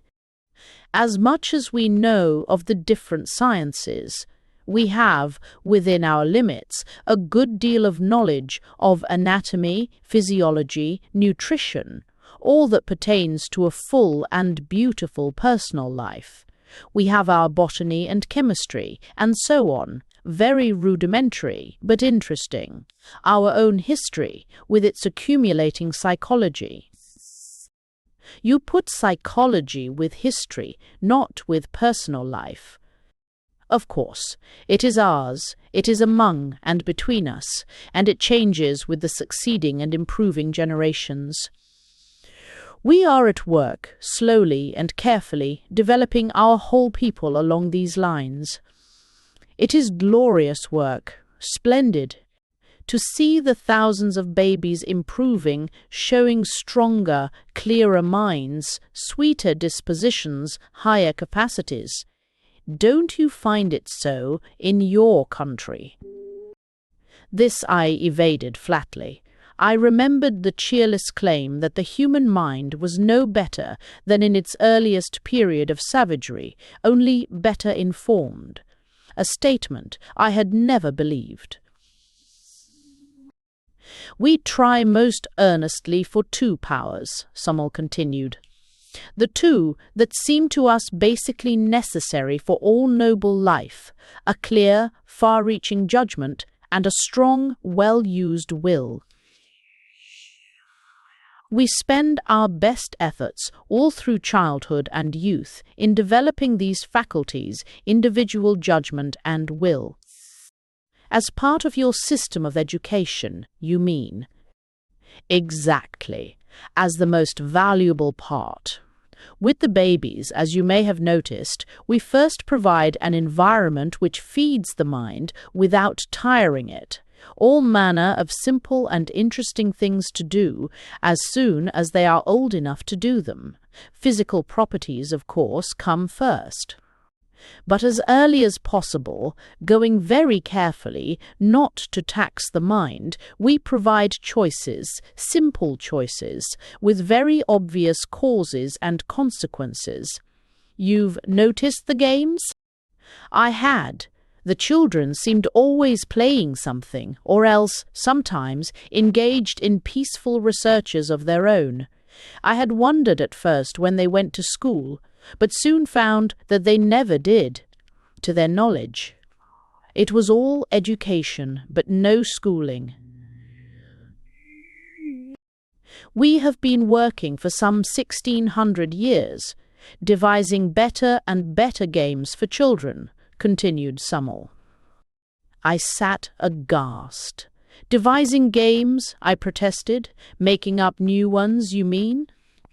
Exactly, she answered. Don't you? Then I remembered the kindergarten and the material devised by Signora Montessori, and guardedly replied, To some extent. But most of our games, I told her, were very old, came down from child to child, along the ages, from the remote past. And what is their effect, she asked. Do they develop the faculties you wish to encourage? Again I remembered the claims made by the advocates of sports, and again replied guardedly that that was, in part, the theory. But do the children like it, I asked, having things made up and set before them that way? Don't they want the old games? You can see the children, she answered. Are yours more contented, more interested, happier? Then I thought, as in truth I never had thought before, of the dull, bored children I had seen, whining, "What can I do now?" Shat, of the little groups and gangs hanging about, of the value of someone's strong spirit who possessed initiative and would start something. Of the children's parties and the onerous duties of the older people set to amuse the children, also of that troubled ocean of misdirected activity we call mischief, the foolish, destructive, sometimes evil things done by unoccupied children. No, said I grimly, I don't think they are. The Herland child was born not only into a world carefully prepared, full of the most fascinating materials and opportunities to learn, but into the society of plentiful numbers of teachers born and trained, whose business it was to accompany the children along that, to us, impossible thing, the royal road to learning. There was no mystery in their methods. Being adapted to children, it was at least comprehensible to adults. I spent many days with the little ones, sometimes with Ellador, sometimes without, and began to feel a crushing pity for my own childhood and for all others that I had known. The houses and gardens planned for babies had in them nothing to hurt. No stairs, no corners, no small loose objects to swallow, no fire. Just a baby's paradise. They were taught, as rapidly as feasible, to use and control their own bodies. And never did I see such sure-footed, steady-handed, clear-headed little things. It was a joy to watch a row of toddlers learning to walk, not only on a level floor, but, a little later, on a sort of rubber rail raised an inch or two above the soft turf or heavy rugs, and falling off with shrieks of infant joy, to rush back to the end of the line and try again. Surely we have noticed how children love to get up on something and walk along it. But we have never thought to provide that simple and inexhaustible form of amusement and physical education for the young. Water they had, of course, and could swim even before they walked. If I feared at first the effects of a too intensive system of culture, that fear was dissipated by seeing the long sunny days of pure physical merriment and natural sleep in which these heavenly babies pass their first years. They never knew they were being educated. They did not dream that in this association of hilarious experiment and achievement, they were laying the foundation for that close, beautiful group feeling into which they grew so firmly with the years. This was education for citizenship. Chapter 10. Their Religions and Our Marriages. It took me a long time, as a man, a foreigner, and a species of Christian. I was that as much as anything, to get any clear understanding of the religion of Herland. Its deification of motherhood was obvious enough, but there was far more to it than that, or at least than my first interpretation of that. I think it was only as I grew to love Ellador more than I believed anyone could love anybody, as I grew faintly to appreciate her inner attitude and state of mind, that I began to get some glimpses of this faith of theirs. When I asked her about it, she tried at first to tell me, and then, seeing me flounder, asked for more information about ours. She soon found that we had many, that they varied widely, but had some points in common. A clear, methodical, luminous mind had my Ellador not only reasonable, but swiftly perceptive. She made a sort of chart, superimposing the different religions as I described them, with a pin run through them all, as it were, their common basis being a dominant power or powers, and some special behavior, mostly taboos, to please or placate. There were some common features in certain groups of religions, but the one always present was this power, and the things which must be done or not done because of it. It was not hard to trace our human imagery of the divine force up through successive stages of bloodthirsty, sensual, proud, and cruel gods of early times to the conception of a common father with its corollary of a common brotherhood. This pleased her very much, and when I expatiated on the omniscience, omnipotence, omnipresence, and so on, of our God, and of the loving kindness taught by his Son, she was much impressed. The story of the virgin birth naturally did not astonish her, but she was greatly puzzled by the sacrifice, and still more by the devil and the theory of damnation. When, in an inadvertent moment, I said that certain sects had believed in infant damnation, and explained it, she sat very still indeed. They believed that God was love, and wisdom, and power. Yes, all of that. Use all of that. Her eyes grew large, her face ghastly pale. And yet that such a God could put little new babies to burn for eternity. She fell into a sudden shuddering and left me, running swiftly to the nearest temple. Every smallest village had its temple, and in those gracious retreats sat wise and noble women, quietly busy at some work of their own until they were wanted, always ready to give comfort, light, or help to any applicant. Ellador told me afterward how easily this grief of hers was assuaged, and seemed ashamed of not having helped herself out of it. You see, we are not accustomed to horrible ideas, she said, coming back to me rather apologetically. We haven't any. And when we get a thing like that into our minds, it's like, like red pepper in your eyes.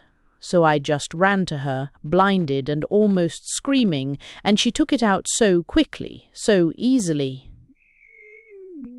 "How?" I asked, very curious. "Why, you blessed child," she said, "you've got the wrong idea altogether. You do not have to think that there ever was such a God, for there wasn't, or such a happening, for there wasn't. Nor even that this hideous false idea was believed by anybody. But only this, that people who are utterly ignorant will believe anything, which you certainly knew before." "Anyhow," pursued Ellador, "she turned pale for a minute when I first said it. This was a lesson to me. No wonder this whole nation of women was peaceful and sweet in expression. They had no horrible ideas." "Surely you had some when you began," I suggested.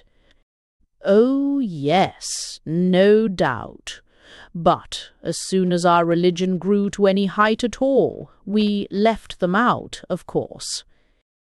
From this, as from many other things, I grew to see what I finally put in words. Have you no respect for the past, for what was thought and believed by your foremothers?" "Why, no," she said. "Why should we? They are all gone. They knew less than we do. If we are not beyond them, we are unworthy of them, and unworthy of the children who must go beyond us." This set me thinking in good earnest. I had always imagined, simply from hearing it said, I suppose, that women were by nature conservative. Yet these women, quite unassisted by any masculine spirit of enterprise, had ignored their past and built daringly for the future. Ellador watched me think. She seemed to know pretty much what was going on in my mind. "It's because we began in a new way, I suppose. All our folks were swept away at once, and then, after that time of despair, came those wonder children, the first. And then the whole breathless hope of us was for their children, if they should have them. And they did. Then there was the period of pride and triumph till we grew too numerous, and after that, when it all came down to one child apiece, we began to really work to make better ones."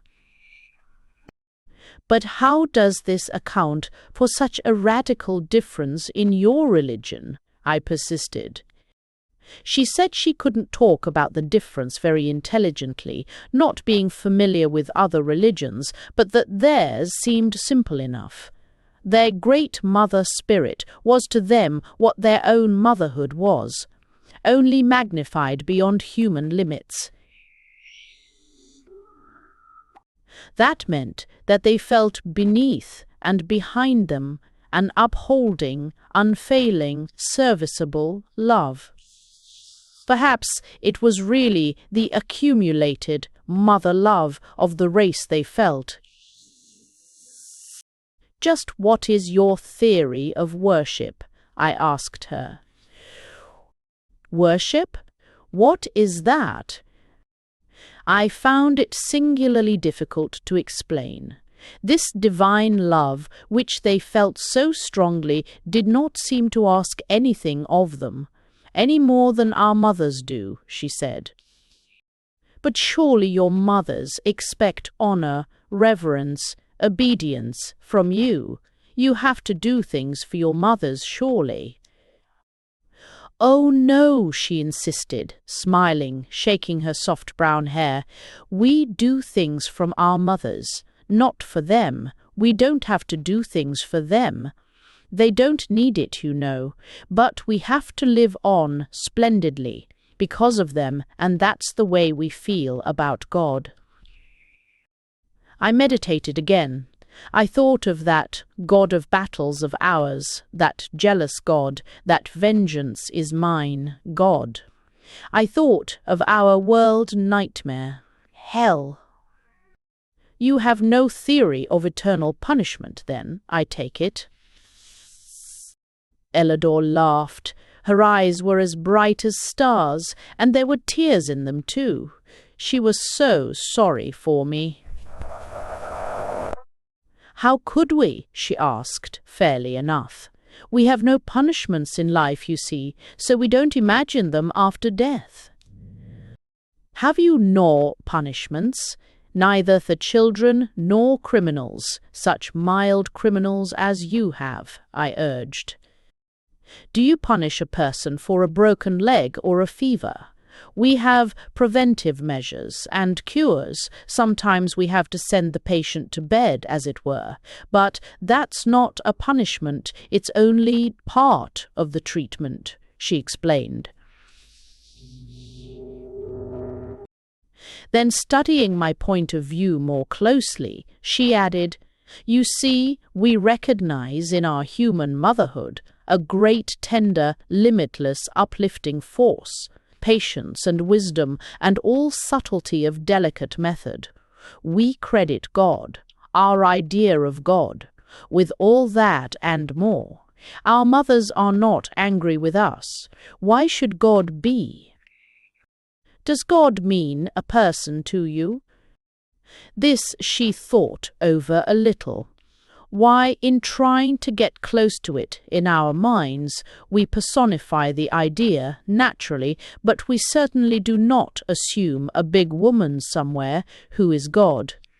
What we call God is a pervading power, you know, an indwelling spirit, something inside of us that we want more of. Is your God a big man? She asked innocently. Why, yes, to most of us, I think. Of course we call it an indwelling spirit, just as you do, but we insist that it is him, a person, and a man with whiskers. Whiskers? Oh yes, because you have them, or do you wear them because he does? On the contrary, we shave them off, because it seems cleaner and more comfortable. Does he wear clothes? In your idea, I mean. I was thinking over the pictures of God I had seen, rash advances of the devout mind of man, representing his omnipotent deity as an old man in a flowing robe, flowing hair, flowing beard, and in the light of her perfectly frank and innocent questions, this concept seemed rather unsatisfying.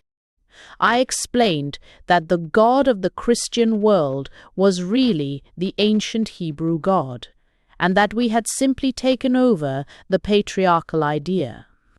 That ancient one which quite inevitably clothed its thought of God with the attributes of the patriarchal ruler, the grandfather.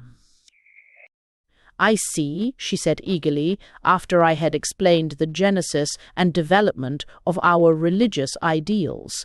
They lived in separate groups with a male head, and he was probably a little domineering. No doubt of that, I agreed. And we lived together without any head, in that sense. Just our chosen leaders. That does make a difference.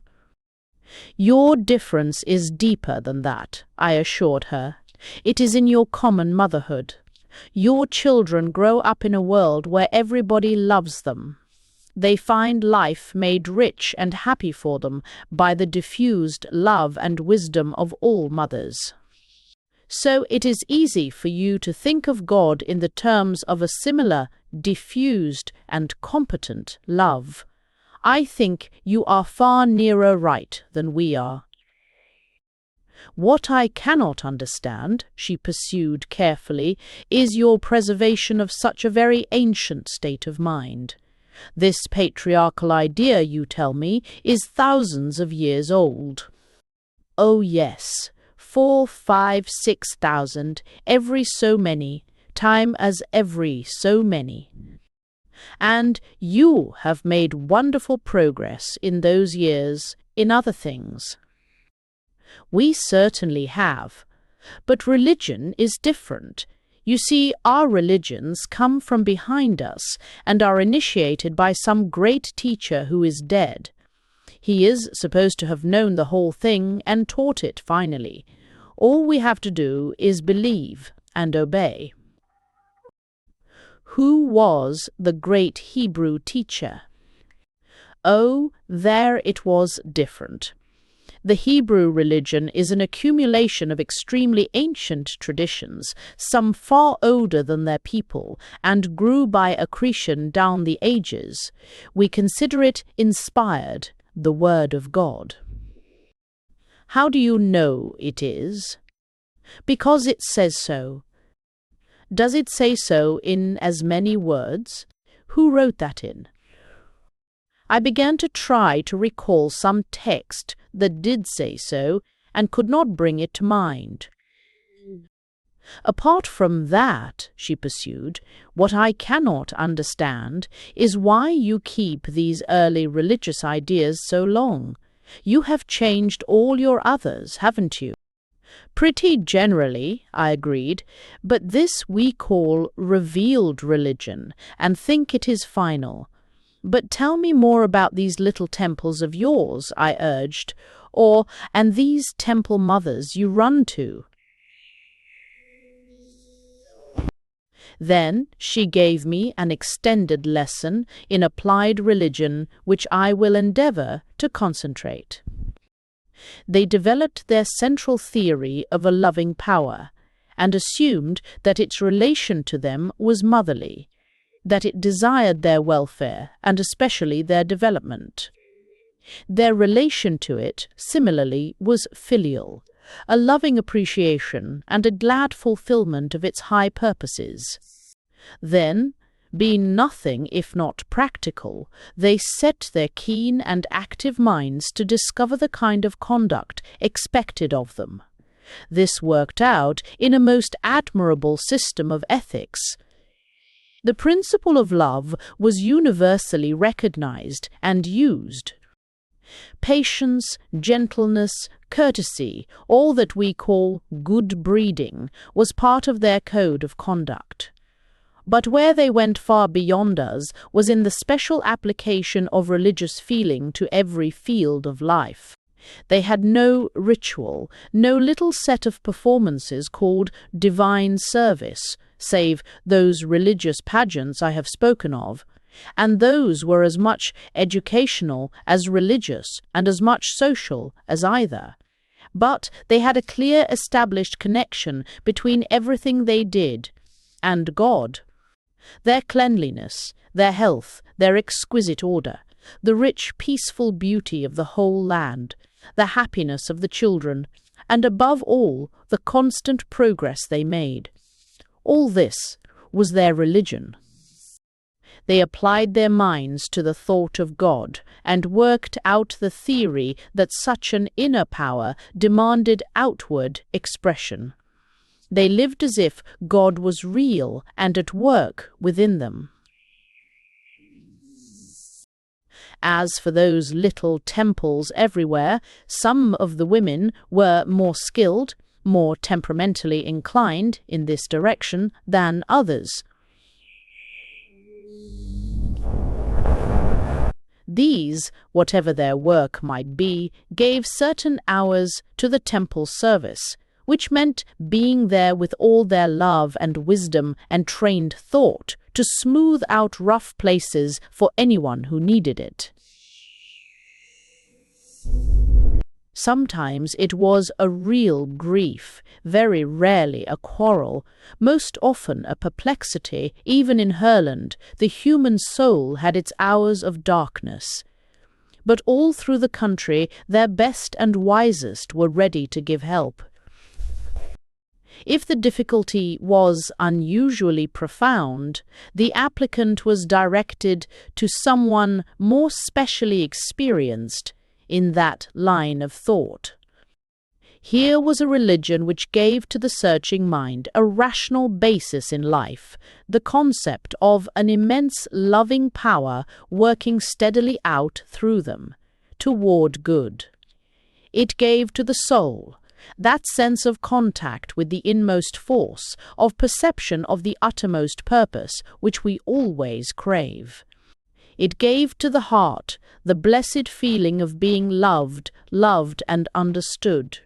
It gave clear, simple, rational directions as to how we should live and why. And for ritual, it gave first those triumphant group demonstrations, when, with a union of all the arts, the revivifying combination of great multitudes moved rhythmically with march and dance, song and music, among their own noblest products and the open beauty of their groves and hills. Second, it gave these numerous little centres of wisdom, where the least wise could go to the most wise and be helped. "It is beautiful," I cried enthusiastically. "It is the most practical, comforting, progressive religion I ever heard of. You do love one another. You do bear one another's burdens. You do realize that a little child is a type of the kingdom of heaven. You are more Christian than any people I ever saw. But how about death and the life everlasting? What does your religion teach about eternity?" "Nothing," said Ellador. "What is eternity?" What indeed? I tried for the first time in my life to get a real hold on the idea. It is never stopping. Never stopping? She looked puzzled. Yes, life going on forever. Oh, we see that, of course. Life does go on forever, all about us. But eternal life goes on without dying. Gug. The same person. Yes, the same person, unending, immortal. I was pleased to think that I had something to teach from our religion, which theirs had never promulgated. "Here," asked Ellador, "never to die, here." I could see her practical mind heaping up the people, and hurriedly reassured her. "Oh no, indeed, not here, hereafter. We must die here, of course, but then we enter into eternal life. Soul lives forever." "How do you know?" she inquired. "I won't attempt to prove it to you," I hastily continued. "Let us assume it to be so. How does this idea strike you?" Again she smiled at me, that adorable, dimpling, tender, mischievous, motherly smile of hers. "Shall I be quite honest?" "You couldn't be anything else," I said, half gladly and half a little sorry. The transparent honesty of these women was a never-ending astonishment to me. "It seems to me a singularly foolish idea," she said calmly, "and if true, most disagreeable."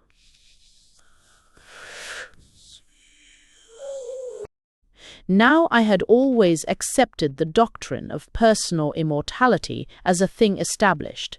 The efforts of inquiring spiritualists, always seeking to woo their beloved ghosts back again, never seemed to me necessary. I don't say I had ever seriously and courageously discussed the subject, with myself even. I had simply assumed it to be a fact. And here was the girl I loved, this creature whose character constantly revealed new heights and ranges far beyond my own, this superwoman of a superland, saying she thought immortality foolish. She meant it too. "What do you want it for?" she asked. "How can you not want it?" I protested. "Do you want to go out like a candle? Don't you want to go on, growing and being happy forever?" "Why, no," she said. "I don't in the least.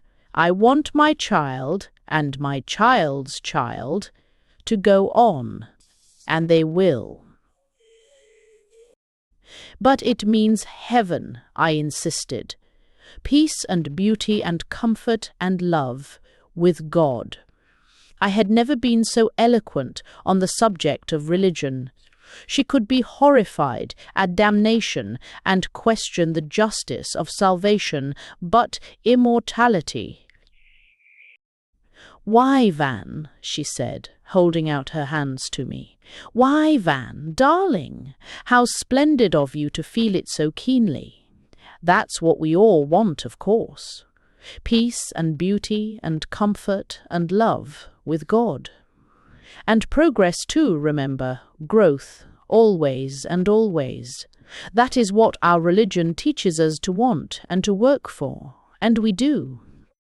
"But that is here is," I said, "only for this life on earth." "Well, and do not you, in your country, with your beautiful religion of love and service, have it here too, for this life on earth?" None of us were willing to tell the women of Herland about the evils of our own beloved land. It was all very well for us to assume them to be necessary and essential, and to criticize, strictly among ourselves, their all-too-perfect civilization, but when it came to telling them about the failures and wastes of our own, we never could bring ourselves to do it. Moreover, we sought to avoid too much discussion, and to press the subject of our approaching marriages. Jeff was the determined one on this score. "Of course they haven't any marriage ceremony or service, but we can make it a sort of Quaker wedding and have it in the temple. It is the least we can do for them." There was so little, after all, that we could do for them. Here we were, penniless guests and strangers, with no chance even to use our strength and courage, nothing to defend them from or protect them against. "We can at least give them our names," Jeff insisted. They were very sweet about it, quite willing to do whatever we asked, to please us. As to the names, Alima, frank soul that she was, asked what good it would do. Terry, always irritating her, said it was a sign of possession. "You are going to be Mrs. Nicholson," he said. "Mrs. T.O. Nicholson. That shows everyone that you are my wife." "What is a wife, exactly?" she demanded, a dangerous gleam in her eye. "A wife is the woman who belongs to a man," he began. But Jeff took it up eagerly. "And a husband is the man who belongs to a woman. It is because we are monogamous, you know. And marriage is the ceremony, civil and religious, that joins the two together, until death do us part," he finished, looking at Celis with unutterable devotion. "What makes us all feel foolish," I told the girls, "is that here we have nothing to give you, except, of course, our names." "Do your women have no names before they are married?" Celis suddenly demanded. "Why, yes," Jeff explained. "They have their maiden names, their fathers' names, that is." "And what becomes of them?" asked Alima. "Evil. They change them for their husbands, my dear," Terry answered her. "Change them? Do the husbands then take the wives' maiden names?" "Oh, no," he laughed. "The man keeps his own and gives it to her too. Then she just loses hers and takes a new one. How unpleasant!" "We won't do that," Alima said decidedly. Terry was good-humoured about it. "I don't care what you do or don't do, so long as we have that wedding pretty soon," he said, reaching a strong brown hand after Alima's, quite as brown and nearly as strong. "As to giving us things, of course we can see that you'd like to. "But we are glad you can't," Celis continued. "You see, we love you just for yourselves. We wouldn't want you to pay anything. Isn't it enough to know that you are loved personally and just as men?" Enough or not, that was the way we were married. We had a great triple wedding in the biggest temple of all, and it looked as if most of the nation was present. It was very solemn and very beautiful. Someone had written a new song for the occasion, nobly beautiful, about the new hope for their people, the new tie with other lands, brotherhood as well as sisterhood, and, with evident awe, fatherhood. Terry was always restive under their talk of fatherhood. "Anybody'd think we were high priests of philoprogenitiveness," he protested. "These women think of nothing but children, seems to me. We'll teach 'em." He was so certain of what he was going to teach, and Alima so uncertain in her moods of reception, that Jeff and I feared the worst. We tried to caution him. Much good that did. The big handsome fellow drew himself up to his full height, lifted that great chest of his, and laughed. "There are 3 separate marriages," he said. "I won't interfere with yours, nor you with mine." So the great day came, and the countless crowds of women, and we 3 bridegrooms without any supporting best men or any other men to back us up, felt strangely small as we came forward. Samo and Zava and Moadine were on hand. We were thankful to have them too. They seemed almost like relatives. There was a splendid procession, wreathing dances, the new anthem I spoke of, and the whole great place pulsed with feeling, the deep awe, the sweet hope, the wondering expectation of a new miracle. There has been nothing like this in the country since our motherhood began, Summel said softly to me while we watched the symbolic marches. "You see, it is the dawn of a new era. You don't know how much you mean to us. It is not only fatherhood, that marvelous dual parentage to which we are strangers, the miracle of union in life-giving, but it is brotherhood. You are the rest of the world. You join us to our kind, to all the strange lands and peoples we have never seen. We hope to know them, to love and help them, and to learn of them." "You cannot know." Thousands of voices rose in the soaring climax of that great hymn of the coming life. By the great altar of motherhood, with its crown of fruit and flowers, stood a new one, crowned as well.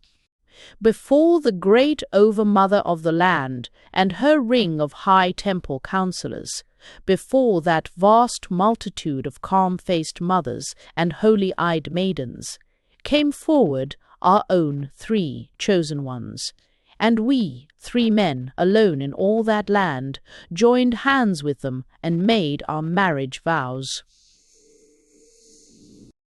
Chapter 11. Our Difficulties. Now, Ga Drying and Ching's avowals. We say, marriage is a lottery. Also, marriages are made in heaven, but this is not so widely accepted as the other.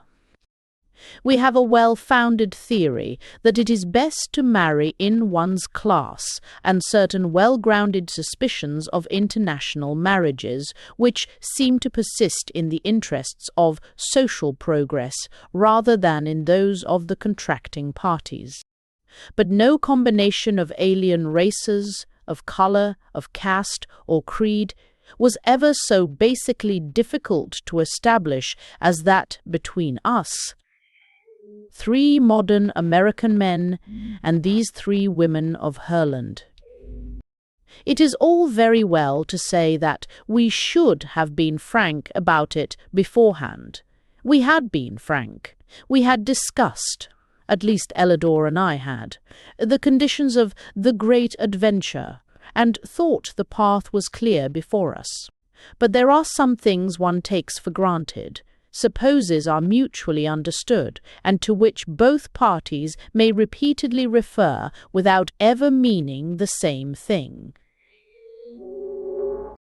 The differences in the education of the average man and woman are great enough, but the trouble they make is not mostly for the man. He generally carries out his own views of the case.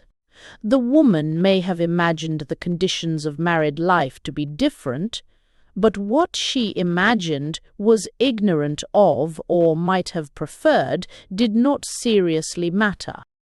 I can see clearly and speak calmly about this now, writing after a lapse of years full of growth and education, but at the time it was rather hard sledding for all of us, especially for Terry. Poor Terry.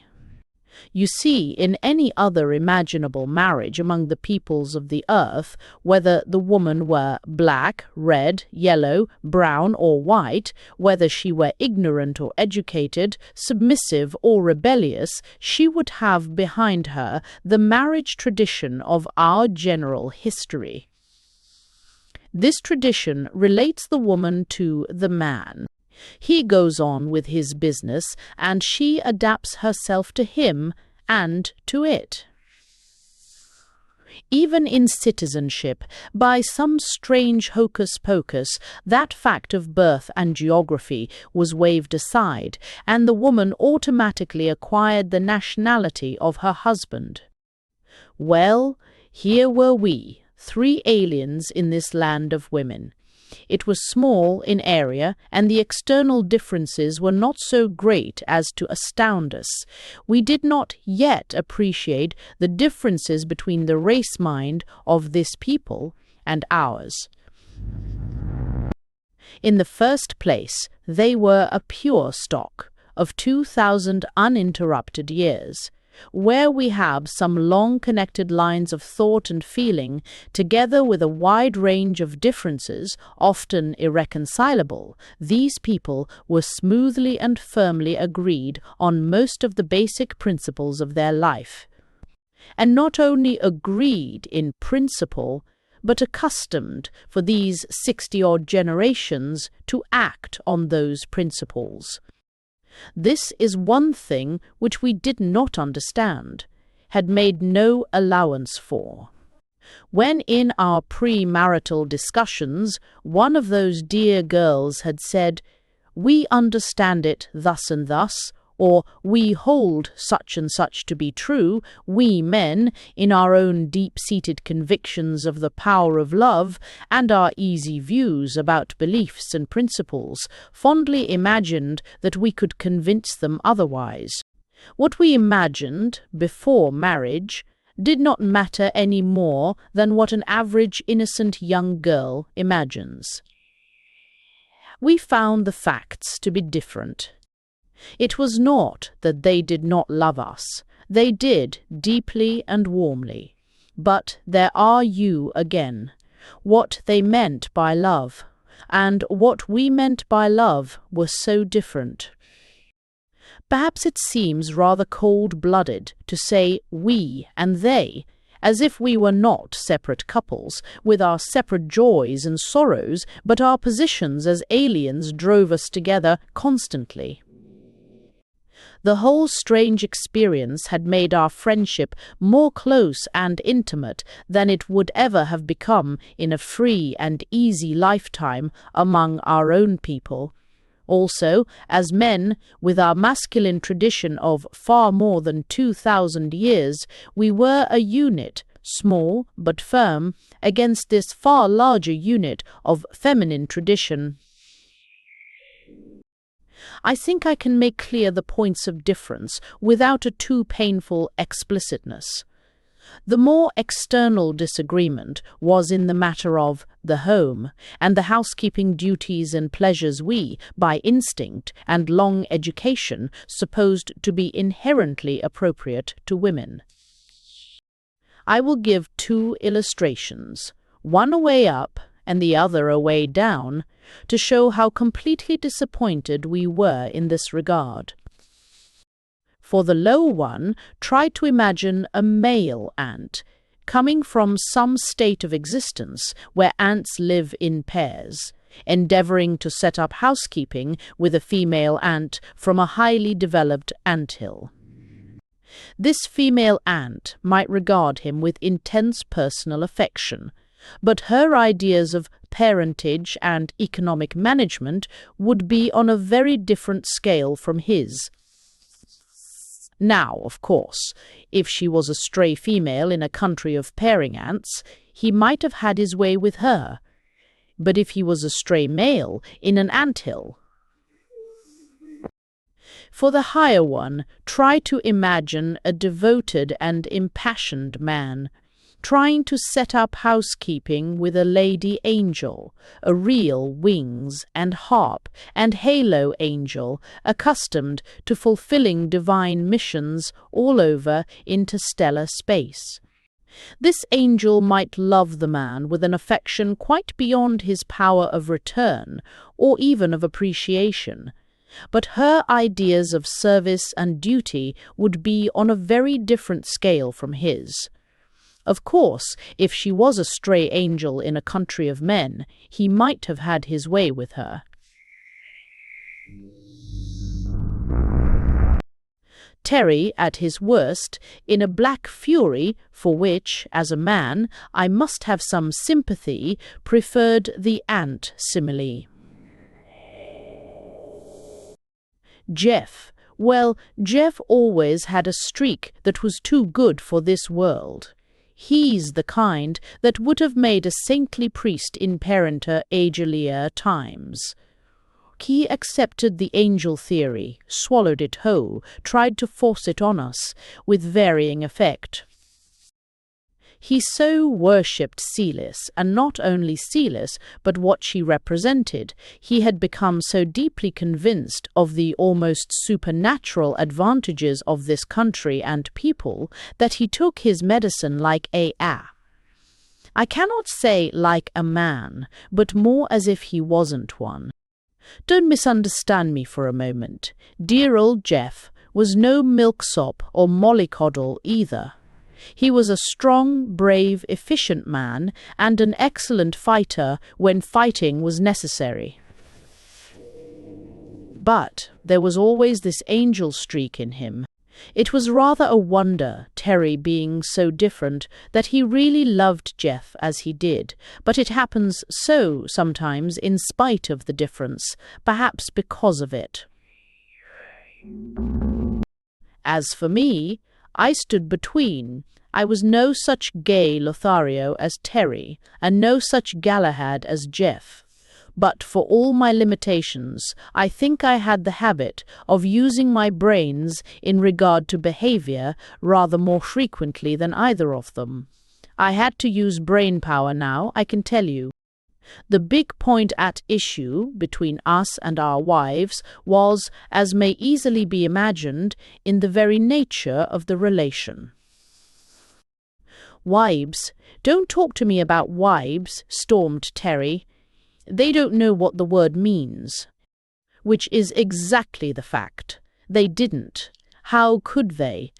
Back in their prehistoric records of polygamy and slavery, there were no ideals of wifehood as we know it, and since then, no possibility of forming such.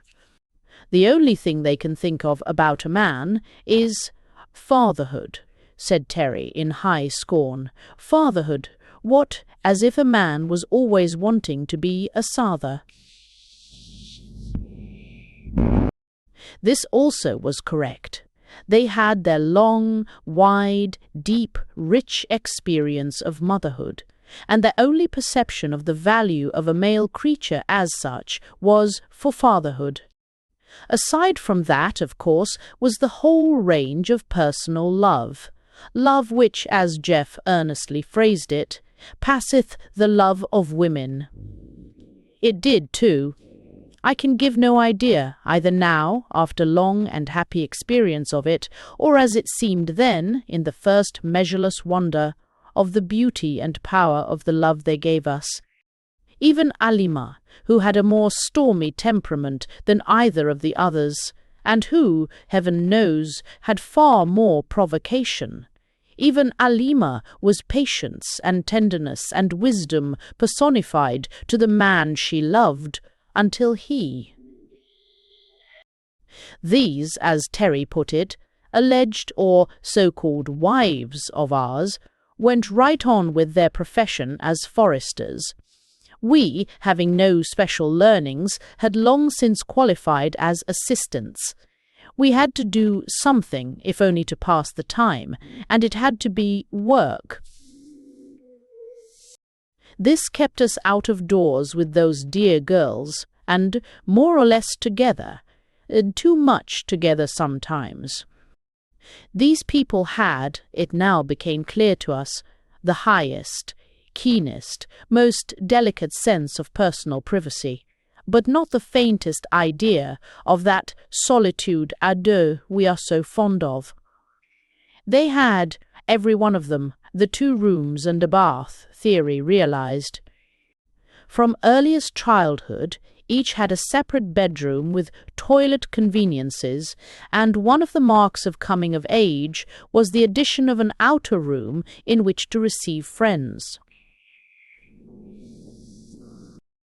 Long since we had been given our own 2 rooms apiece, and as being of a different sex and race, these were in a separate house. It seemed to be recognized that we should breathe easier if able to free our minds in real seclusion. For food, we either went to any convenient eating-house, ordered a meal brought in, or took it with us to the woods, always and equally good. All this we had become used to and enjoyed in our courting days. After marriage, there arose in us a somewhat unexpected urge of feeling that called for a separate house, but this feeling found no response in the hearts of those fair ladies. "We are alone, dear," Ellador explained to me with gentle patience. "We are alone in these great forests. We may go and eat in any little summer house, just we 2, or have a separate table anywhere, or even have a separate meal in our own rooms. How could we be aloner?" This was all very true. We had our pleasant mutual solitude about our work, and our pleasant evening talks in their apartments or ours. We had, as it were, all the pleasures of courtship carried right on, but we had no sense of "Might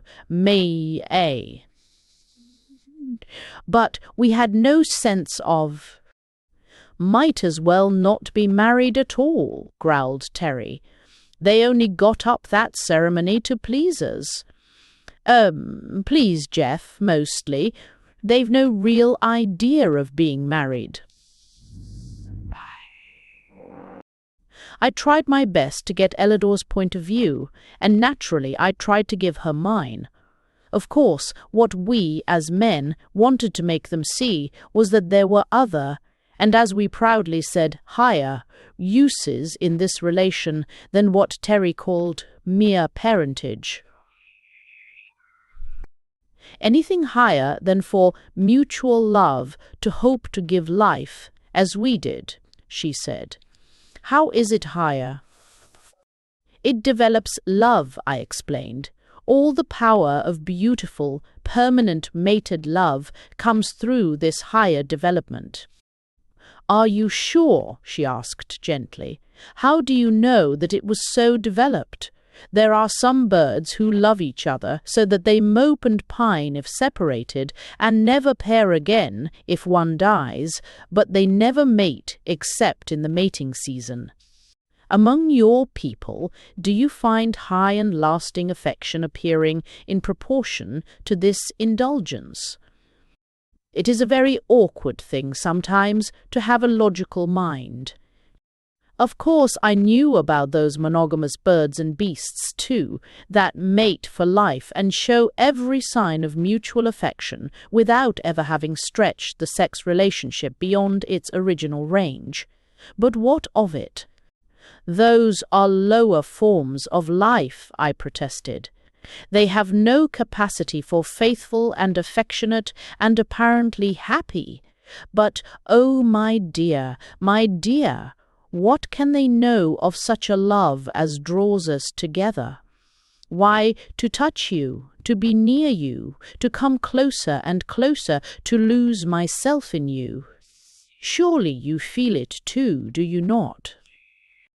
I came nearer. I seized her hands. Her eyes were on mine, tender, radiant, but steady and strong. There was something so powerful, so large and changeless in those eyes that I could not sweep her off her feet by my own emotion, as I had unconsciously assumed would be the case. It made me feel as, one might imagine, a man might feel who loved a goddess. Not a Venus, though. She did not resent my attitude, did not repel it, did not in the least fear it, evidently. There was not a shade of that timid withdrawal or pretty resistance which are so... You see, dearest, she said, you have to be patient with us. We are not like the women of your country. We are mothers, and we are people, but we have not specialized in this line. We, and we, and we. It was so hard to get her to be personal. And, as I thought that, I suddenly remembered how we were always criticizing all women for being so personal. Then I did my earnest best to picture to her the sweet, intense joy of married lovers, and the result in higher stimulus to all creative work.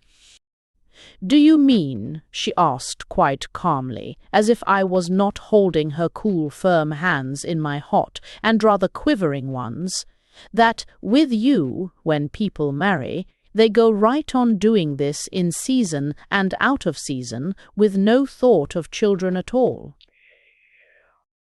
"They do," I said with some bitterness. "They are not mere parents. They are men and women, and they love each other." "How long?" asked Ellador, rather unexpectedly. "How long?" I repeated, a little dashed. "Why, as long as they live." "There is something very beautiful in the idea," she admitted, still as if she were discussing life on Mars. "This climactic expression, which in all the other life forms has but the one purpose, has with you become specialized to higher, purer, nobler uses. It has, I judge from what you tell me, the most ennobling effect on character. People marry, not only for parentage, but for this exquisite interchange. And, as a result, you have a world full of continuous lovers, ardent, happy, mutually devoted, always living on that high tide of supreme emotion which we had supposed to belong only to one season and one use. And you say it has other results, stimulating all high creative work. That must mean floods, oceans of such work, blossoming from this intense happiness of every married pair. It is a beautiful idea." She was silent, thinking. Who was I? She slipped one hand free and was stroking my hair with it, in a gentle, motherly way. I bowed my hot head on her shoulder and felt a dim sense of peace, a restfulness, which was very pleasant. "You must take me there some day, darling," she was saying. "It is not only that I love you so much. I want to see your country, your people, your mother." She paused reverently. "Oh, how I shall love your mother." I had not been in love many times. My experience did not compare with Terry's, but such as I had was so different from this that I was perplexed and full of mixed feelings, partly a growing sense of common ground between us, a pleasant, rested, calm feeling, which I had imagined could only be attained in one way, and partly a bewildered resentment, because what I found was not what I had looked for. It was their confounded psychology. Here they were with this profound, highly developed system of education, so bred into them that even if they were not teachers by profession, they all had a general proficiency in it. It was second nature to them. And no child, stormily demanding a cookie between meals, was ever more subtly diverted into an interest in house-building than was I when I found an apparently imperative demand had disappeared without my noticing it. And all the time those tender mother eyes, those keen scientific eyes, noting every condition and circumstance, and learning how to take time by the forelock, and avoid discussion before occasion arose. I was amazed at the results. I found that much, very much, of what I had honestly supposed to be a physiological necessity was a psychological necessity, or so believed.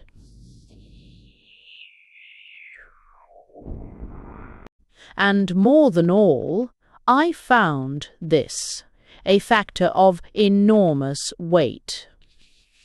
These women were not provocative. That made an immense difference. The thing that Terry had so complained of when we first came, that they weren't feminine, they lacked charm, now became a great comfort. Their vigorous beauty was an aesthetic pleasure, not an irritant. Their dress and ornaments had not a touch of the come-and-find-me element. Even with my own Ellador, my wife, who had for a time unveiled a woman's heart, and faced the strange new hope and joy of dual parentage, she afterward withdrew again into the same good comrade she had been at first. They were women, plus, and so much plus, that when they did not choose to let the womanness appear, you could not find it anywhere. I don't say it was easy for me, it wasn't, but when I made appeal to her sympathies, I came up against another immovable wall. She was sorry, honestly sorry for my distresses, and made all manner of thoughtful suggestions, often quite useful, as well as the wise foresight I have mentioned above, which often saved all difficulty before it arose. But her sympathy did not alter her convictions.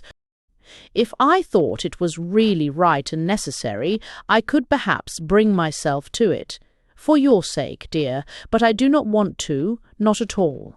You would not have a mere submission, would you? That is not the kind of high romantic love you spoke of, surely. It is a pity, of course, that you should have to adjust your highly specialized faculties to our unspecialized ones. Confound it, I hadn't married the nation, and I told her so. But she only smiled at her own limitations and explained that she had to think in we's. Confound it again. Here I'd have all my energies focused on one wish, and before I knew it, she'd have them dissipated in one direction or another. Some subject of discussion that began just at the point I was talking about and ended miles away. It must not be imagined that I was just repelled, ignored, left to cherish a grievance. Not at all. My happiness was in the hands of a larger, sweeter womanhood than I had ever imagined.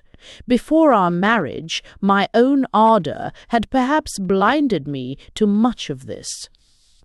I was madly in love with not so much what was there as with what I supposed to be there. Now I found an endlessly beautiful, undiscovered country to explore, and in it the sweetest wisdom and understanding. It was as if I had come to some new place and people with a desire to eat at all hours and no other interests in particular, and as if my hosts, instead of merely saying, "You shall not eat," had presently aroused in me a lively desire for music, for pictures, for games, for exercise, for playing in the water, for running some ingenious machine. And, in the multitude of my satisfactions, I forgot the one point which was not satisfied, and got along very well until mealtime. One of the cleverest and most ingenious of these tricks was only clear to me many years after, when we were so wholly at one on this subject that I could laugh at my own predicament then. It was this, you see, with us, women are kept as different as possible, and as feminine as possible. We men have our own world, with only men in it. We get tired of our ultra-maleness, and turn gladly to the ultra-femaleness. Also, in keeping our women as feminine as possible, we see to it that when we turn to them, we find the thing we want always in evidence. Well, the atmosphere of this place was anything but seductive. The very numbers of these human women, always in human relation, made them anything but alluring.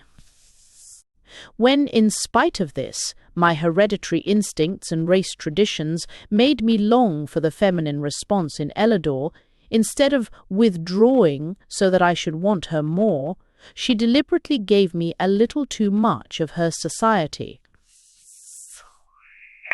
Here was I with an ideal in mind, for which I hotly longed, and here was she, deliberately obtruding in the foreground of my consciousness a fact which I coolly enjoyed, but which actually interfered with what I wanted.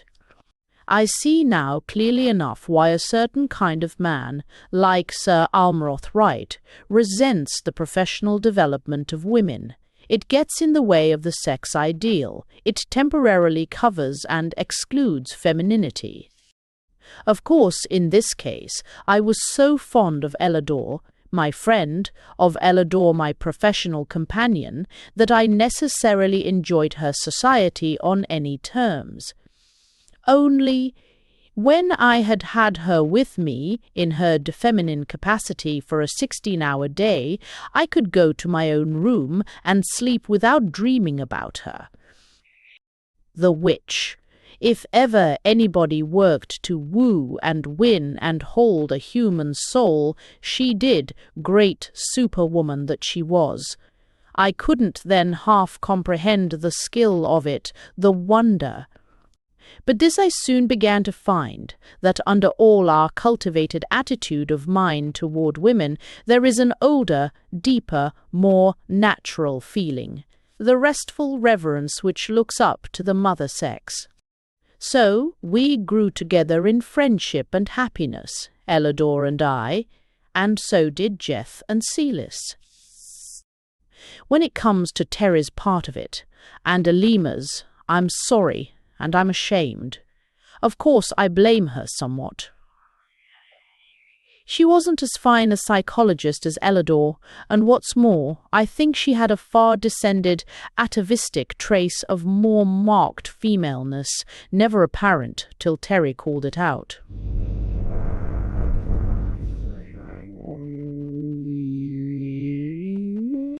But when all is said, it doesn't excuse him. I hadn't realized to the full Terry's character. I couldn't, being a man. The position was the same as with us, of course, only with these distinctions. Alima, a shade more alluring and several shades less able as a practical psychologist, Terry, 100-fold more demanding and proportionately less reasonable. Things grew strained very soon between them. I fancy at first, when they were together, in her great hope of parentage and his keen joy of conquest, that Terry was inconsiderate. In fact, I know it from things he said. "You needn't talk to me," he snapped at Jeff one day, just before our weddings. "There never was a woman yet that did not enjoy being mastered. All your pretty talk doesn't amount to a hill o' beans, I know." And Terry would hum, "I've taken my fun where I found it. I've rogued and I've ranged in my time, and the things that I learned from the yellow and black, they have helped me a heap with the white." Jeff turned sharply and left him at the time. I was a bit disquieted myself. Poor old Terry. The things he'd learned didn't help him a heap in Herland. His idea was to take. He thought that was the way. He honestly believed that women like it. Not the women of Herland, not Alima. I can see her now, one day in the very first week of their marriage, setting forth to her day's work with long determined strides and hard-set mouth, and sticking close to Ellador. She didn't wish to be alone with Terry, you could see that. But the more she kept away from him, the more he wanted her, naturally. He made a tremendous row about their separate establishments, tried to keep her in his rooms, tried to stay in hers. But there she drew the line sharply. He came away one night and stamped up and down the moonlit road, swearing under his breath. I was taking a walk that night too, but I wasn't in his state of mind. To hear him rage, you'd not have believed that he loved Alima at all. You'd have thought that she was some quarry he was pursuing, something to catch and conquer. I think that, owing to all those differences I spoke of, they soon lost the common ground they had at first, and were unable to meet sanely and dispassionately. I fancy, too, this is pure conjecture, that he had succeeded in driving Alima beyond her best judgment, her real conscience, and that after that her own sense of shame, the reaction of the thing, made her bitter perhaps. They quarrelled, really quarrelled, and after making it up once or twice, they seemed to come to a real break. She would not be alone with him at all. And perhaps she was a bit nervous, I don't know, but she got Moadine to come and stay next door to her. Also, she had a sturdy assistant detailed to accompany her in her work. Terry had his own ideas, as I've tried to show. I dare say he thought he had a right to do as he did. Perhaps he even convinced himself that it would be better for her. Anyhow, he hid himself in her bedroom one night. The women of Herland have no fear of men. Why should they have? They are not timid in any sense, they are not weak, and they all have strong, trained, athletic bodies. Othello could not have extinguished Alima with a pillow, as if she were a mouse. Terry put in practice his pet conviction that a woman loves to be mastered, and by sheer brute force, in all the pride and passion of his intense masculinity, he tried to master this woman. It did not work. I got a pretty clear account of it later from Ellador, but what we heard at the time was the noise of a tremendous struggle, and Alima calling to Moadine. Moadine was close by and came at once. 1 or 2 more strong grave women followed. Terry dashed about like a madman. He would cheerfully have killed them. He told me that himself. but he couldn't. When he swung a chair over his head, one sprang in the air and caught it. Two threw themselves bodily upon him and forced him to the floor. It was only the work of a few moments to have him tied hand and foot, and then, in sheer pity for his futile rage, to anesthetize him. Alima was in a cold fury. She wanted him killed, actually.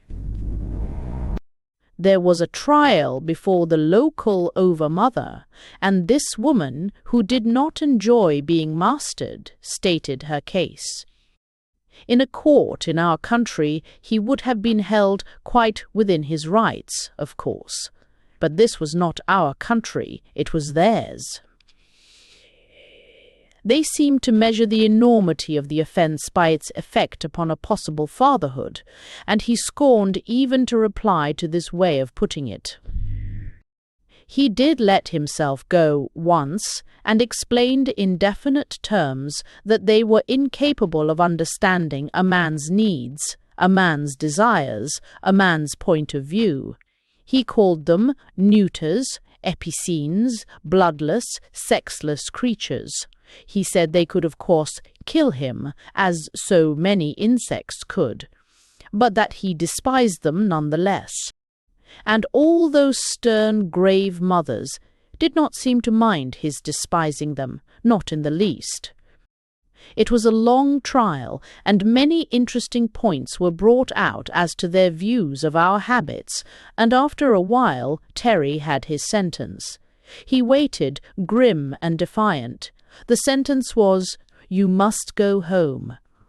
Chapter 12. Expelled. We had all meant to go home again. Indeed, we had not meant, not by any means, to stay as long as we had. But when it came to being turned out, dismissed, sent away for bad conduct, we none of us really liked it. Terry said he did. He professed great scorn of the penalty and the trial, as well as all the other characteristics of this miserable half-country. But he knew, and we knew, that in any whole country we should never have been as forgivingly treated as we had been here. If the people had come after us according to the directions we left, there'd have been quite a different story, said Terry. We found out later why no reserve party had arrived. All our careful directions had been destroyed in a fire. We might have all died there, and no one at home have ever known our whereabouts. Terry was under guard now all the time, known as unsafe, convicted of what was to them an unpardonable sin. He laughed at their chill horror. "Parcel of old maids," he called them. "They're all old maids, children or not. They don't know the first thing about sex." When Terry said sex, sex with a very large sex, he meant the male sex. Naturally, its special values, its profound conviction of being the life force, its cheerful ignoring of the true life process, and its interpretation of the other sex solely from its own point of view. I had learned to see these things very differently since living with Ellador, and as for Jeff, he was so thoroughly Herlandized that he wasn't fair to Terry, who fretted sharply in his new restraint. Moadine, grave and strong, as sadly patient as a mother with a degenerate child, kept steady watch on him, with enough other women close at hand to prevent an outbreak.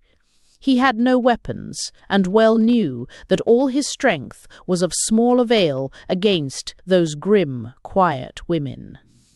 We were allowed to visit him freely, but he had only his room and a small, high-walled garden to walk in while the preparations for our departure were under way.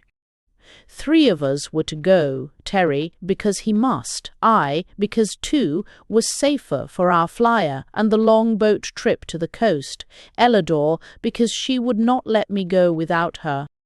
If Jeff had elected to return, Celis would have gone too. They were the most absorbed of lovers, but Jeff had no desire that way.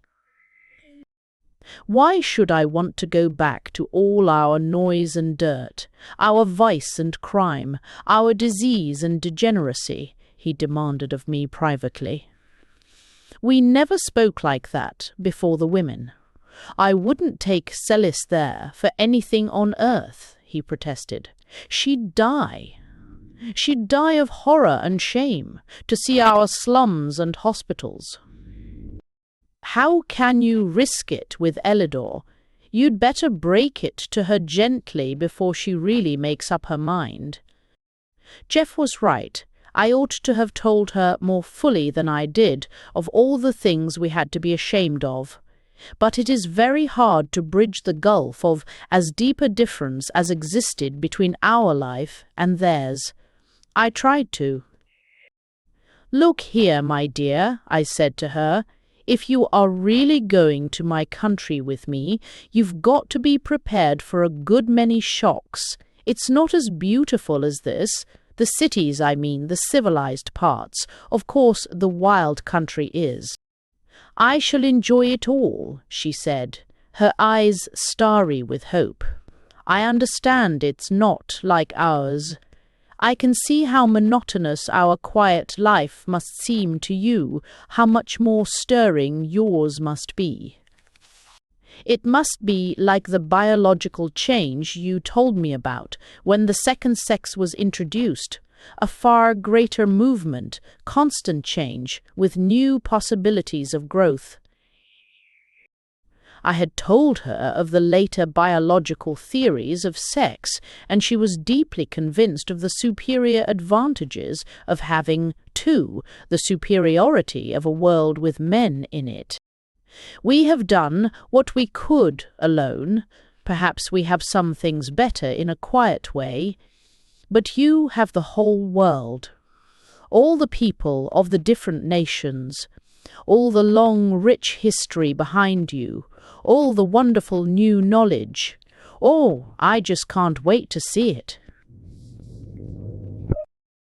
What could I do? I told her in so many words that we had our unsolved problems, that we had dishonesty and corruption, vice and crime, disease and insanity, prisons and hospitals, and it made no more impression on her than it would to tell a South Sea Islander about the temperature of the Arctic Circle. She could intellectually see that it was bad to have those things, but she could not feel it. We had quite easily come to accept the Herland life as normal, because it was normal. None of us make any outcry over mere health and peace and happy industry. And the abnormal, to which we are all so sadly well acclimated, she had never seen. The 2 things she cared most to hear about and wanted most to see were these: the beautiful relation of marriage and the lovely women who were mothers and nothing else. Beyond these, her keen, active mind hungered eagerly for the world life. "I'm almost as anxious to go as you are yourself," she insisted, "and you must be desperately homesick." I assured her that no one could be homesick in such a paradise as theirs, but she would have none of it. "Oh yes, I know. It's like those little tropical islands you've told me about, shining like jewels in the big blue sea. I can't wait to see the sea. The little island may be as perfect as a garden, but you always want to get back to your own big country, don't you? Even if it is bad in some ways." Ellador was more than willing. But the nearer it came to our really going, and to my having to take her back to our civilization after the clean peace and beauty of theirs, the more I began to dread it, and the more I tried to explain. Of course, I had been homesick at first, while we were prisoners, before I had Ellador. And of course I had at first rather idealized my country and its ways in describing it. Also, I had always accepted certain evils as integral parts of our civilization and never dwelt on them at all. Even when I tried to tell her the worst, I never remembered some things, which, when she came to see them, impressed her at once, as they had never impressed me. Now, in my efforts at explanation, I began to see both ways more keenly than I had before, to see the painful defects of my own land, the marvelous gains of this. In missing men, we 3 visitors had naturally missed the larger part of life and had unconsciously assumed that they must miss it too. It took me a long time to realize. Terry never did realize how little it meant to them. When we say men, man, manly, manhood, and all the other masculine derivatives, we have in the background of our minds a huge, vague, crowded picture of the world and all its activities. To grow up and be a man, to act like a man, the meaning and connotation is wide indeed. That vast background is full of marching columns of men, of changing lines of men, of long processions of men steering their ships into new seas, exploring unknown mountains, breaking horses, herding cattle, ploughing and sowing and reaping, toiling at the forge and furnace, digging in the mine, building roads and bridges and high cathedrals, managing great businesses, teaching in all the colleges, preaching in all the churches, of men everywhere, doing everything, the world. And when we say women, we think female, the sex. But to these women, in the unbroken sweep of this 2,000-year-old feminine civilization, the word woman called up all that big background, so far as they had gone, in social development, and the word man meant to them only male. Of course, we could tell them that in our world men did everything, but that did not alter the background of their minds. That man, the male, did all these things was to them a statement, making no more change in the point of view than was made in ours when we first faced the astounding fact. To us, we had been living there more than a year. We had learned their limited history, with its straight, smooth, upreaching lines, reaching higher and going faster up to the smooth comfort of their present life. We had learned a little of their psychology, a much wider field than the history, but here we could not follow so readily. We were now well used to seeing women not as females, but as people of all sorts, doing every kind of work. This outbreak of Terry's, and a strong reaction against it, gave us a new light on their genuine femininity.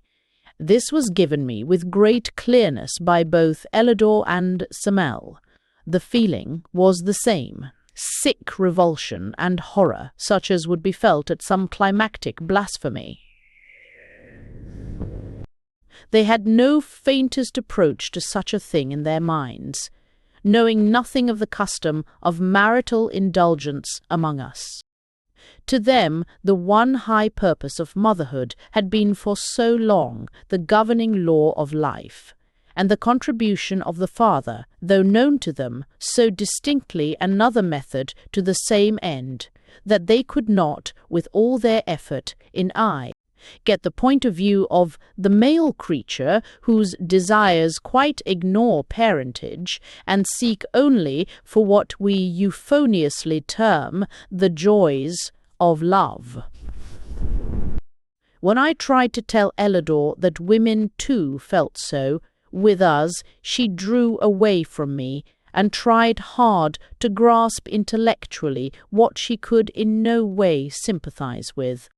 You mean that, with you, love between man and woman expresses itself in that way, without regard to motherhood, to parentage, I mean, she added carefully. Yes, surely, it is love we think of, the deep, sweet love between two.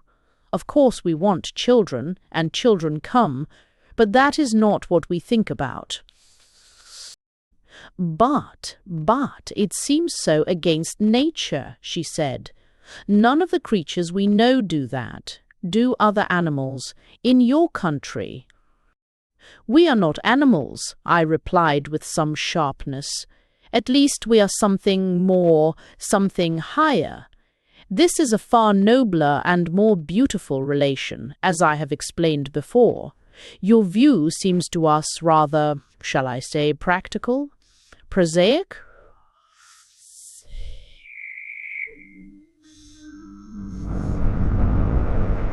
It is the last, sweetest, highest consummation of mutual love. She was impressed visibly. She trembled in my arms as I held her close, kissing her hungrily. But there rose in her eyes that look I knew so well, that remote, clear look, as if she had gone far away, even though I held her beautiful body so close, and was now on some snowy mountain regarding me from a distance. I feel it quite clearly, she said to me. It gives me a deep sympathy with what you feel, no doubt more strongly still. But what I feel, even what you feel, dearest, does not convince me that it is right. Until I am sure of that, of course, I cannot do as you wish. Ellador, at times like this, always reminded me of Epictetus. I will put you in prison, said his master. My body, you mean, replied Epictetus calmly. I will cut your head off, said his master. Have I said that my head could not be cut off? What is this miracle by which a woman, even in your arms, may withdraw herself, utterly disappear, till what you hold is as inaccessible as the face of a cliff? Be patient with me, dear, she urged sweetly. I know it is hard for you, and I begin to see, a little, how Terry was so driven to crime. Oh, come, that's a pretty hard word for it. After all, Alima was his wife, you know, I urged, feeling at the moment a sudden burst of sympathy for poor Terry. For a man of his temperament and habits, it must have been an unbearable situation. But Ellador, for all her wide intellectual grasp and the broad sympathy in which their religion trained them, could not make allowance for such, to her, sacrilegious brutality. It was the more difficult to explain to her, because we three, in our constant talks and lectures about the rest of the world, had naturally avoided the seamy side, not so much from a desire to deceive, but from wishing to put the best foot foremost for our civilization, in the face of the beauty and comfort of theirs. Also, we really thought some things were right, or at least unavoidable, which we could readily see would be repugnant to them, and therefore did not discuss. Again, there was much of our world's life which we, being used to it, had not noticed as anything worth describing. And still further, there was about these women a colossal innocence, upon which many of the things we did say had made no impression whatever. I am thus explicit about it, because it shows how unexpectedly strong was the impression made upon Ellador when she at last entered our civilization. She urged me to be patient, and I was patient. You see, I loved her so much that even the restrictions she so firmly established left me much happiness. We were lovers, and there is surely delight enough in that.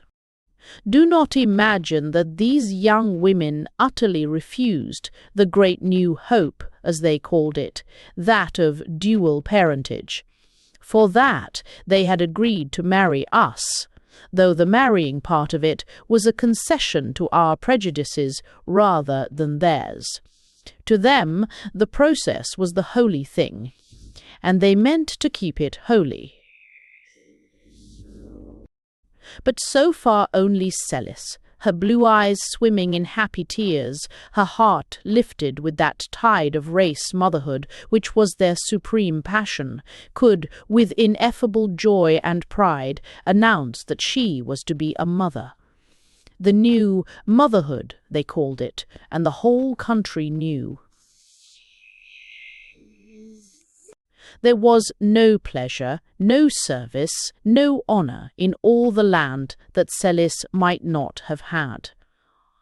Almost like the breathless reverence with which, 2,000 years ago, that dwindling band of women had watched the miracle of virgin birth, was the deep awe and warm expectancy with which they greeted this new miracle of union. All mothers in that land were holy. To them, for long ages, the approach to motherhood has been by the most intense and exquisite love and longing, by the supreme desire, the overmastering demand for a child. Every thought they held in connection with the processes of maternity was open to the day, simple yet sacred. Every woman of them placed motherhood not only higher than other duties, but so far higher that there were no other duties, one might almost say. All their wide mutual love, all the subtle interplay of mutual friendship and service, the urge of progressive thought and invention, the deepest religious emotion, every feeling and every act was related to this great central power, to the river of life pouring through them, which made them the bearers of the very Spirit of God. Of all this I learned more and more from their books, from talk, especially from Ellador. She was at first, for a brief moment, envious of her friend, a thought she put away from her at once and forever. "It is better," she said to me, "it is much better that it has not come to me yet. To us, that is. For if I am to go with you to your country, we may have adventures by sea and land, as you say, and as in truth we did, and it might not be at all safe for a baby. So we won't try again, dear, till it is safe. Will we?"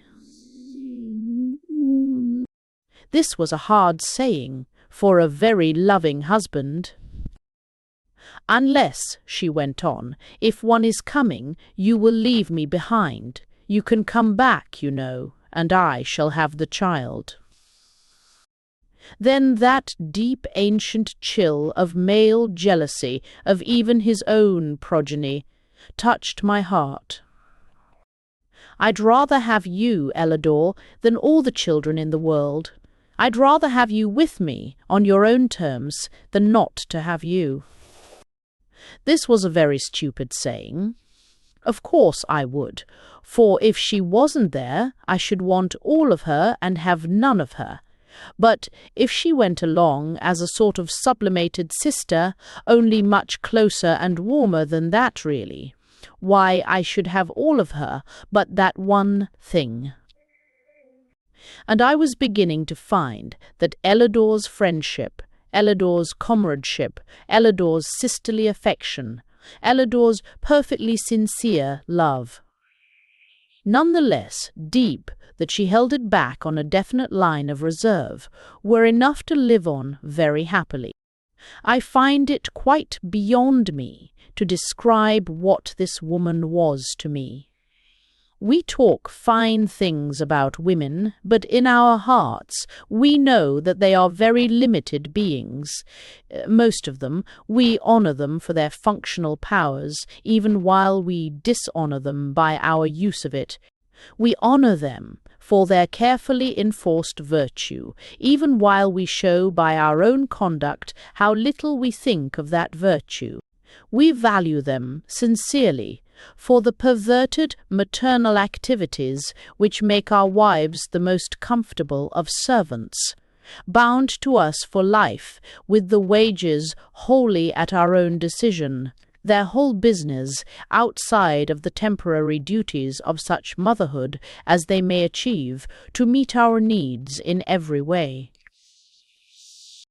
Oh, we value them, all right, in their place, which place is the home, where they perform that mixture of duties so ably described by Mrs. Josephine Dodge Dascombe Bacon, in which the services of a mistress are carefully specified. She is a very clear writer, Mrs. J.D.D. Bacon, and understands her subject from her own point of view.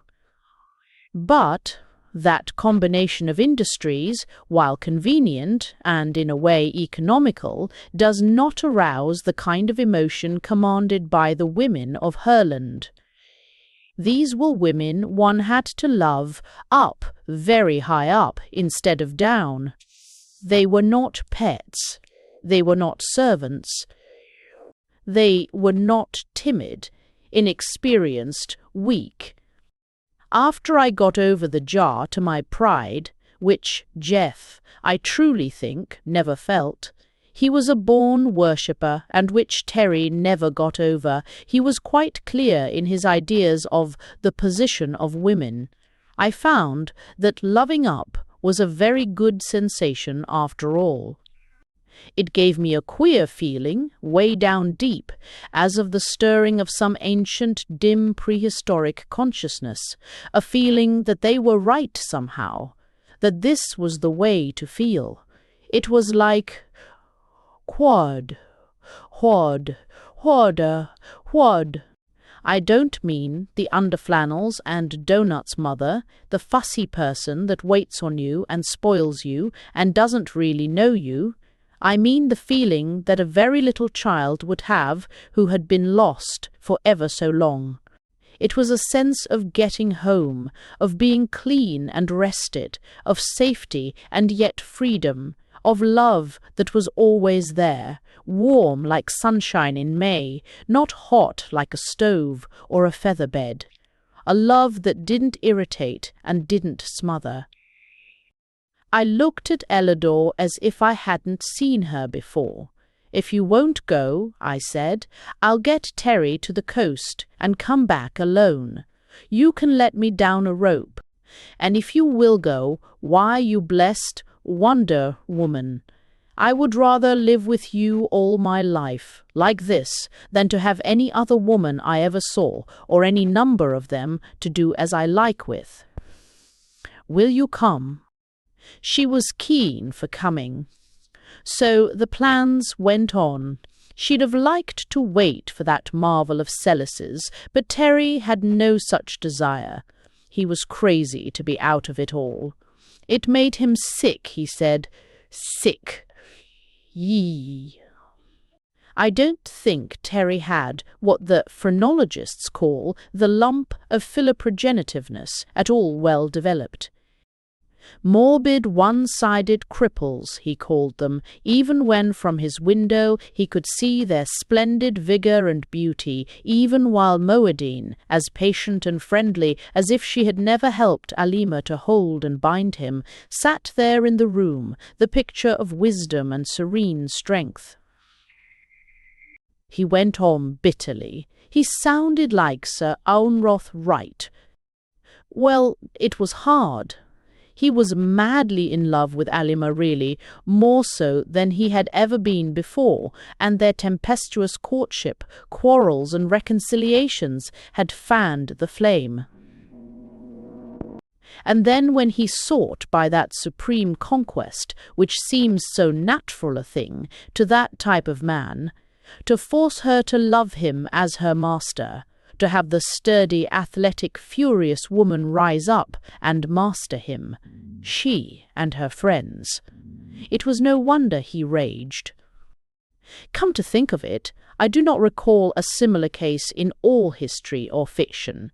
Women have killed themselves rather than submit to outrage. They have killed the outrager. They have escaped, or they have submitted, sometimes seeming to get on very well with the victor afterward. There was that adventure of false Sextus, for instance, who found Lucrece combing the fleece under the midnight lamp.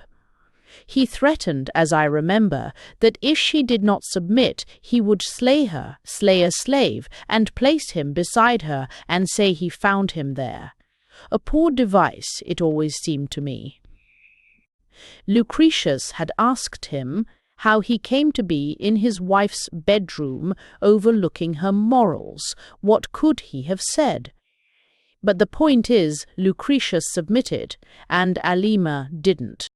She kicked me, confided the embittered prisoner. He had to talk to someone. I was doubled up with the pain, of course, and she jumped on me and yelled for this old harpy. Moadine couldn't hear him, and they had me trussed up in no time.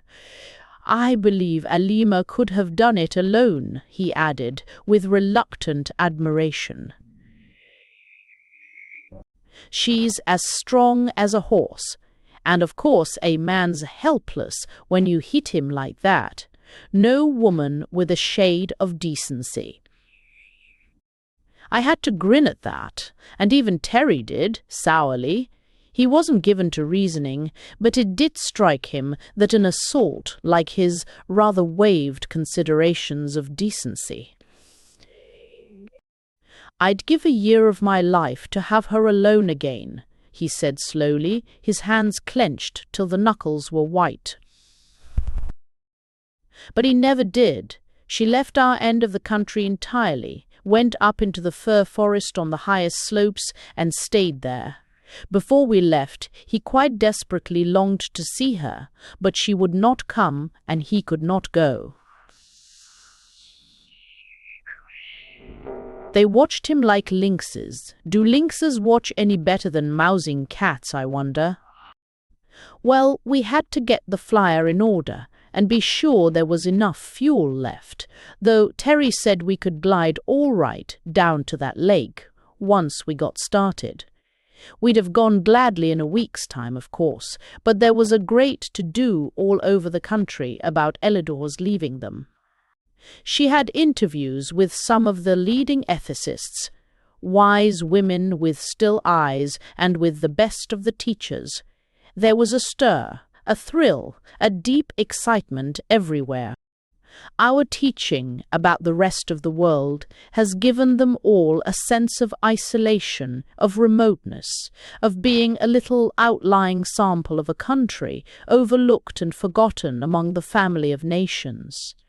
We had called it the family of nations, and they liked the phrase immensely. They were deeply aroused on the subject of evolution. Indeed, the whole field of natural science drew them irresistibly. Any number of them would have risked everything to go to the strange unknown lands and study. But we could take only one, and it had to be Elidor, naturally. We planned greatly about coming back, about establishing a connecting route by water, about penetrating those vast forests and civilizing, or exterminating, the dangerous savages. That is, we men talked of that last. Not with the women. They had a definite aversion to killing things. But meanwhile there was high council being held among the wisest of them all, the students and thinkers who had been gathering facts from us all this time, collating and relating them, and making inferences, laid the result of their labours before the council. Little had we thought that our careful efforts at concealment had been so easily seen through, with never a word to show us that they saw. They had followed up words of ours on the science of optics, asked innocent questions about glasses and the like, and were aware of the defective eyesight so common among us. With the lightest touch, different women asking different questions at different times, and putting all our answers together like a picture puzzle, they had figured out a sort of skeleton chart as to the prevalence of disease among us. Even more subtly, with no show of horror or condemnation, they had gathered something, far from the truth, but something pretty clear, about poverty, vice, and crime. They even had a goodly number of our dangers, all itemized, from asking us about insurance and innocent things like that. They were well posted as to the different races, beginning with their poison arrow natives down below and widening out to the broad racial divisions we had told them about. Never a shocked expression of the face or exclamation of revolt had warned us. They had been extracting the evidence without our knowing it all this time, and now were studying with the most devout earnestness the matter they had prepared. The result was rather distressing to us. They first explained the matter fully to Ellador, as she was the one who purposed visiting the rest of the world. To Celis they said nothing. She must not be in any way distressed while the whole nation waited on her great work. Finally, Jeff and I were called in. Some El and Zava were there, and Ellador, with many others that we knew. They had a great globe, quite fairly mapped out, from the small section maps in that compendium of ours. They had the different peoples of the earth roughly outlined, and their status in civilization indicated. They had charts and figures and estimates, based on the facts in that traitorous little book, and what they had learned from us.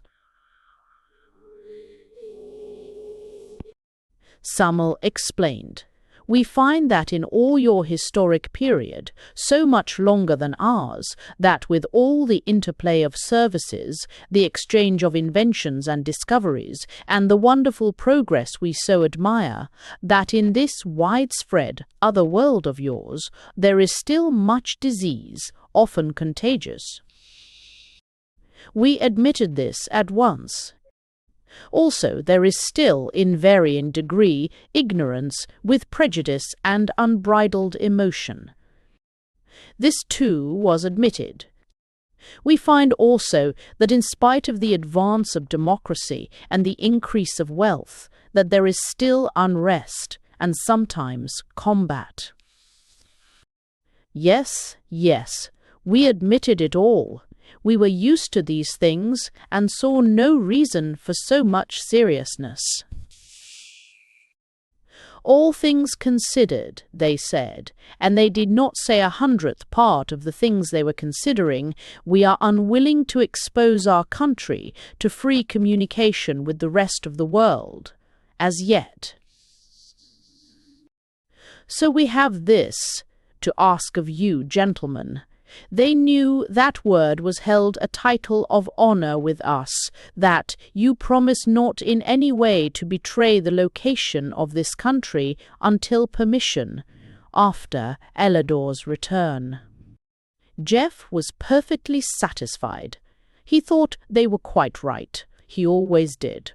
I never saw an alien become naturalized more quickly than that man in Herland. I studied it a while, thinking of the time they'd have if some of our contagions got loose there, and concluded they were right. So I agreed. Terry was the obstacle. "Indeed, I won't," he protested. "The first thing I'll do is to get an expedition fixed up to force an entrance into Marland. Then," they said quite calmly, "he must remain an absolute prisoner, always." "Anesthesia would be kinder," urged Moadine. "And safer," added Zava. "He will promise, I think," said Ellador. And he did, with which agreement we at last left Herland. Thanks for listening to Herland by Charlotte Perkins, Stetson, Gilman.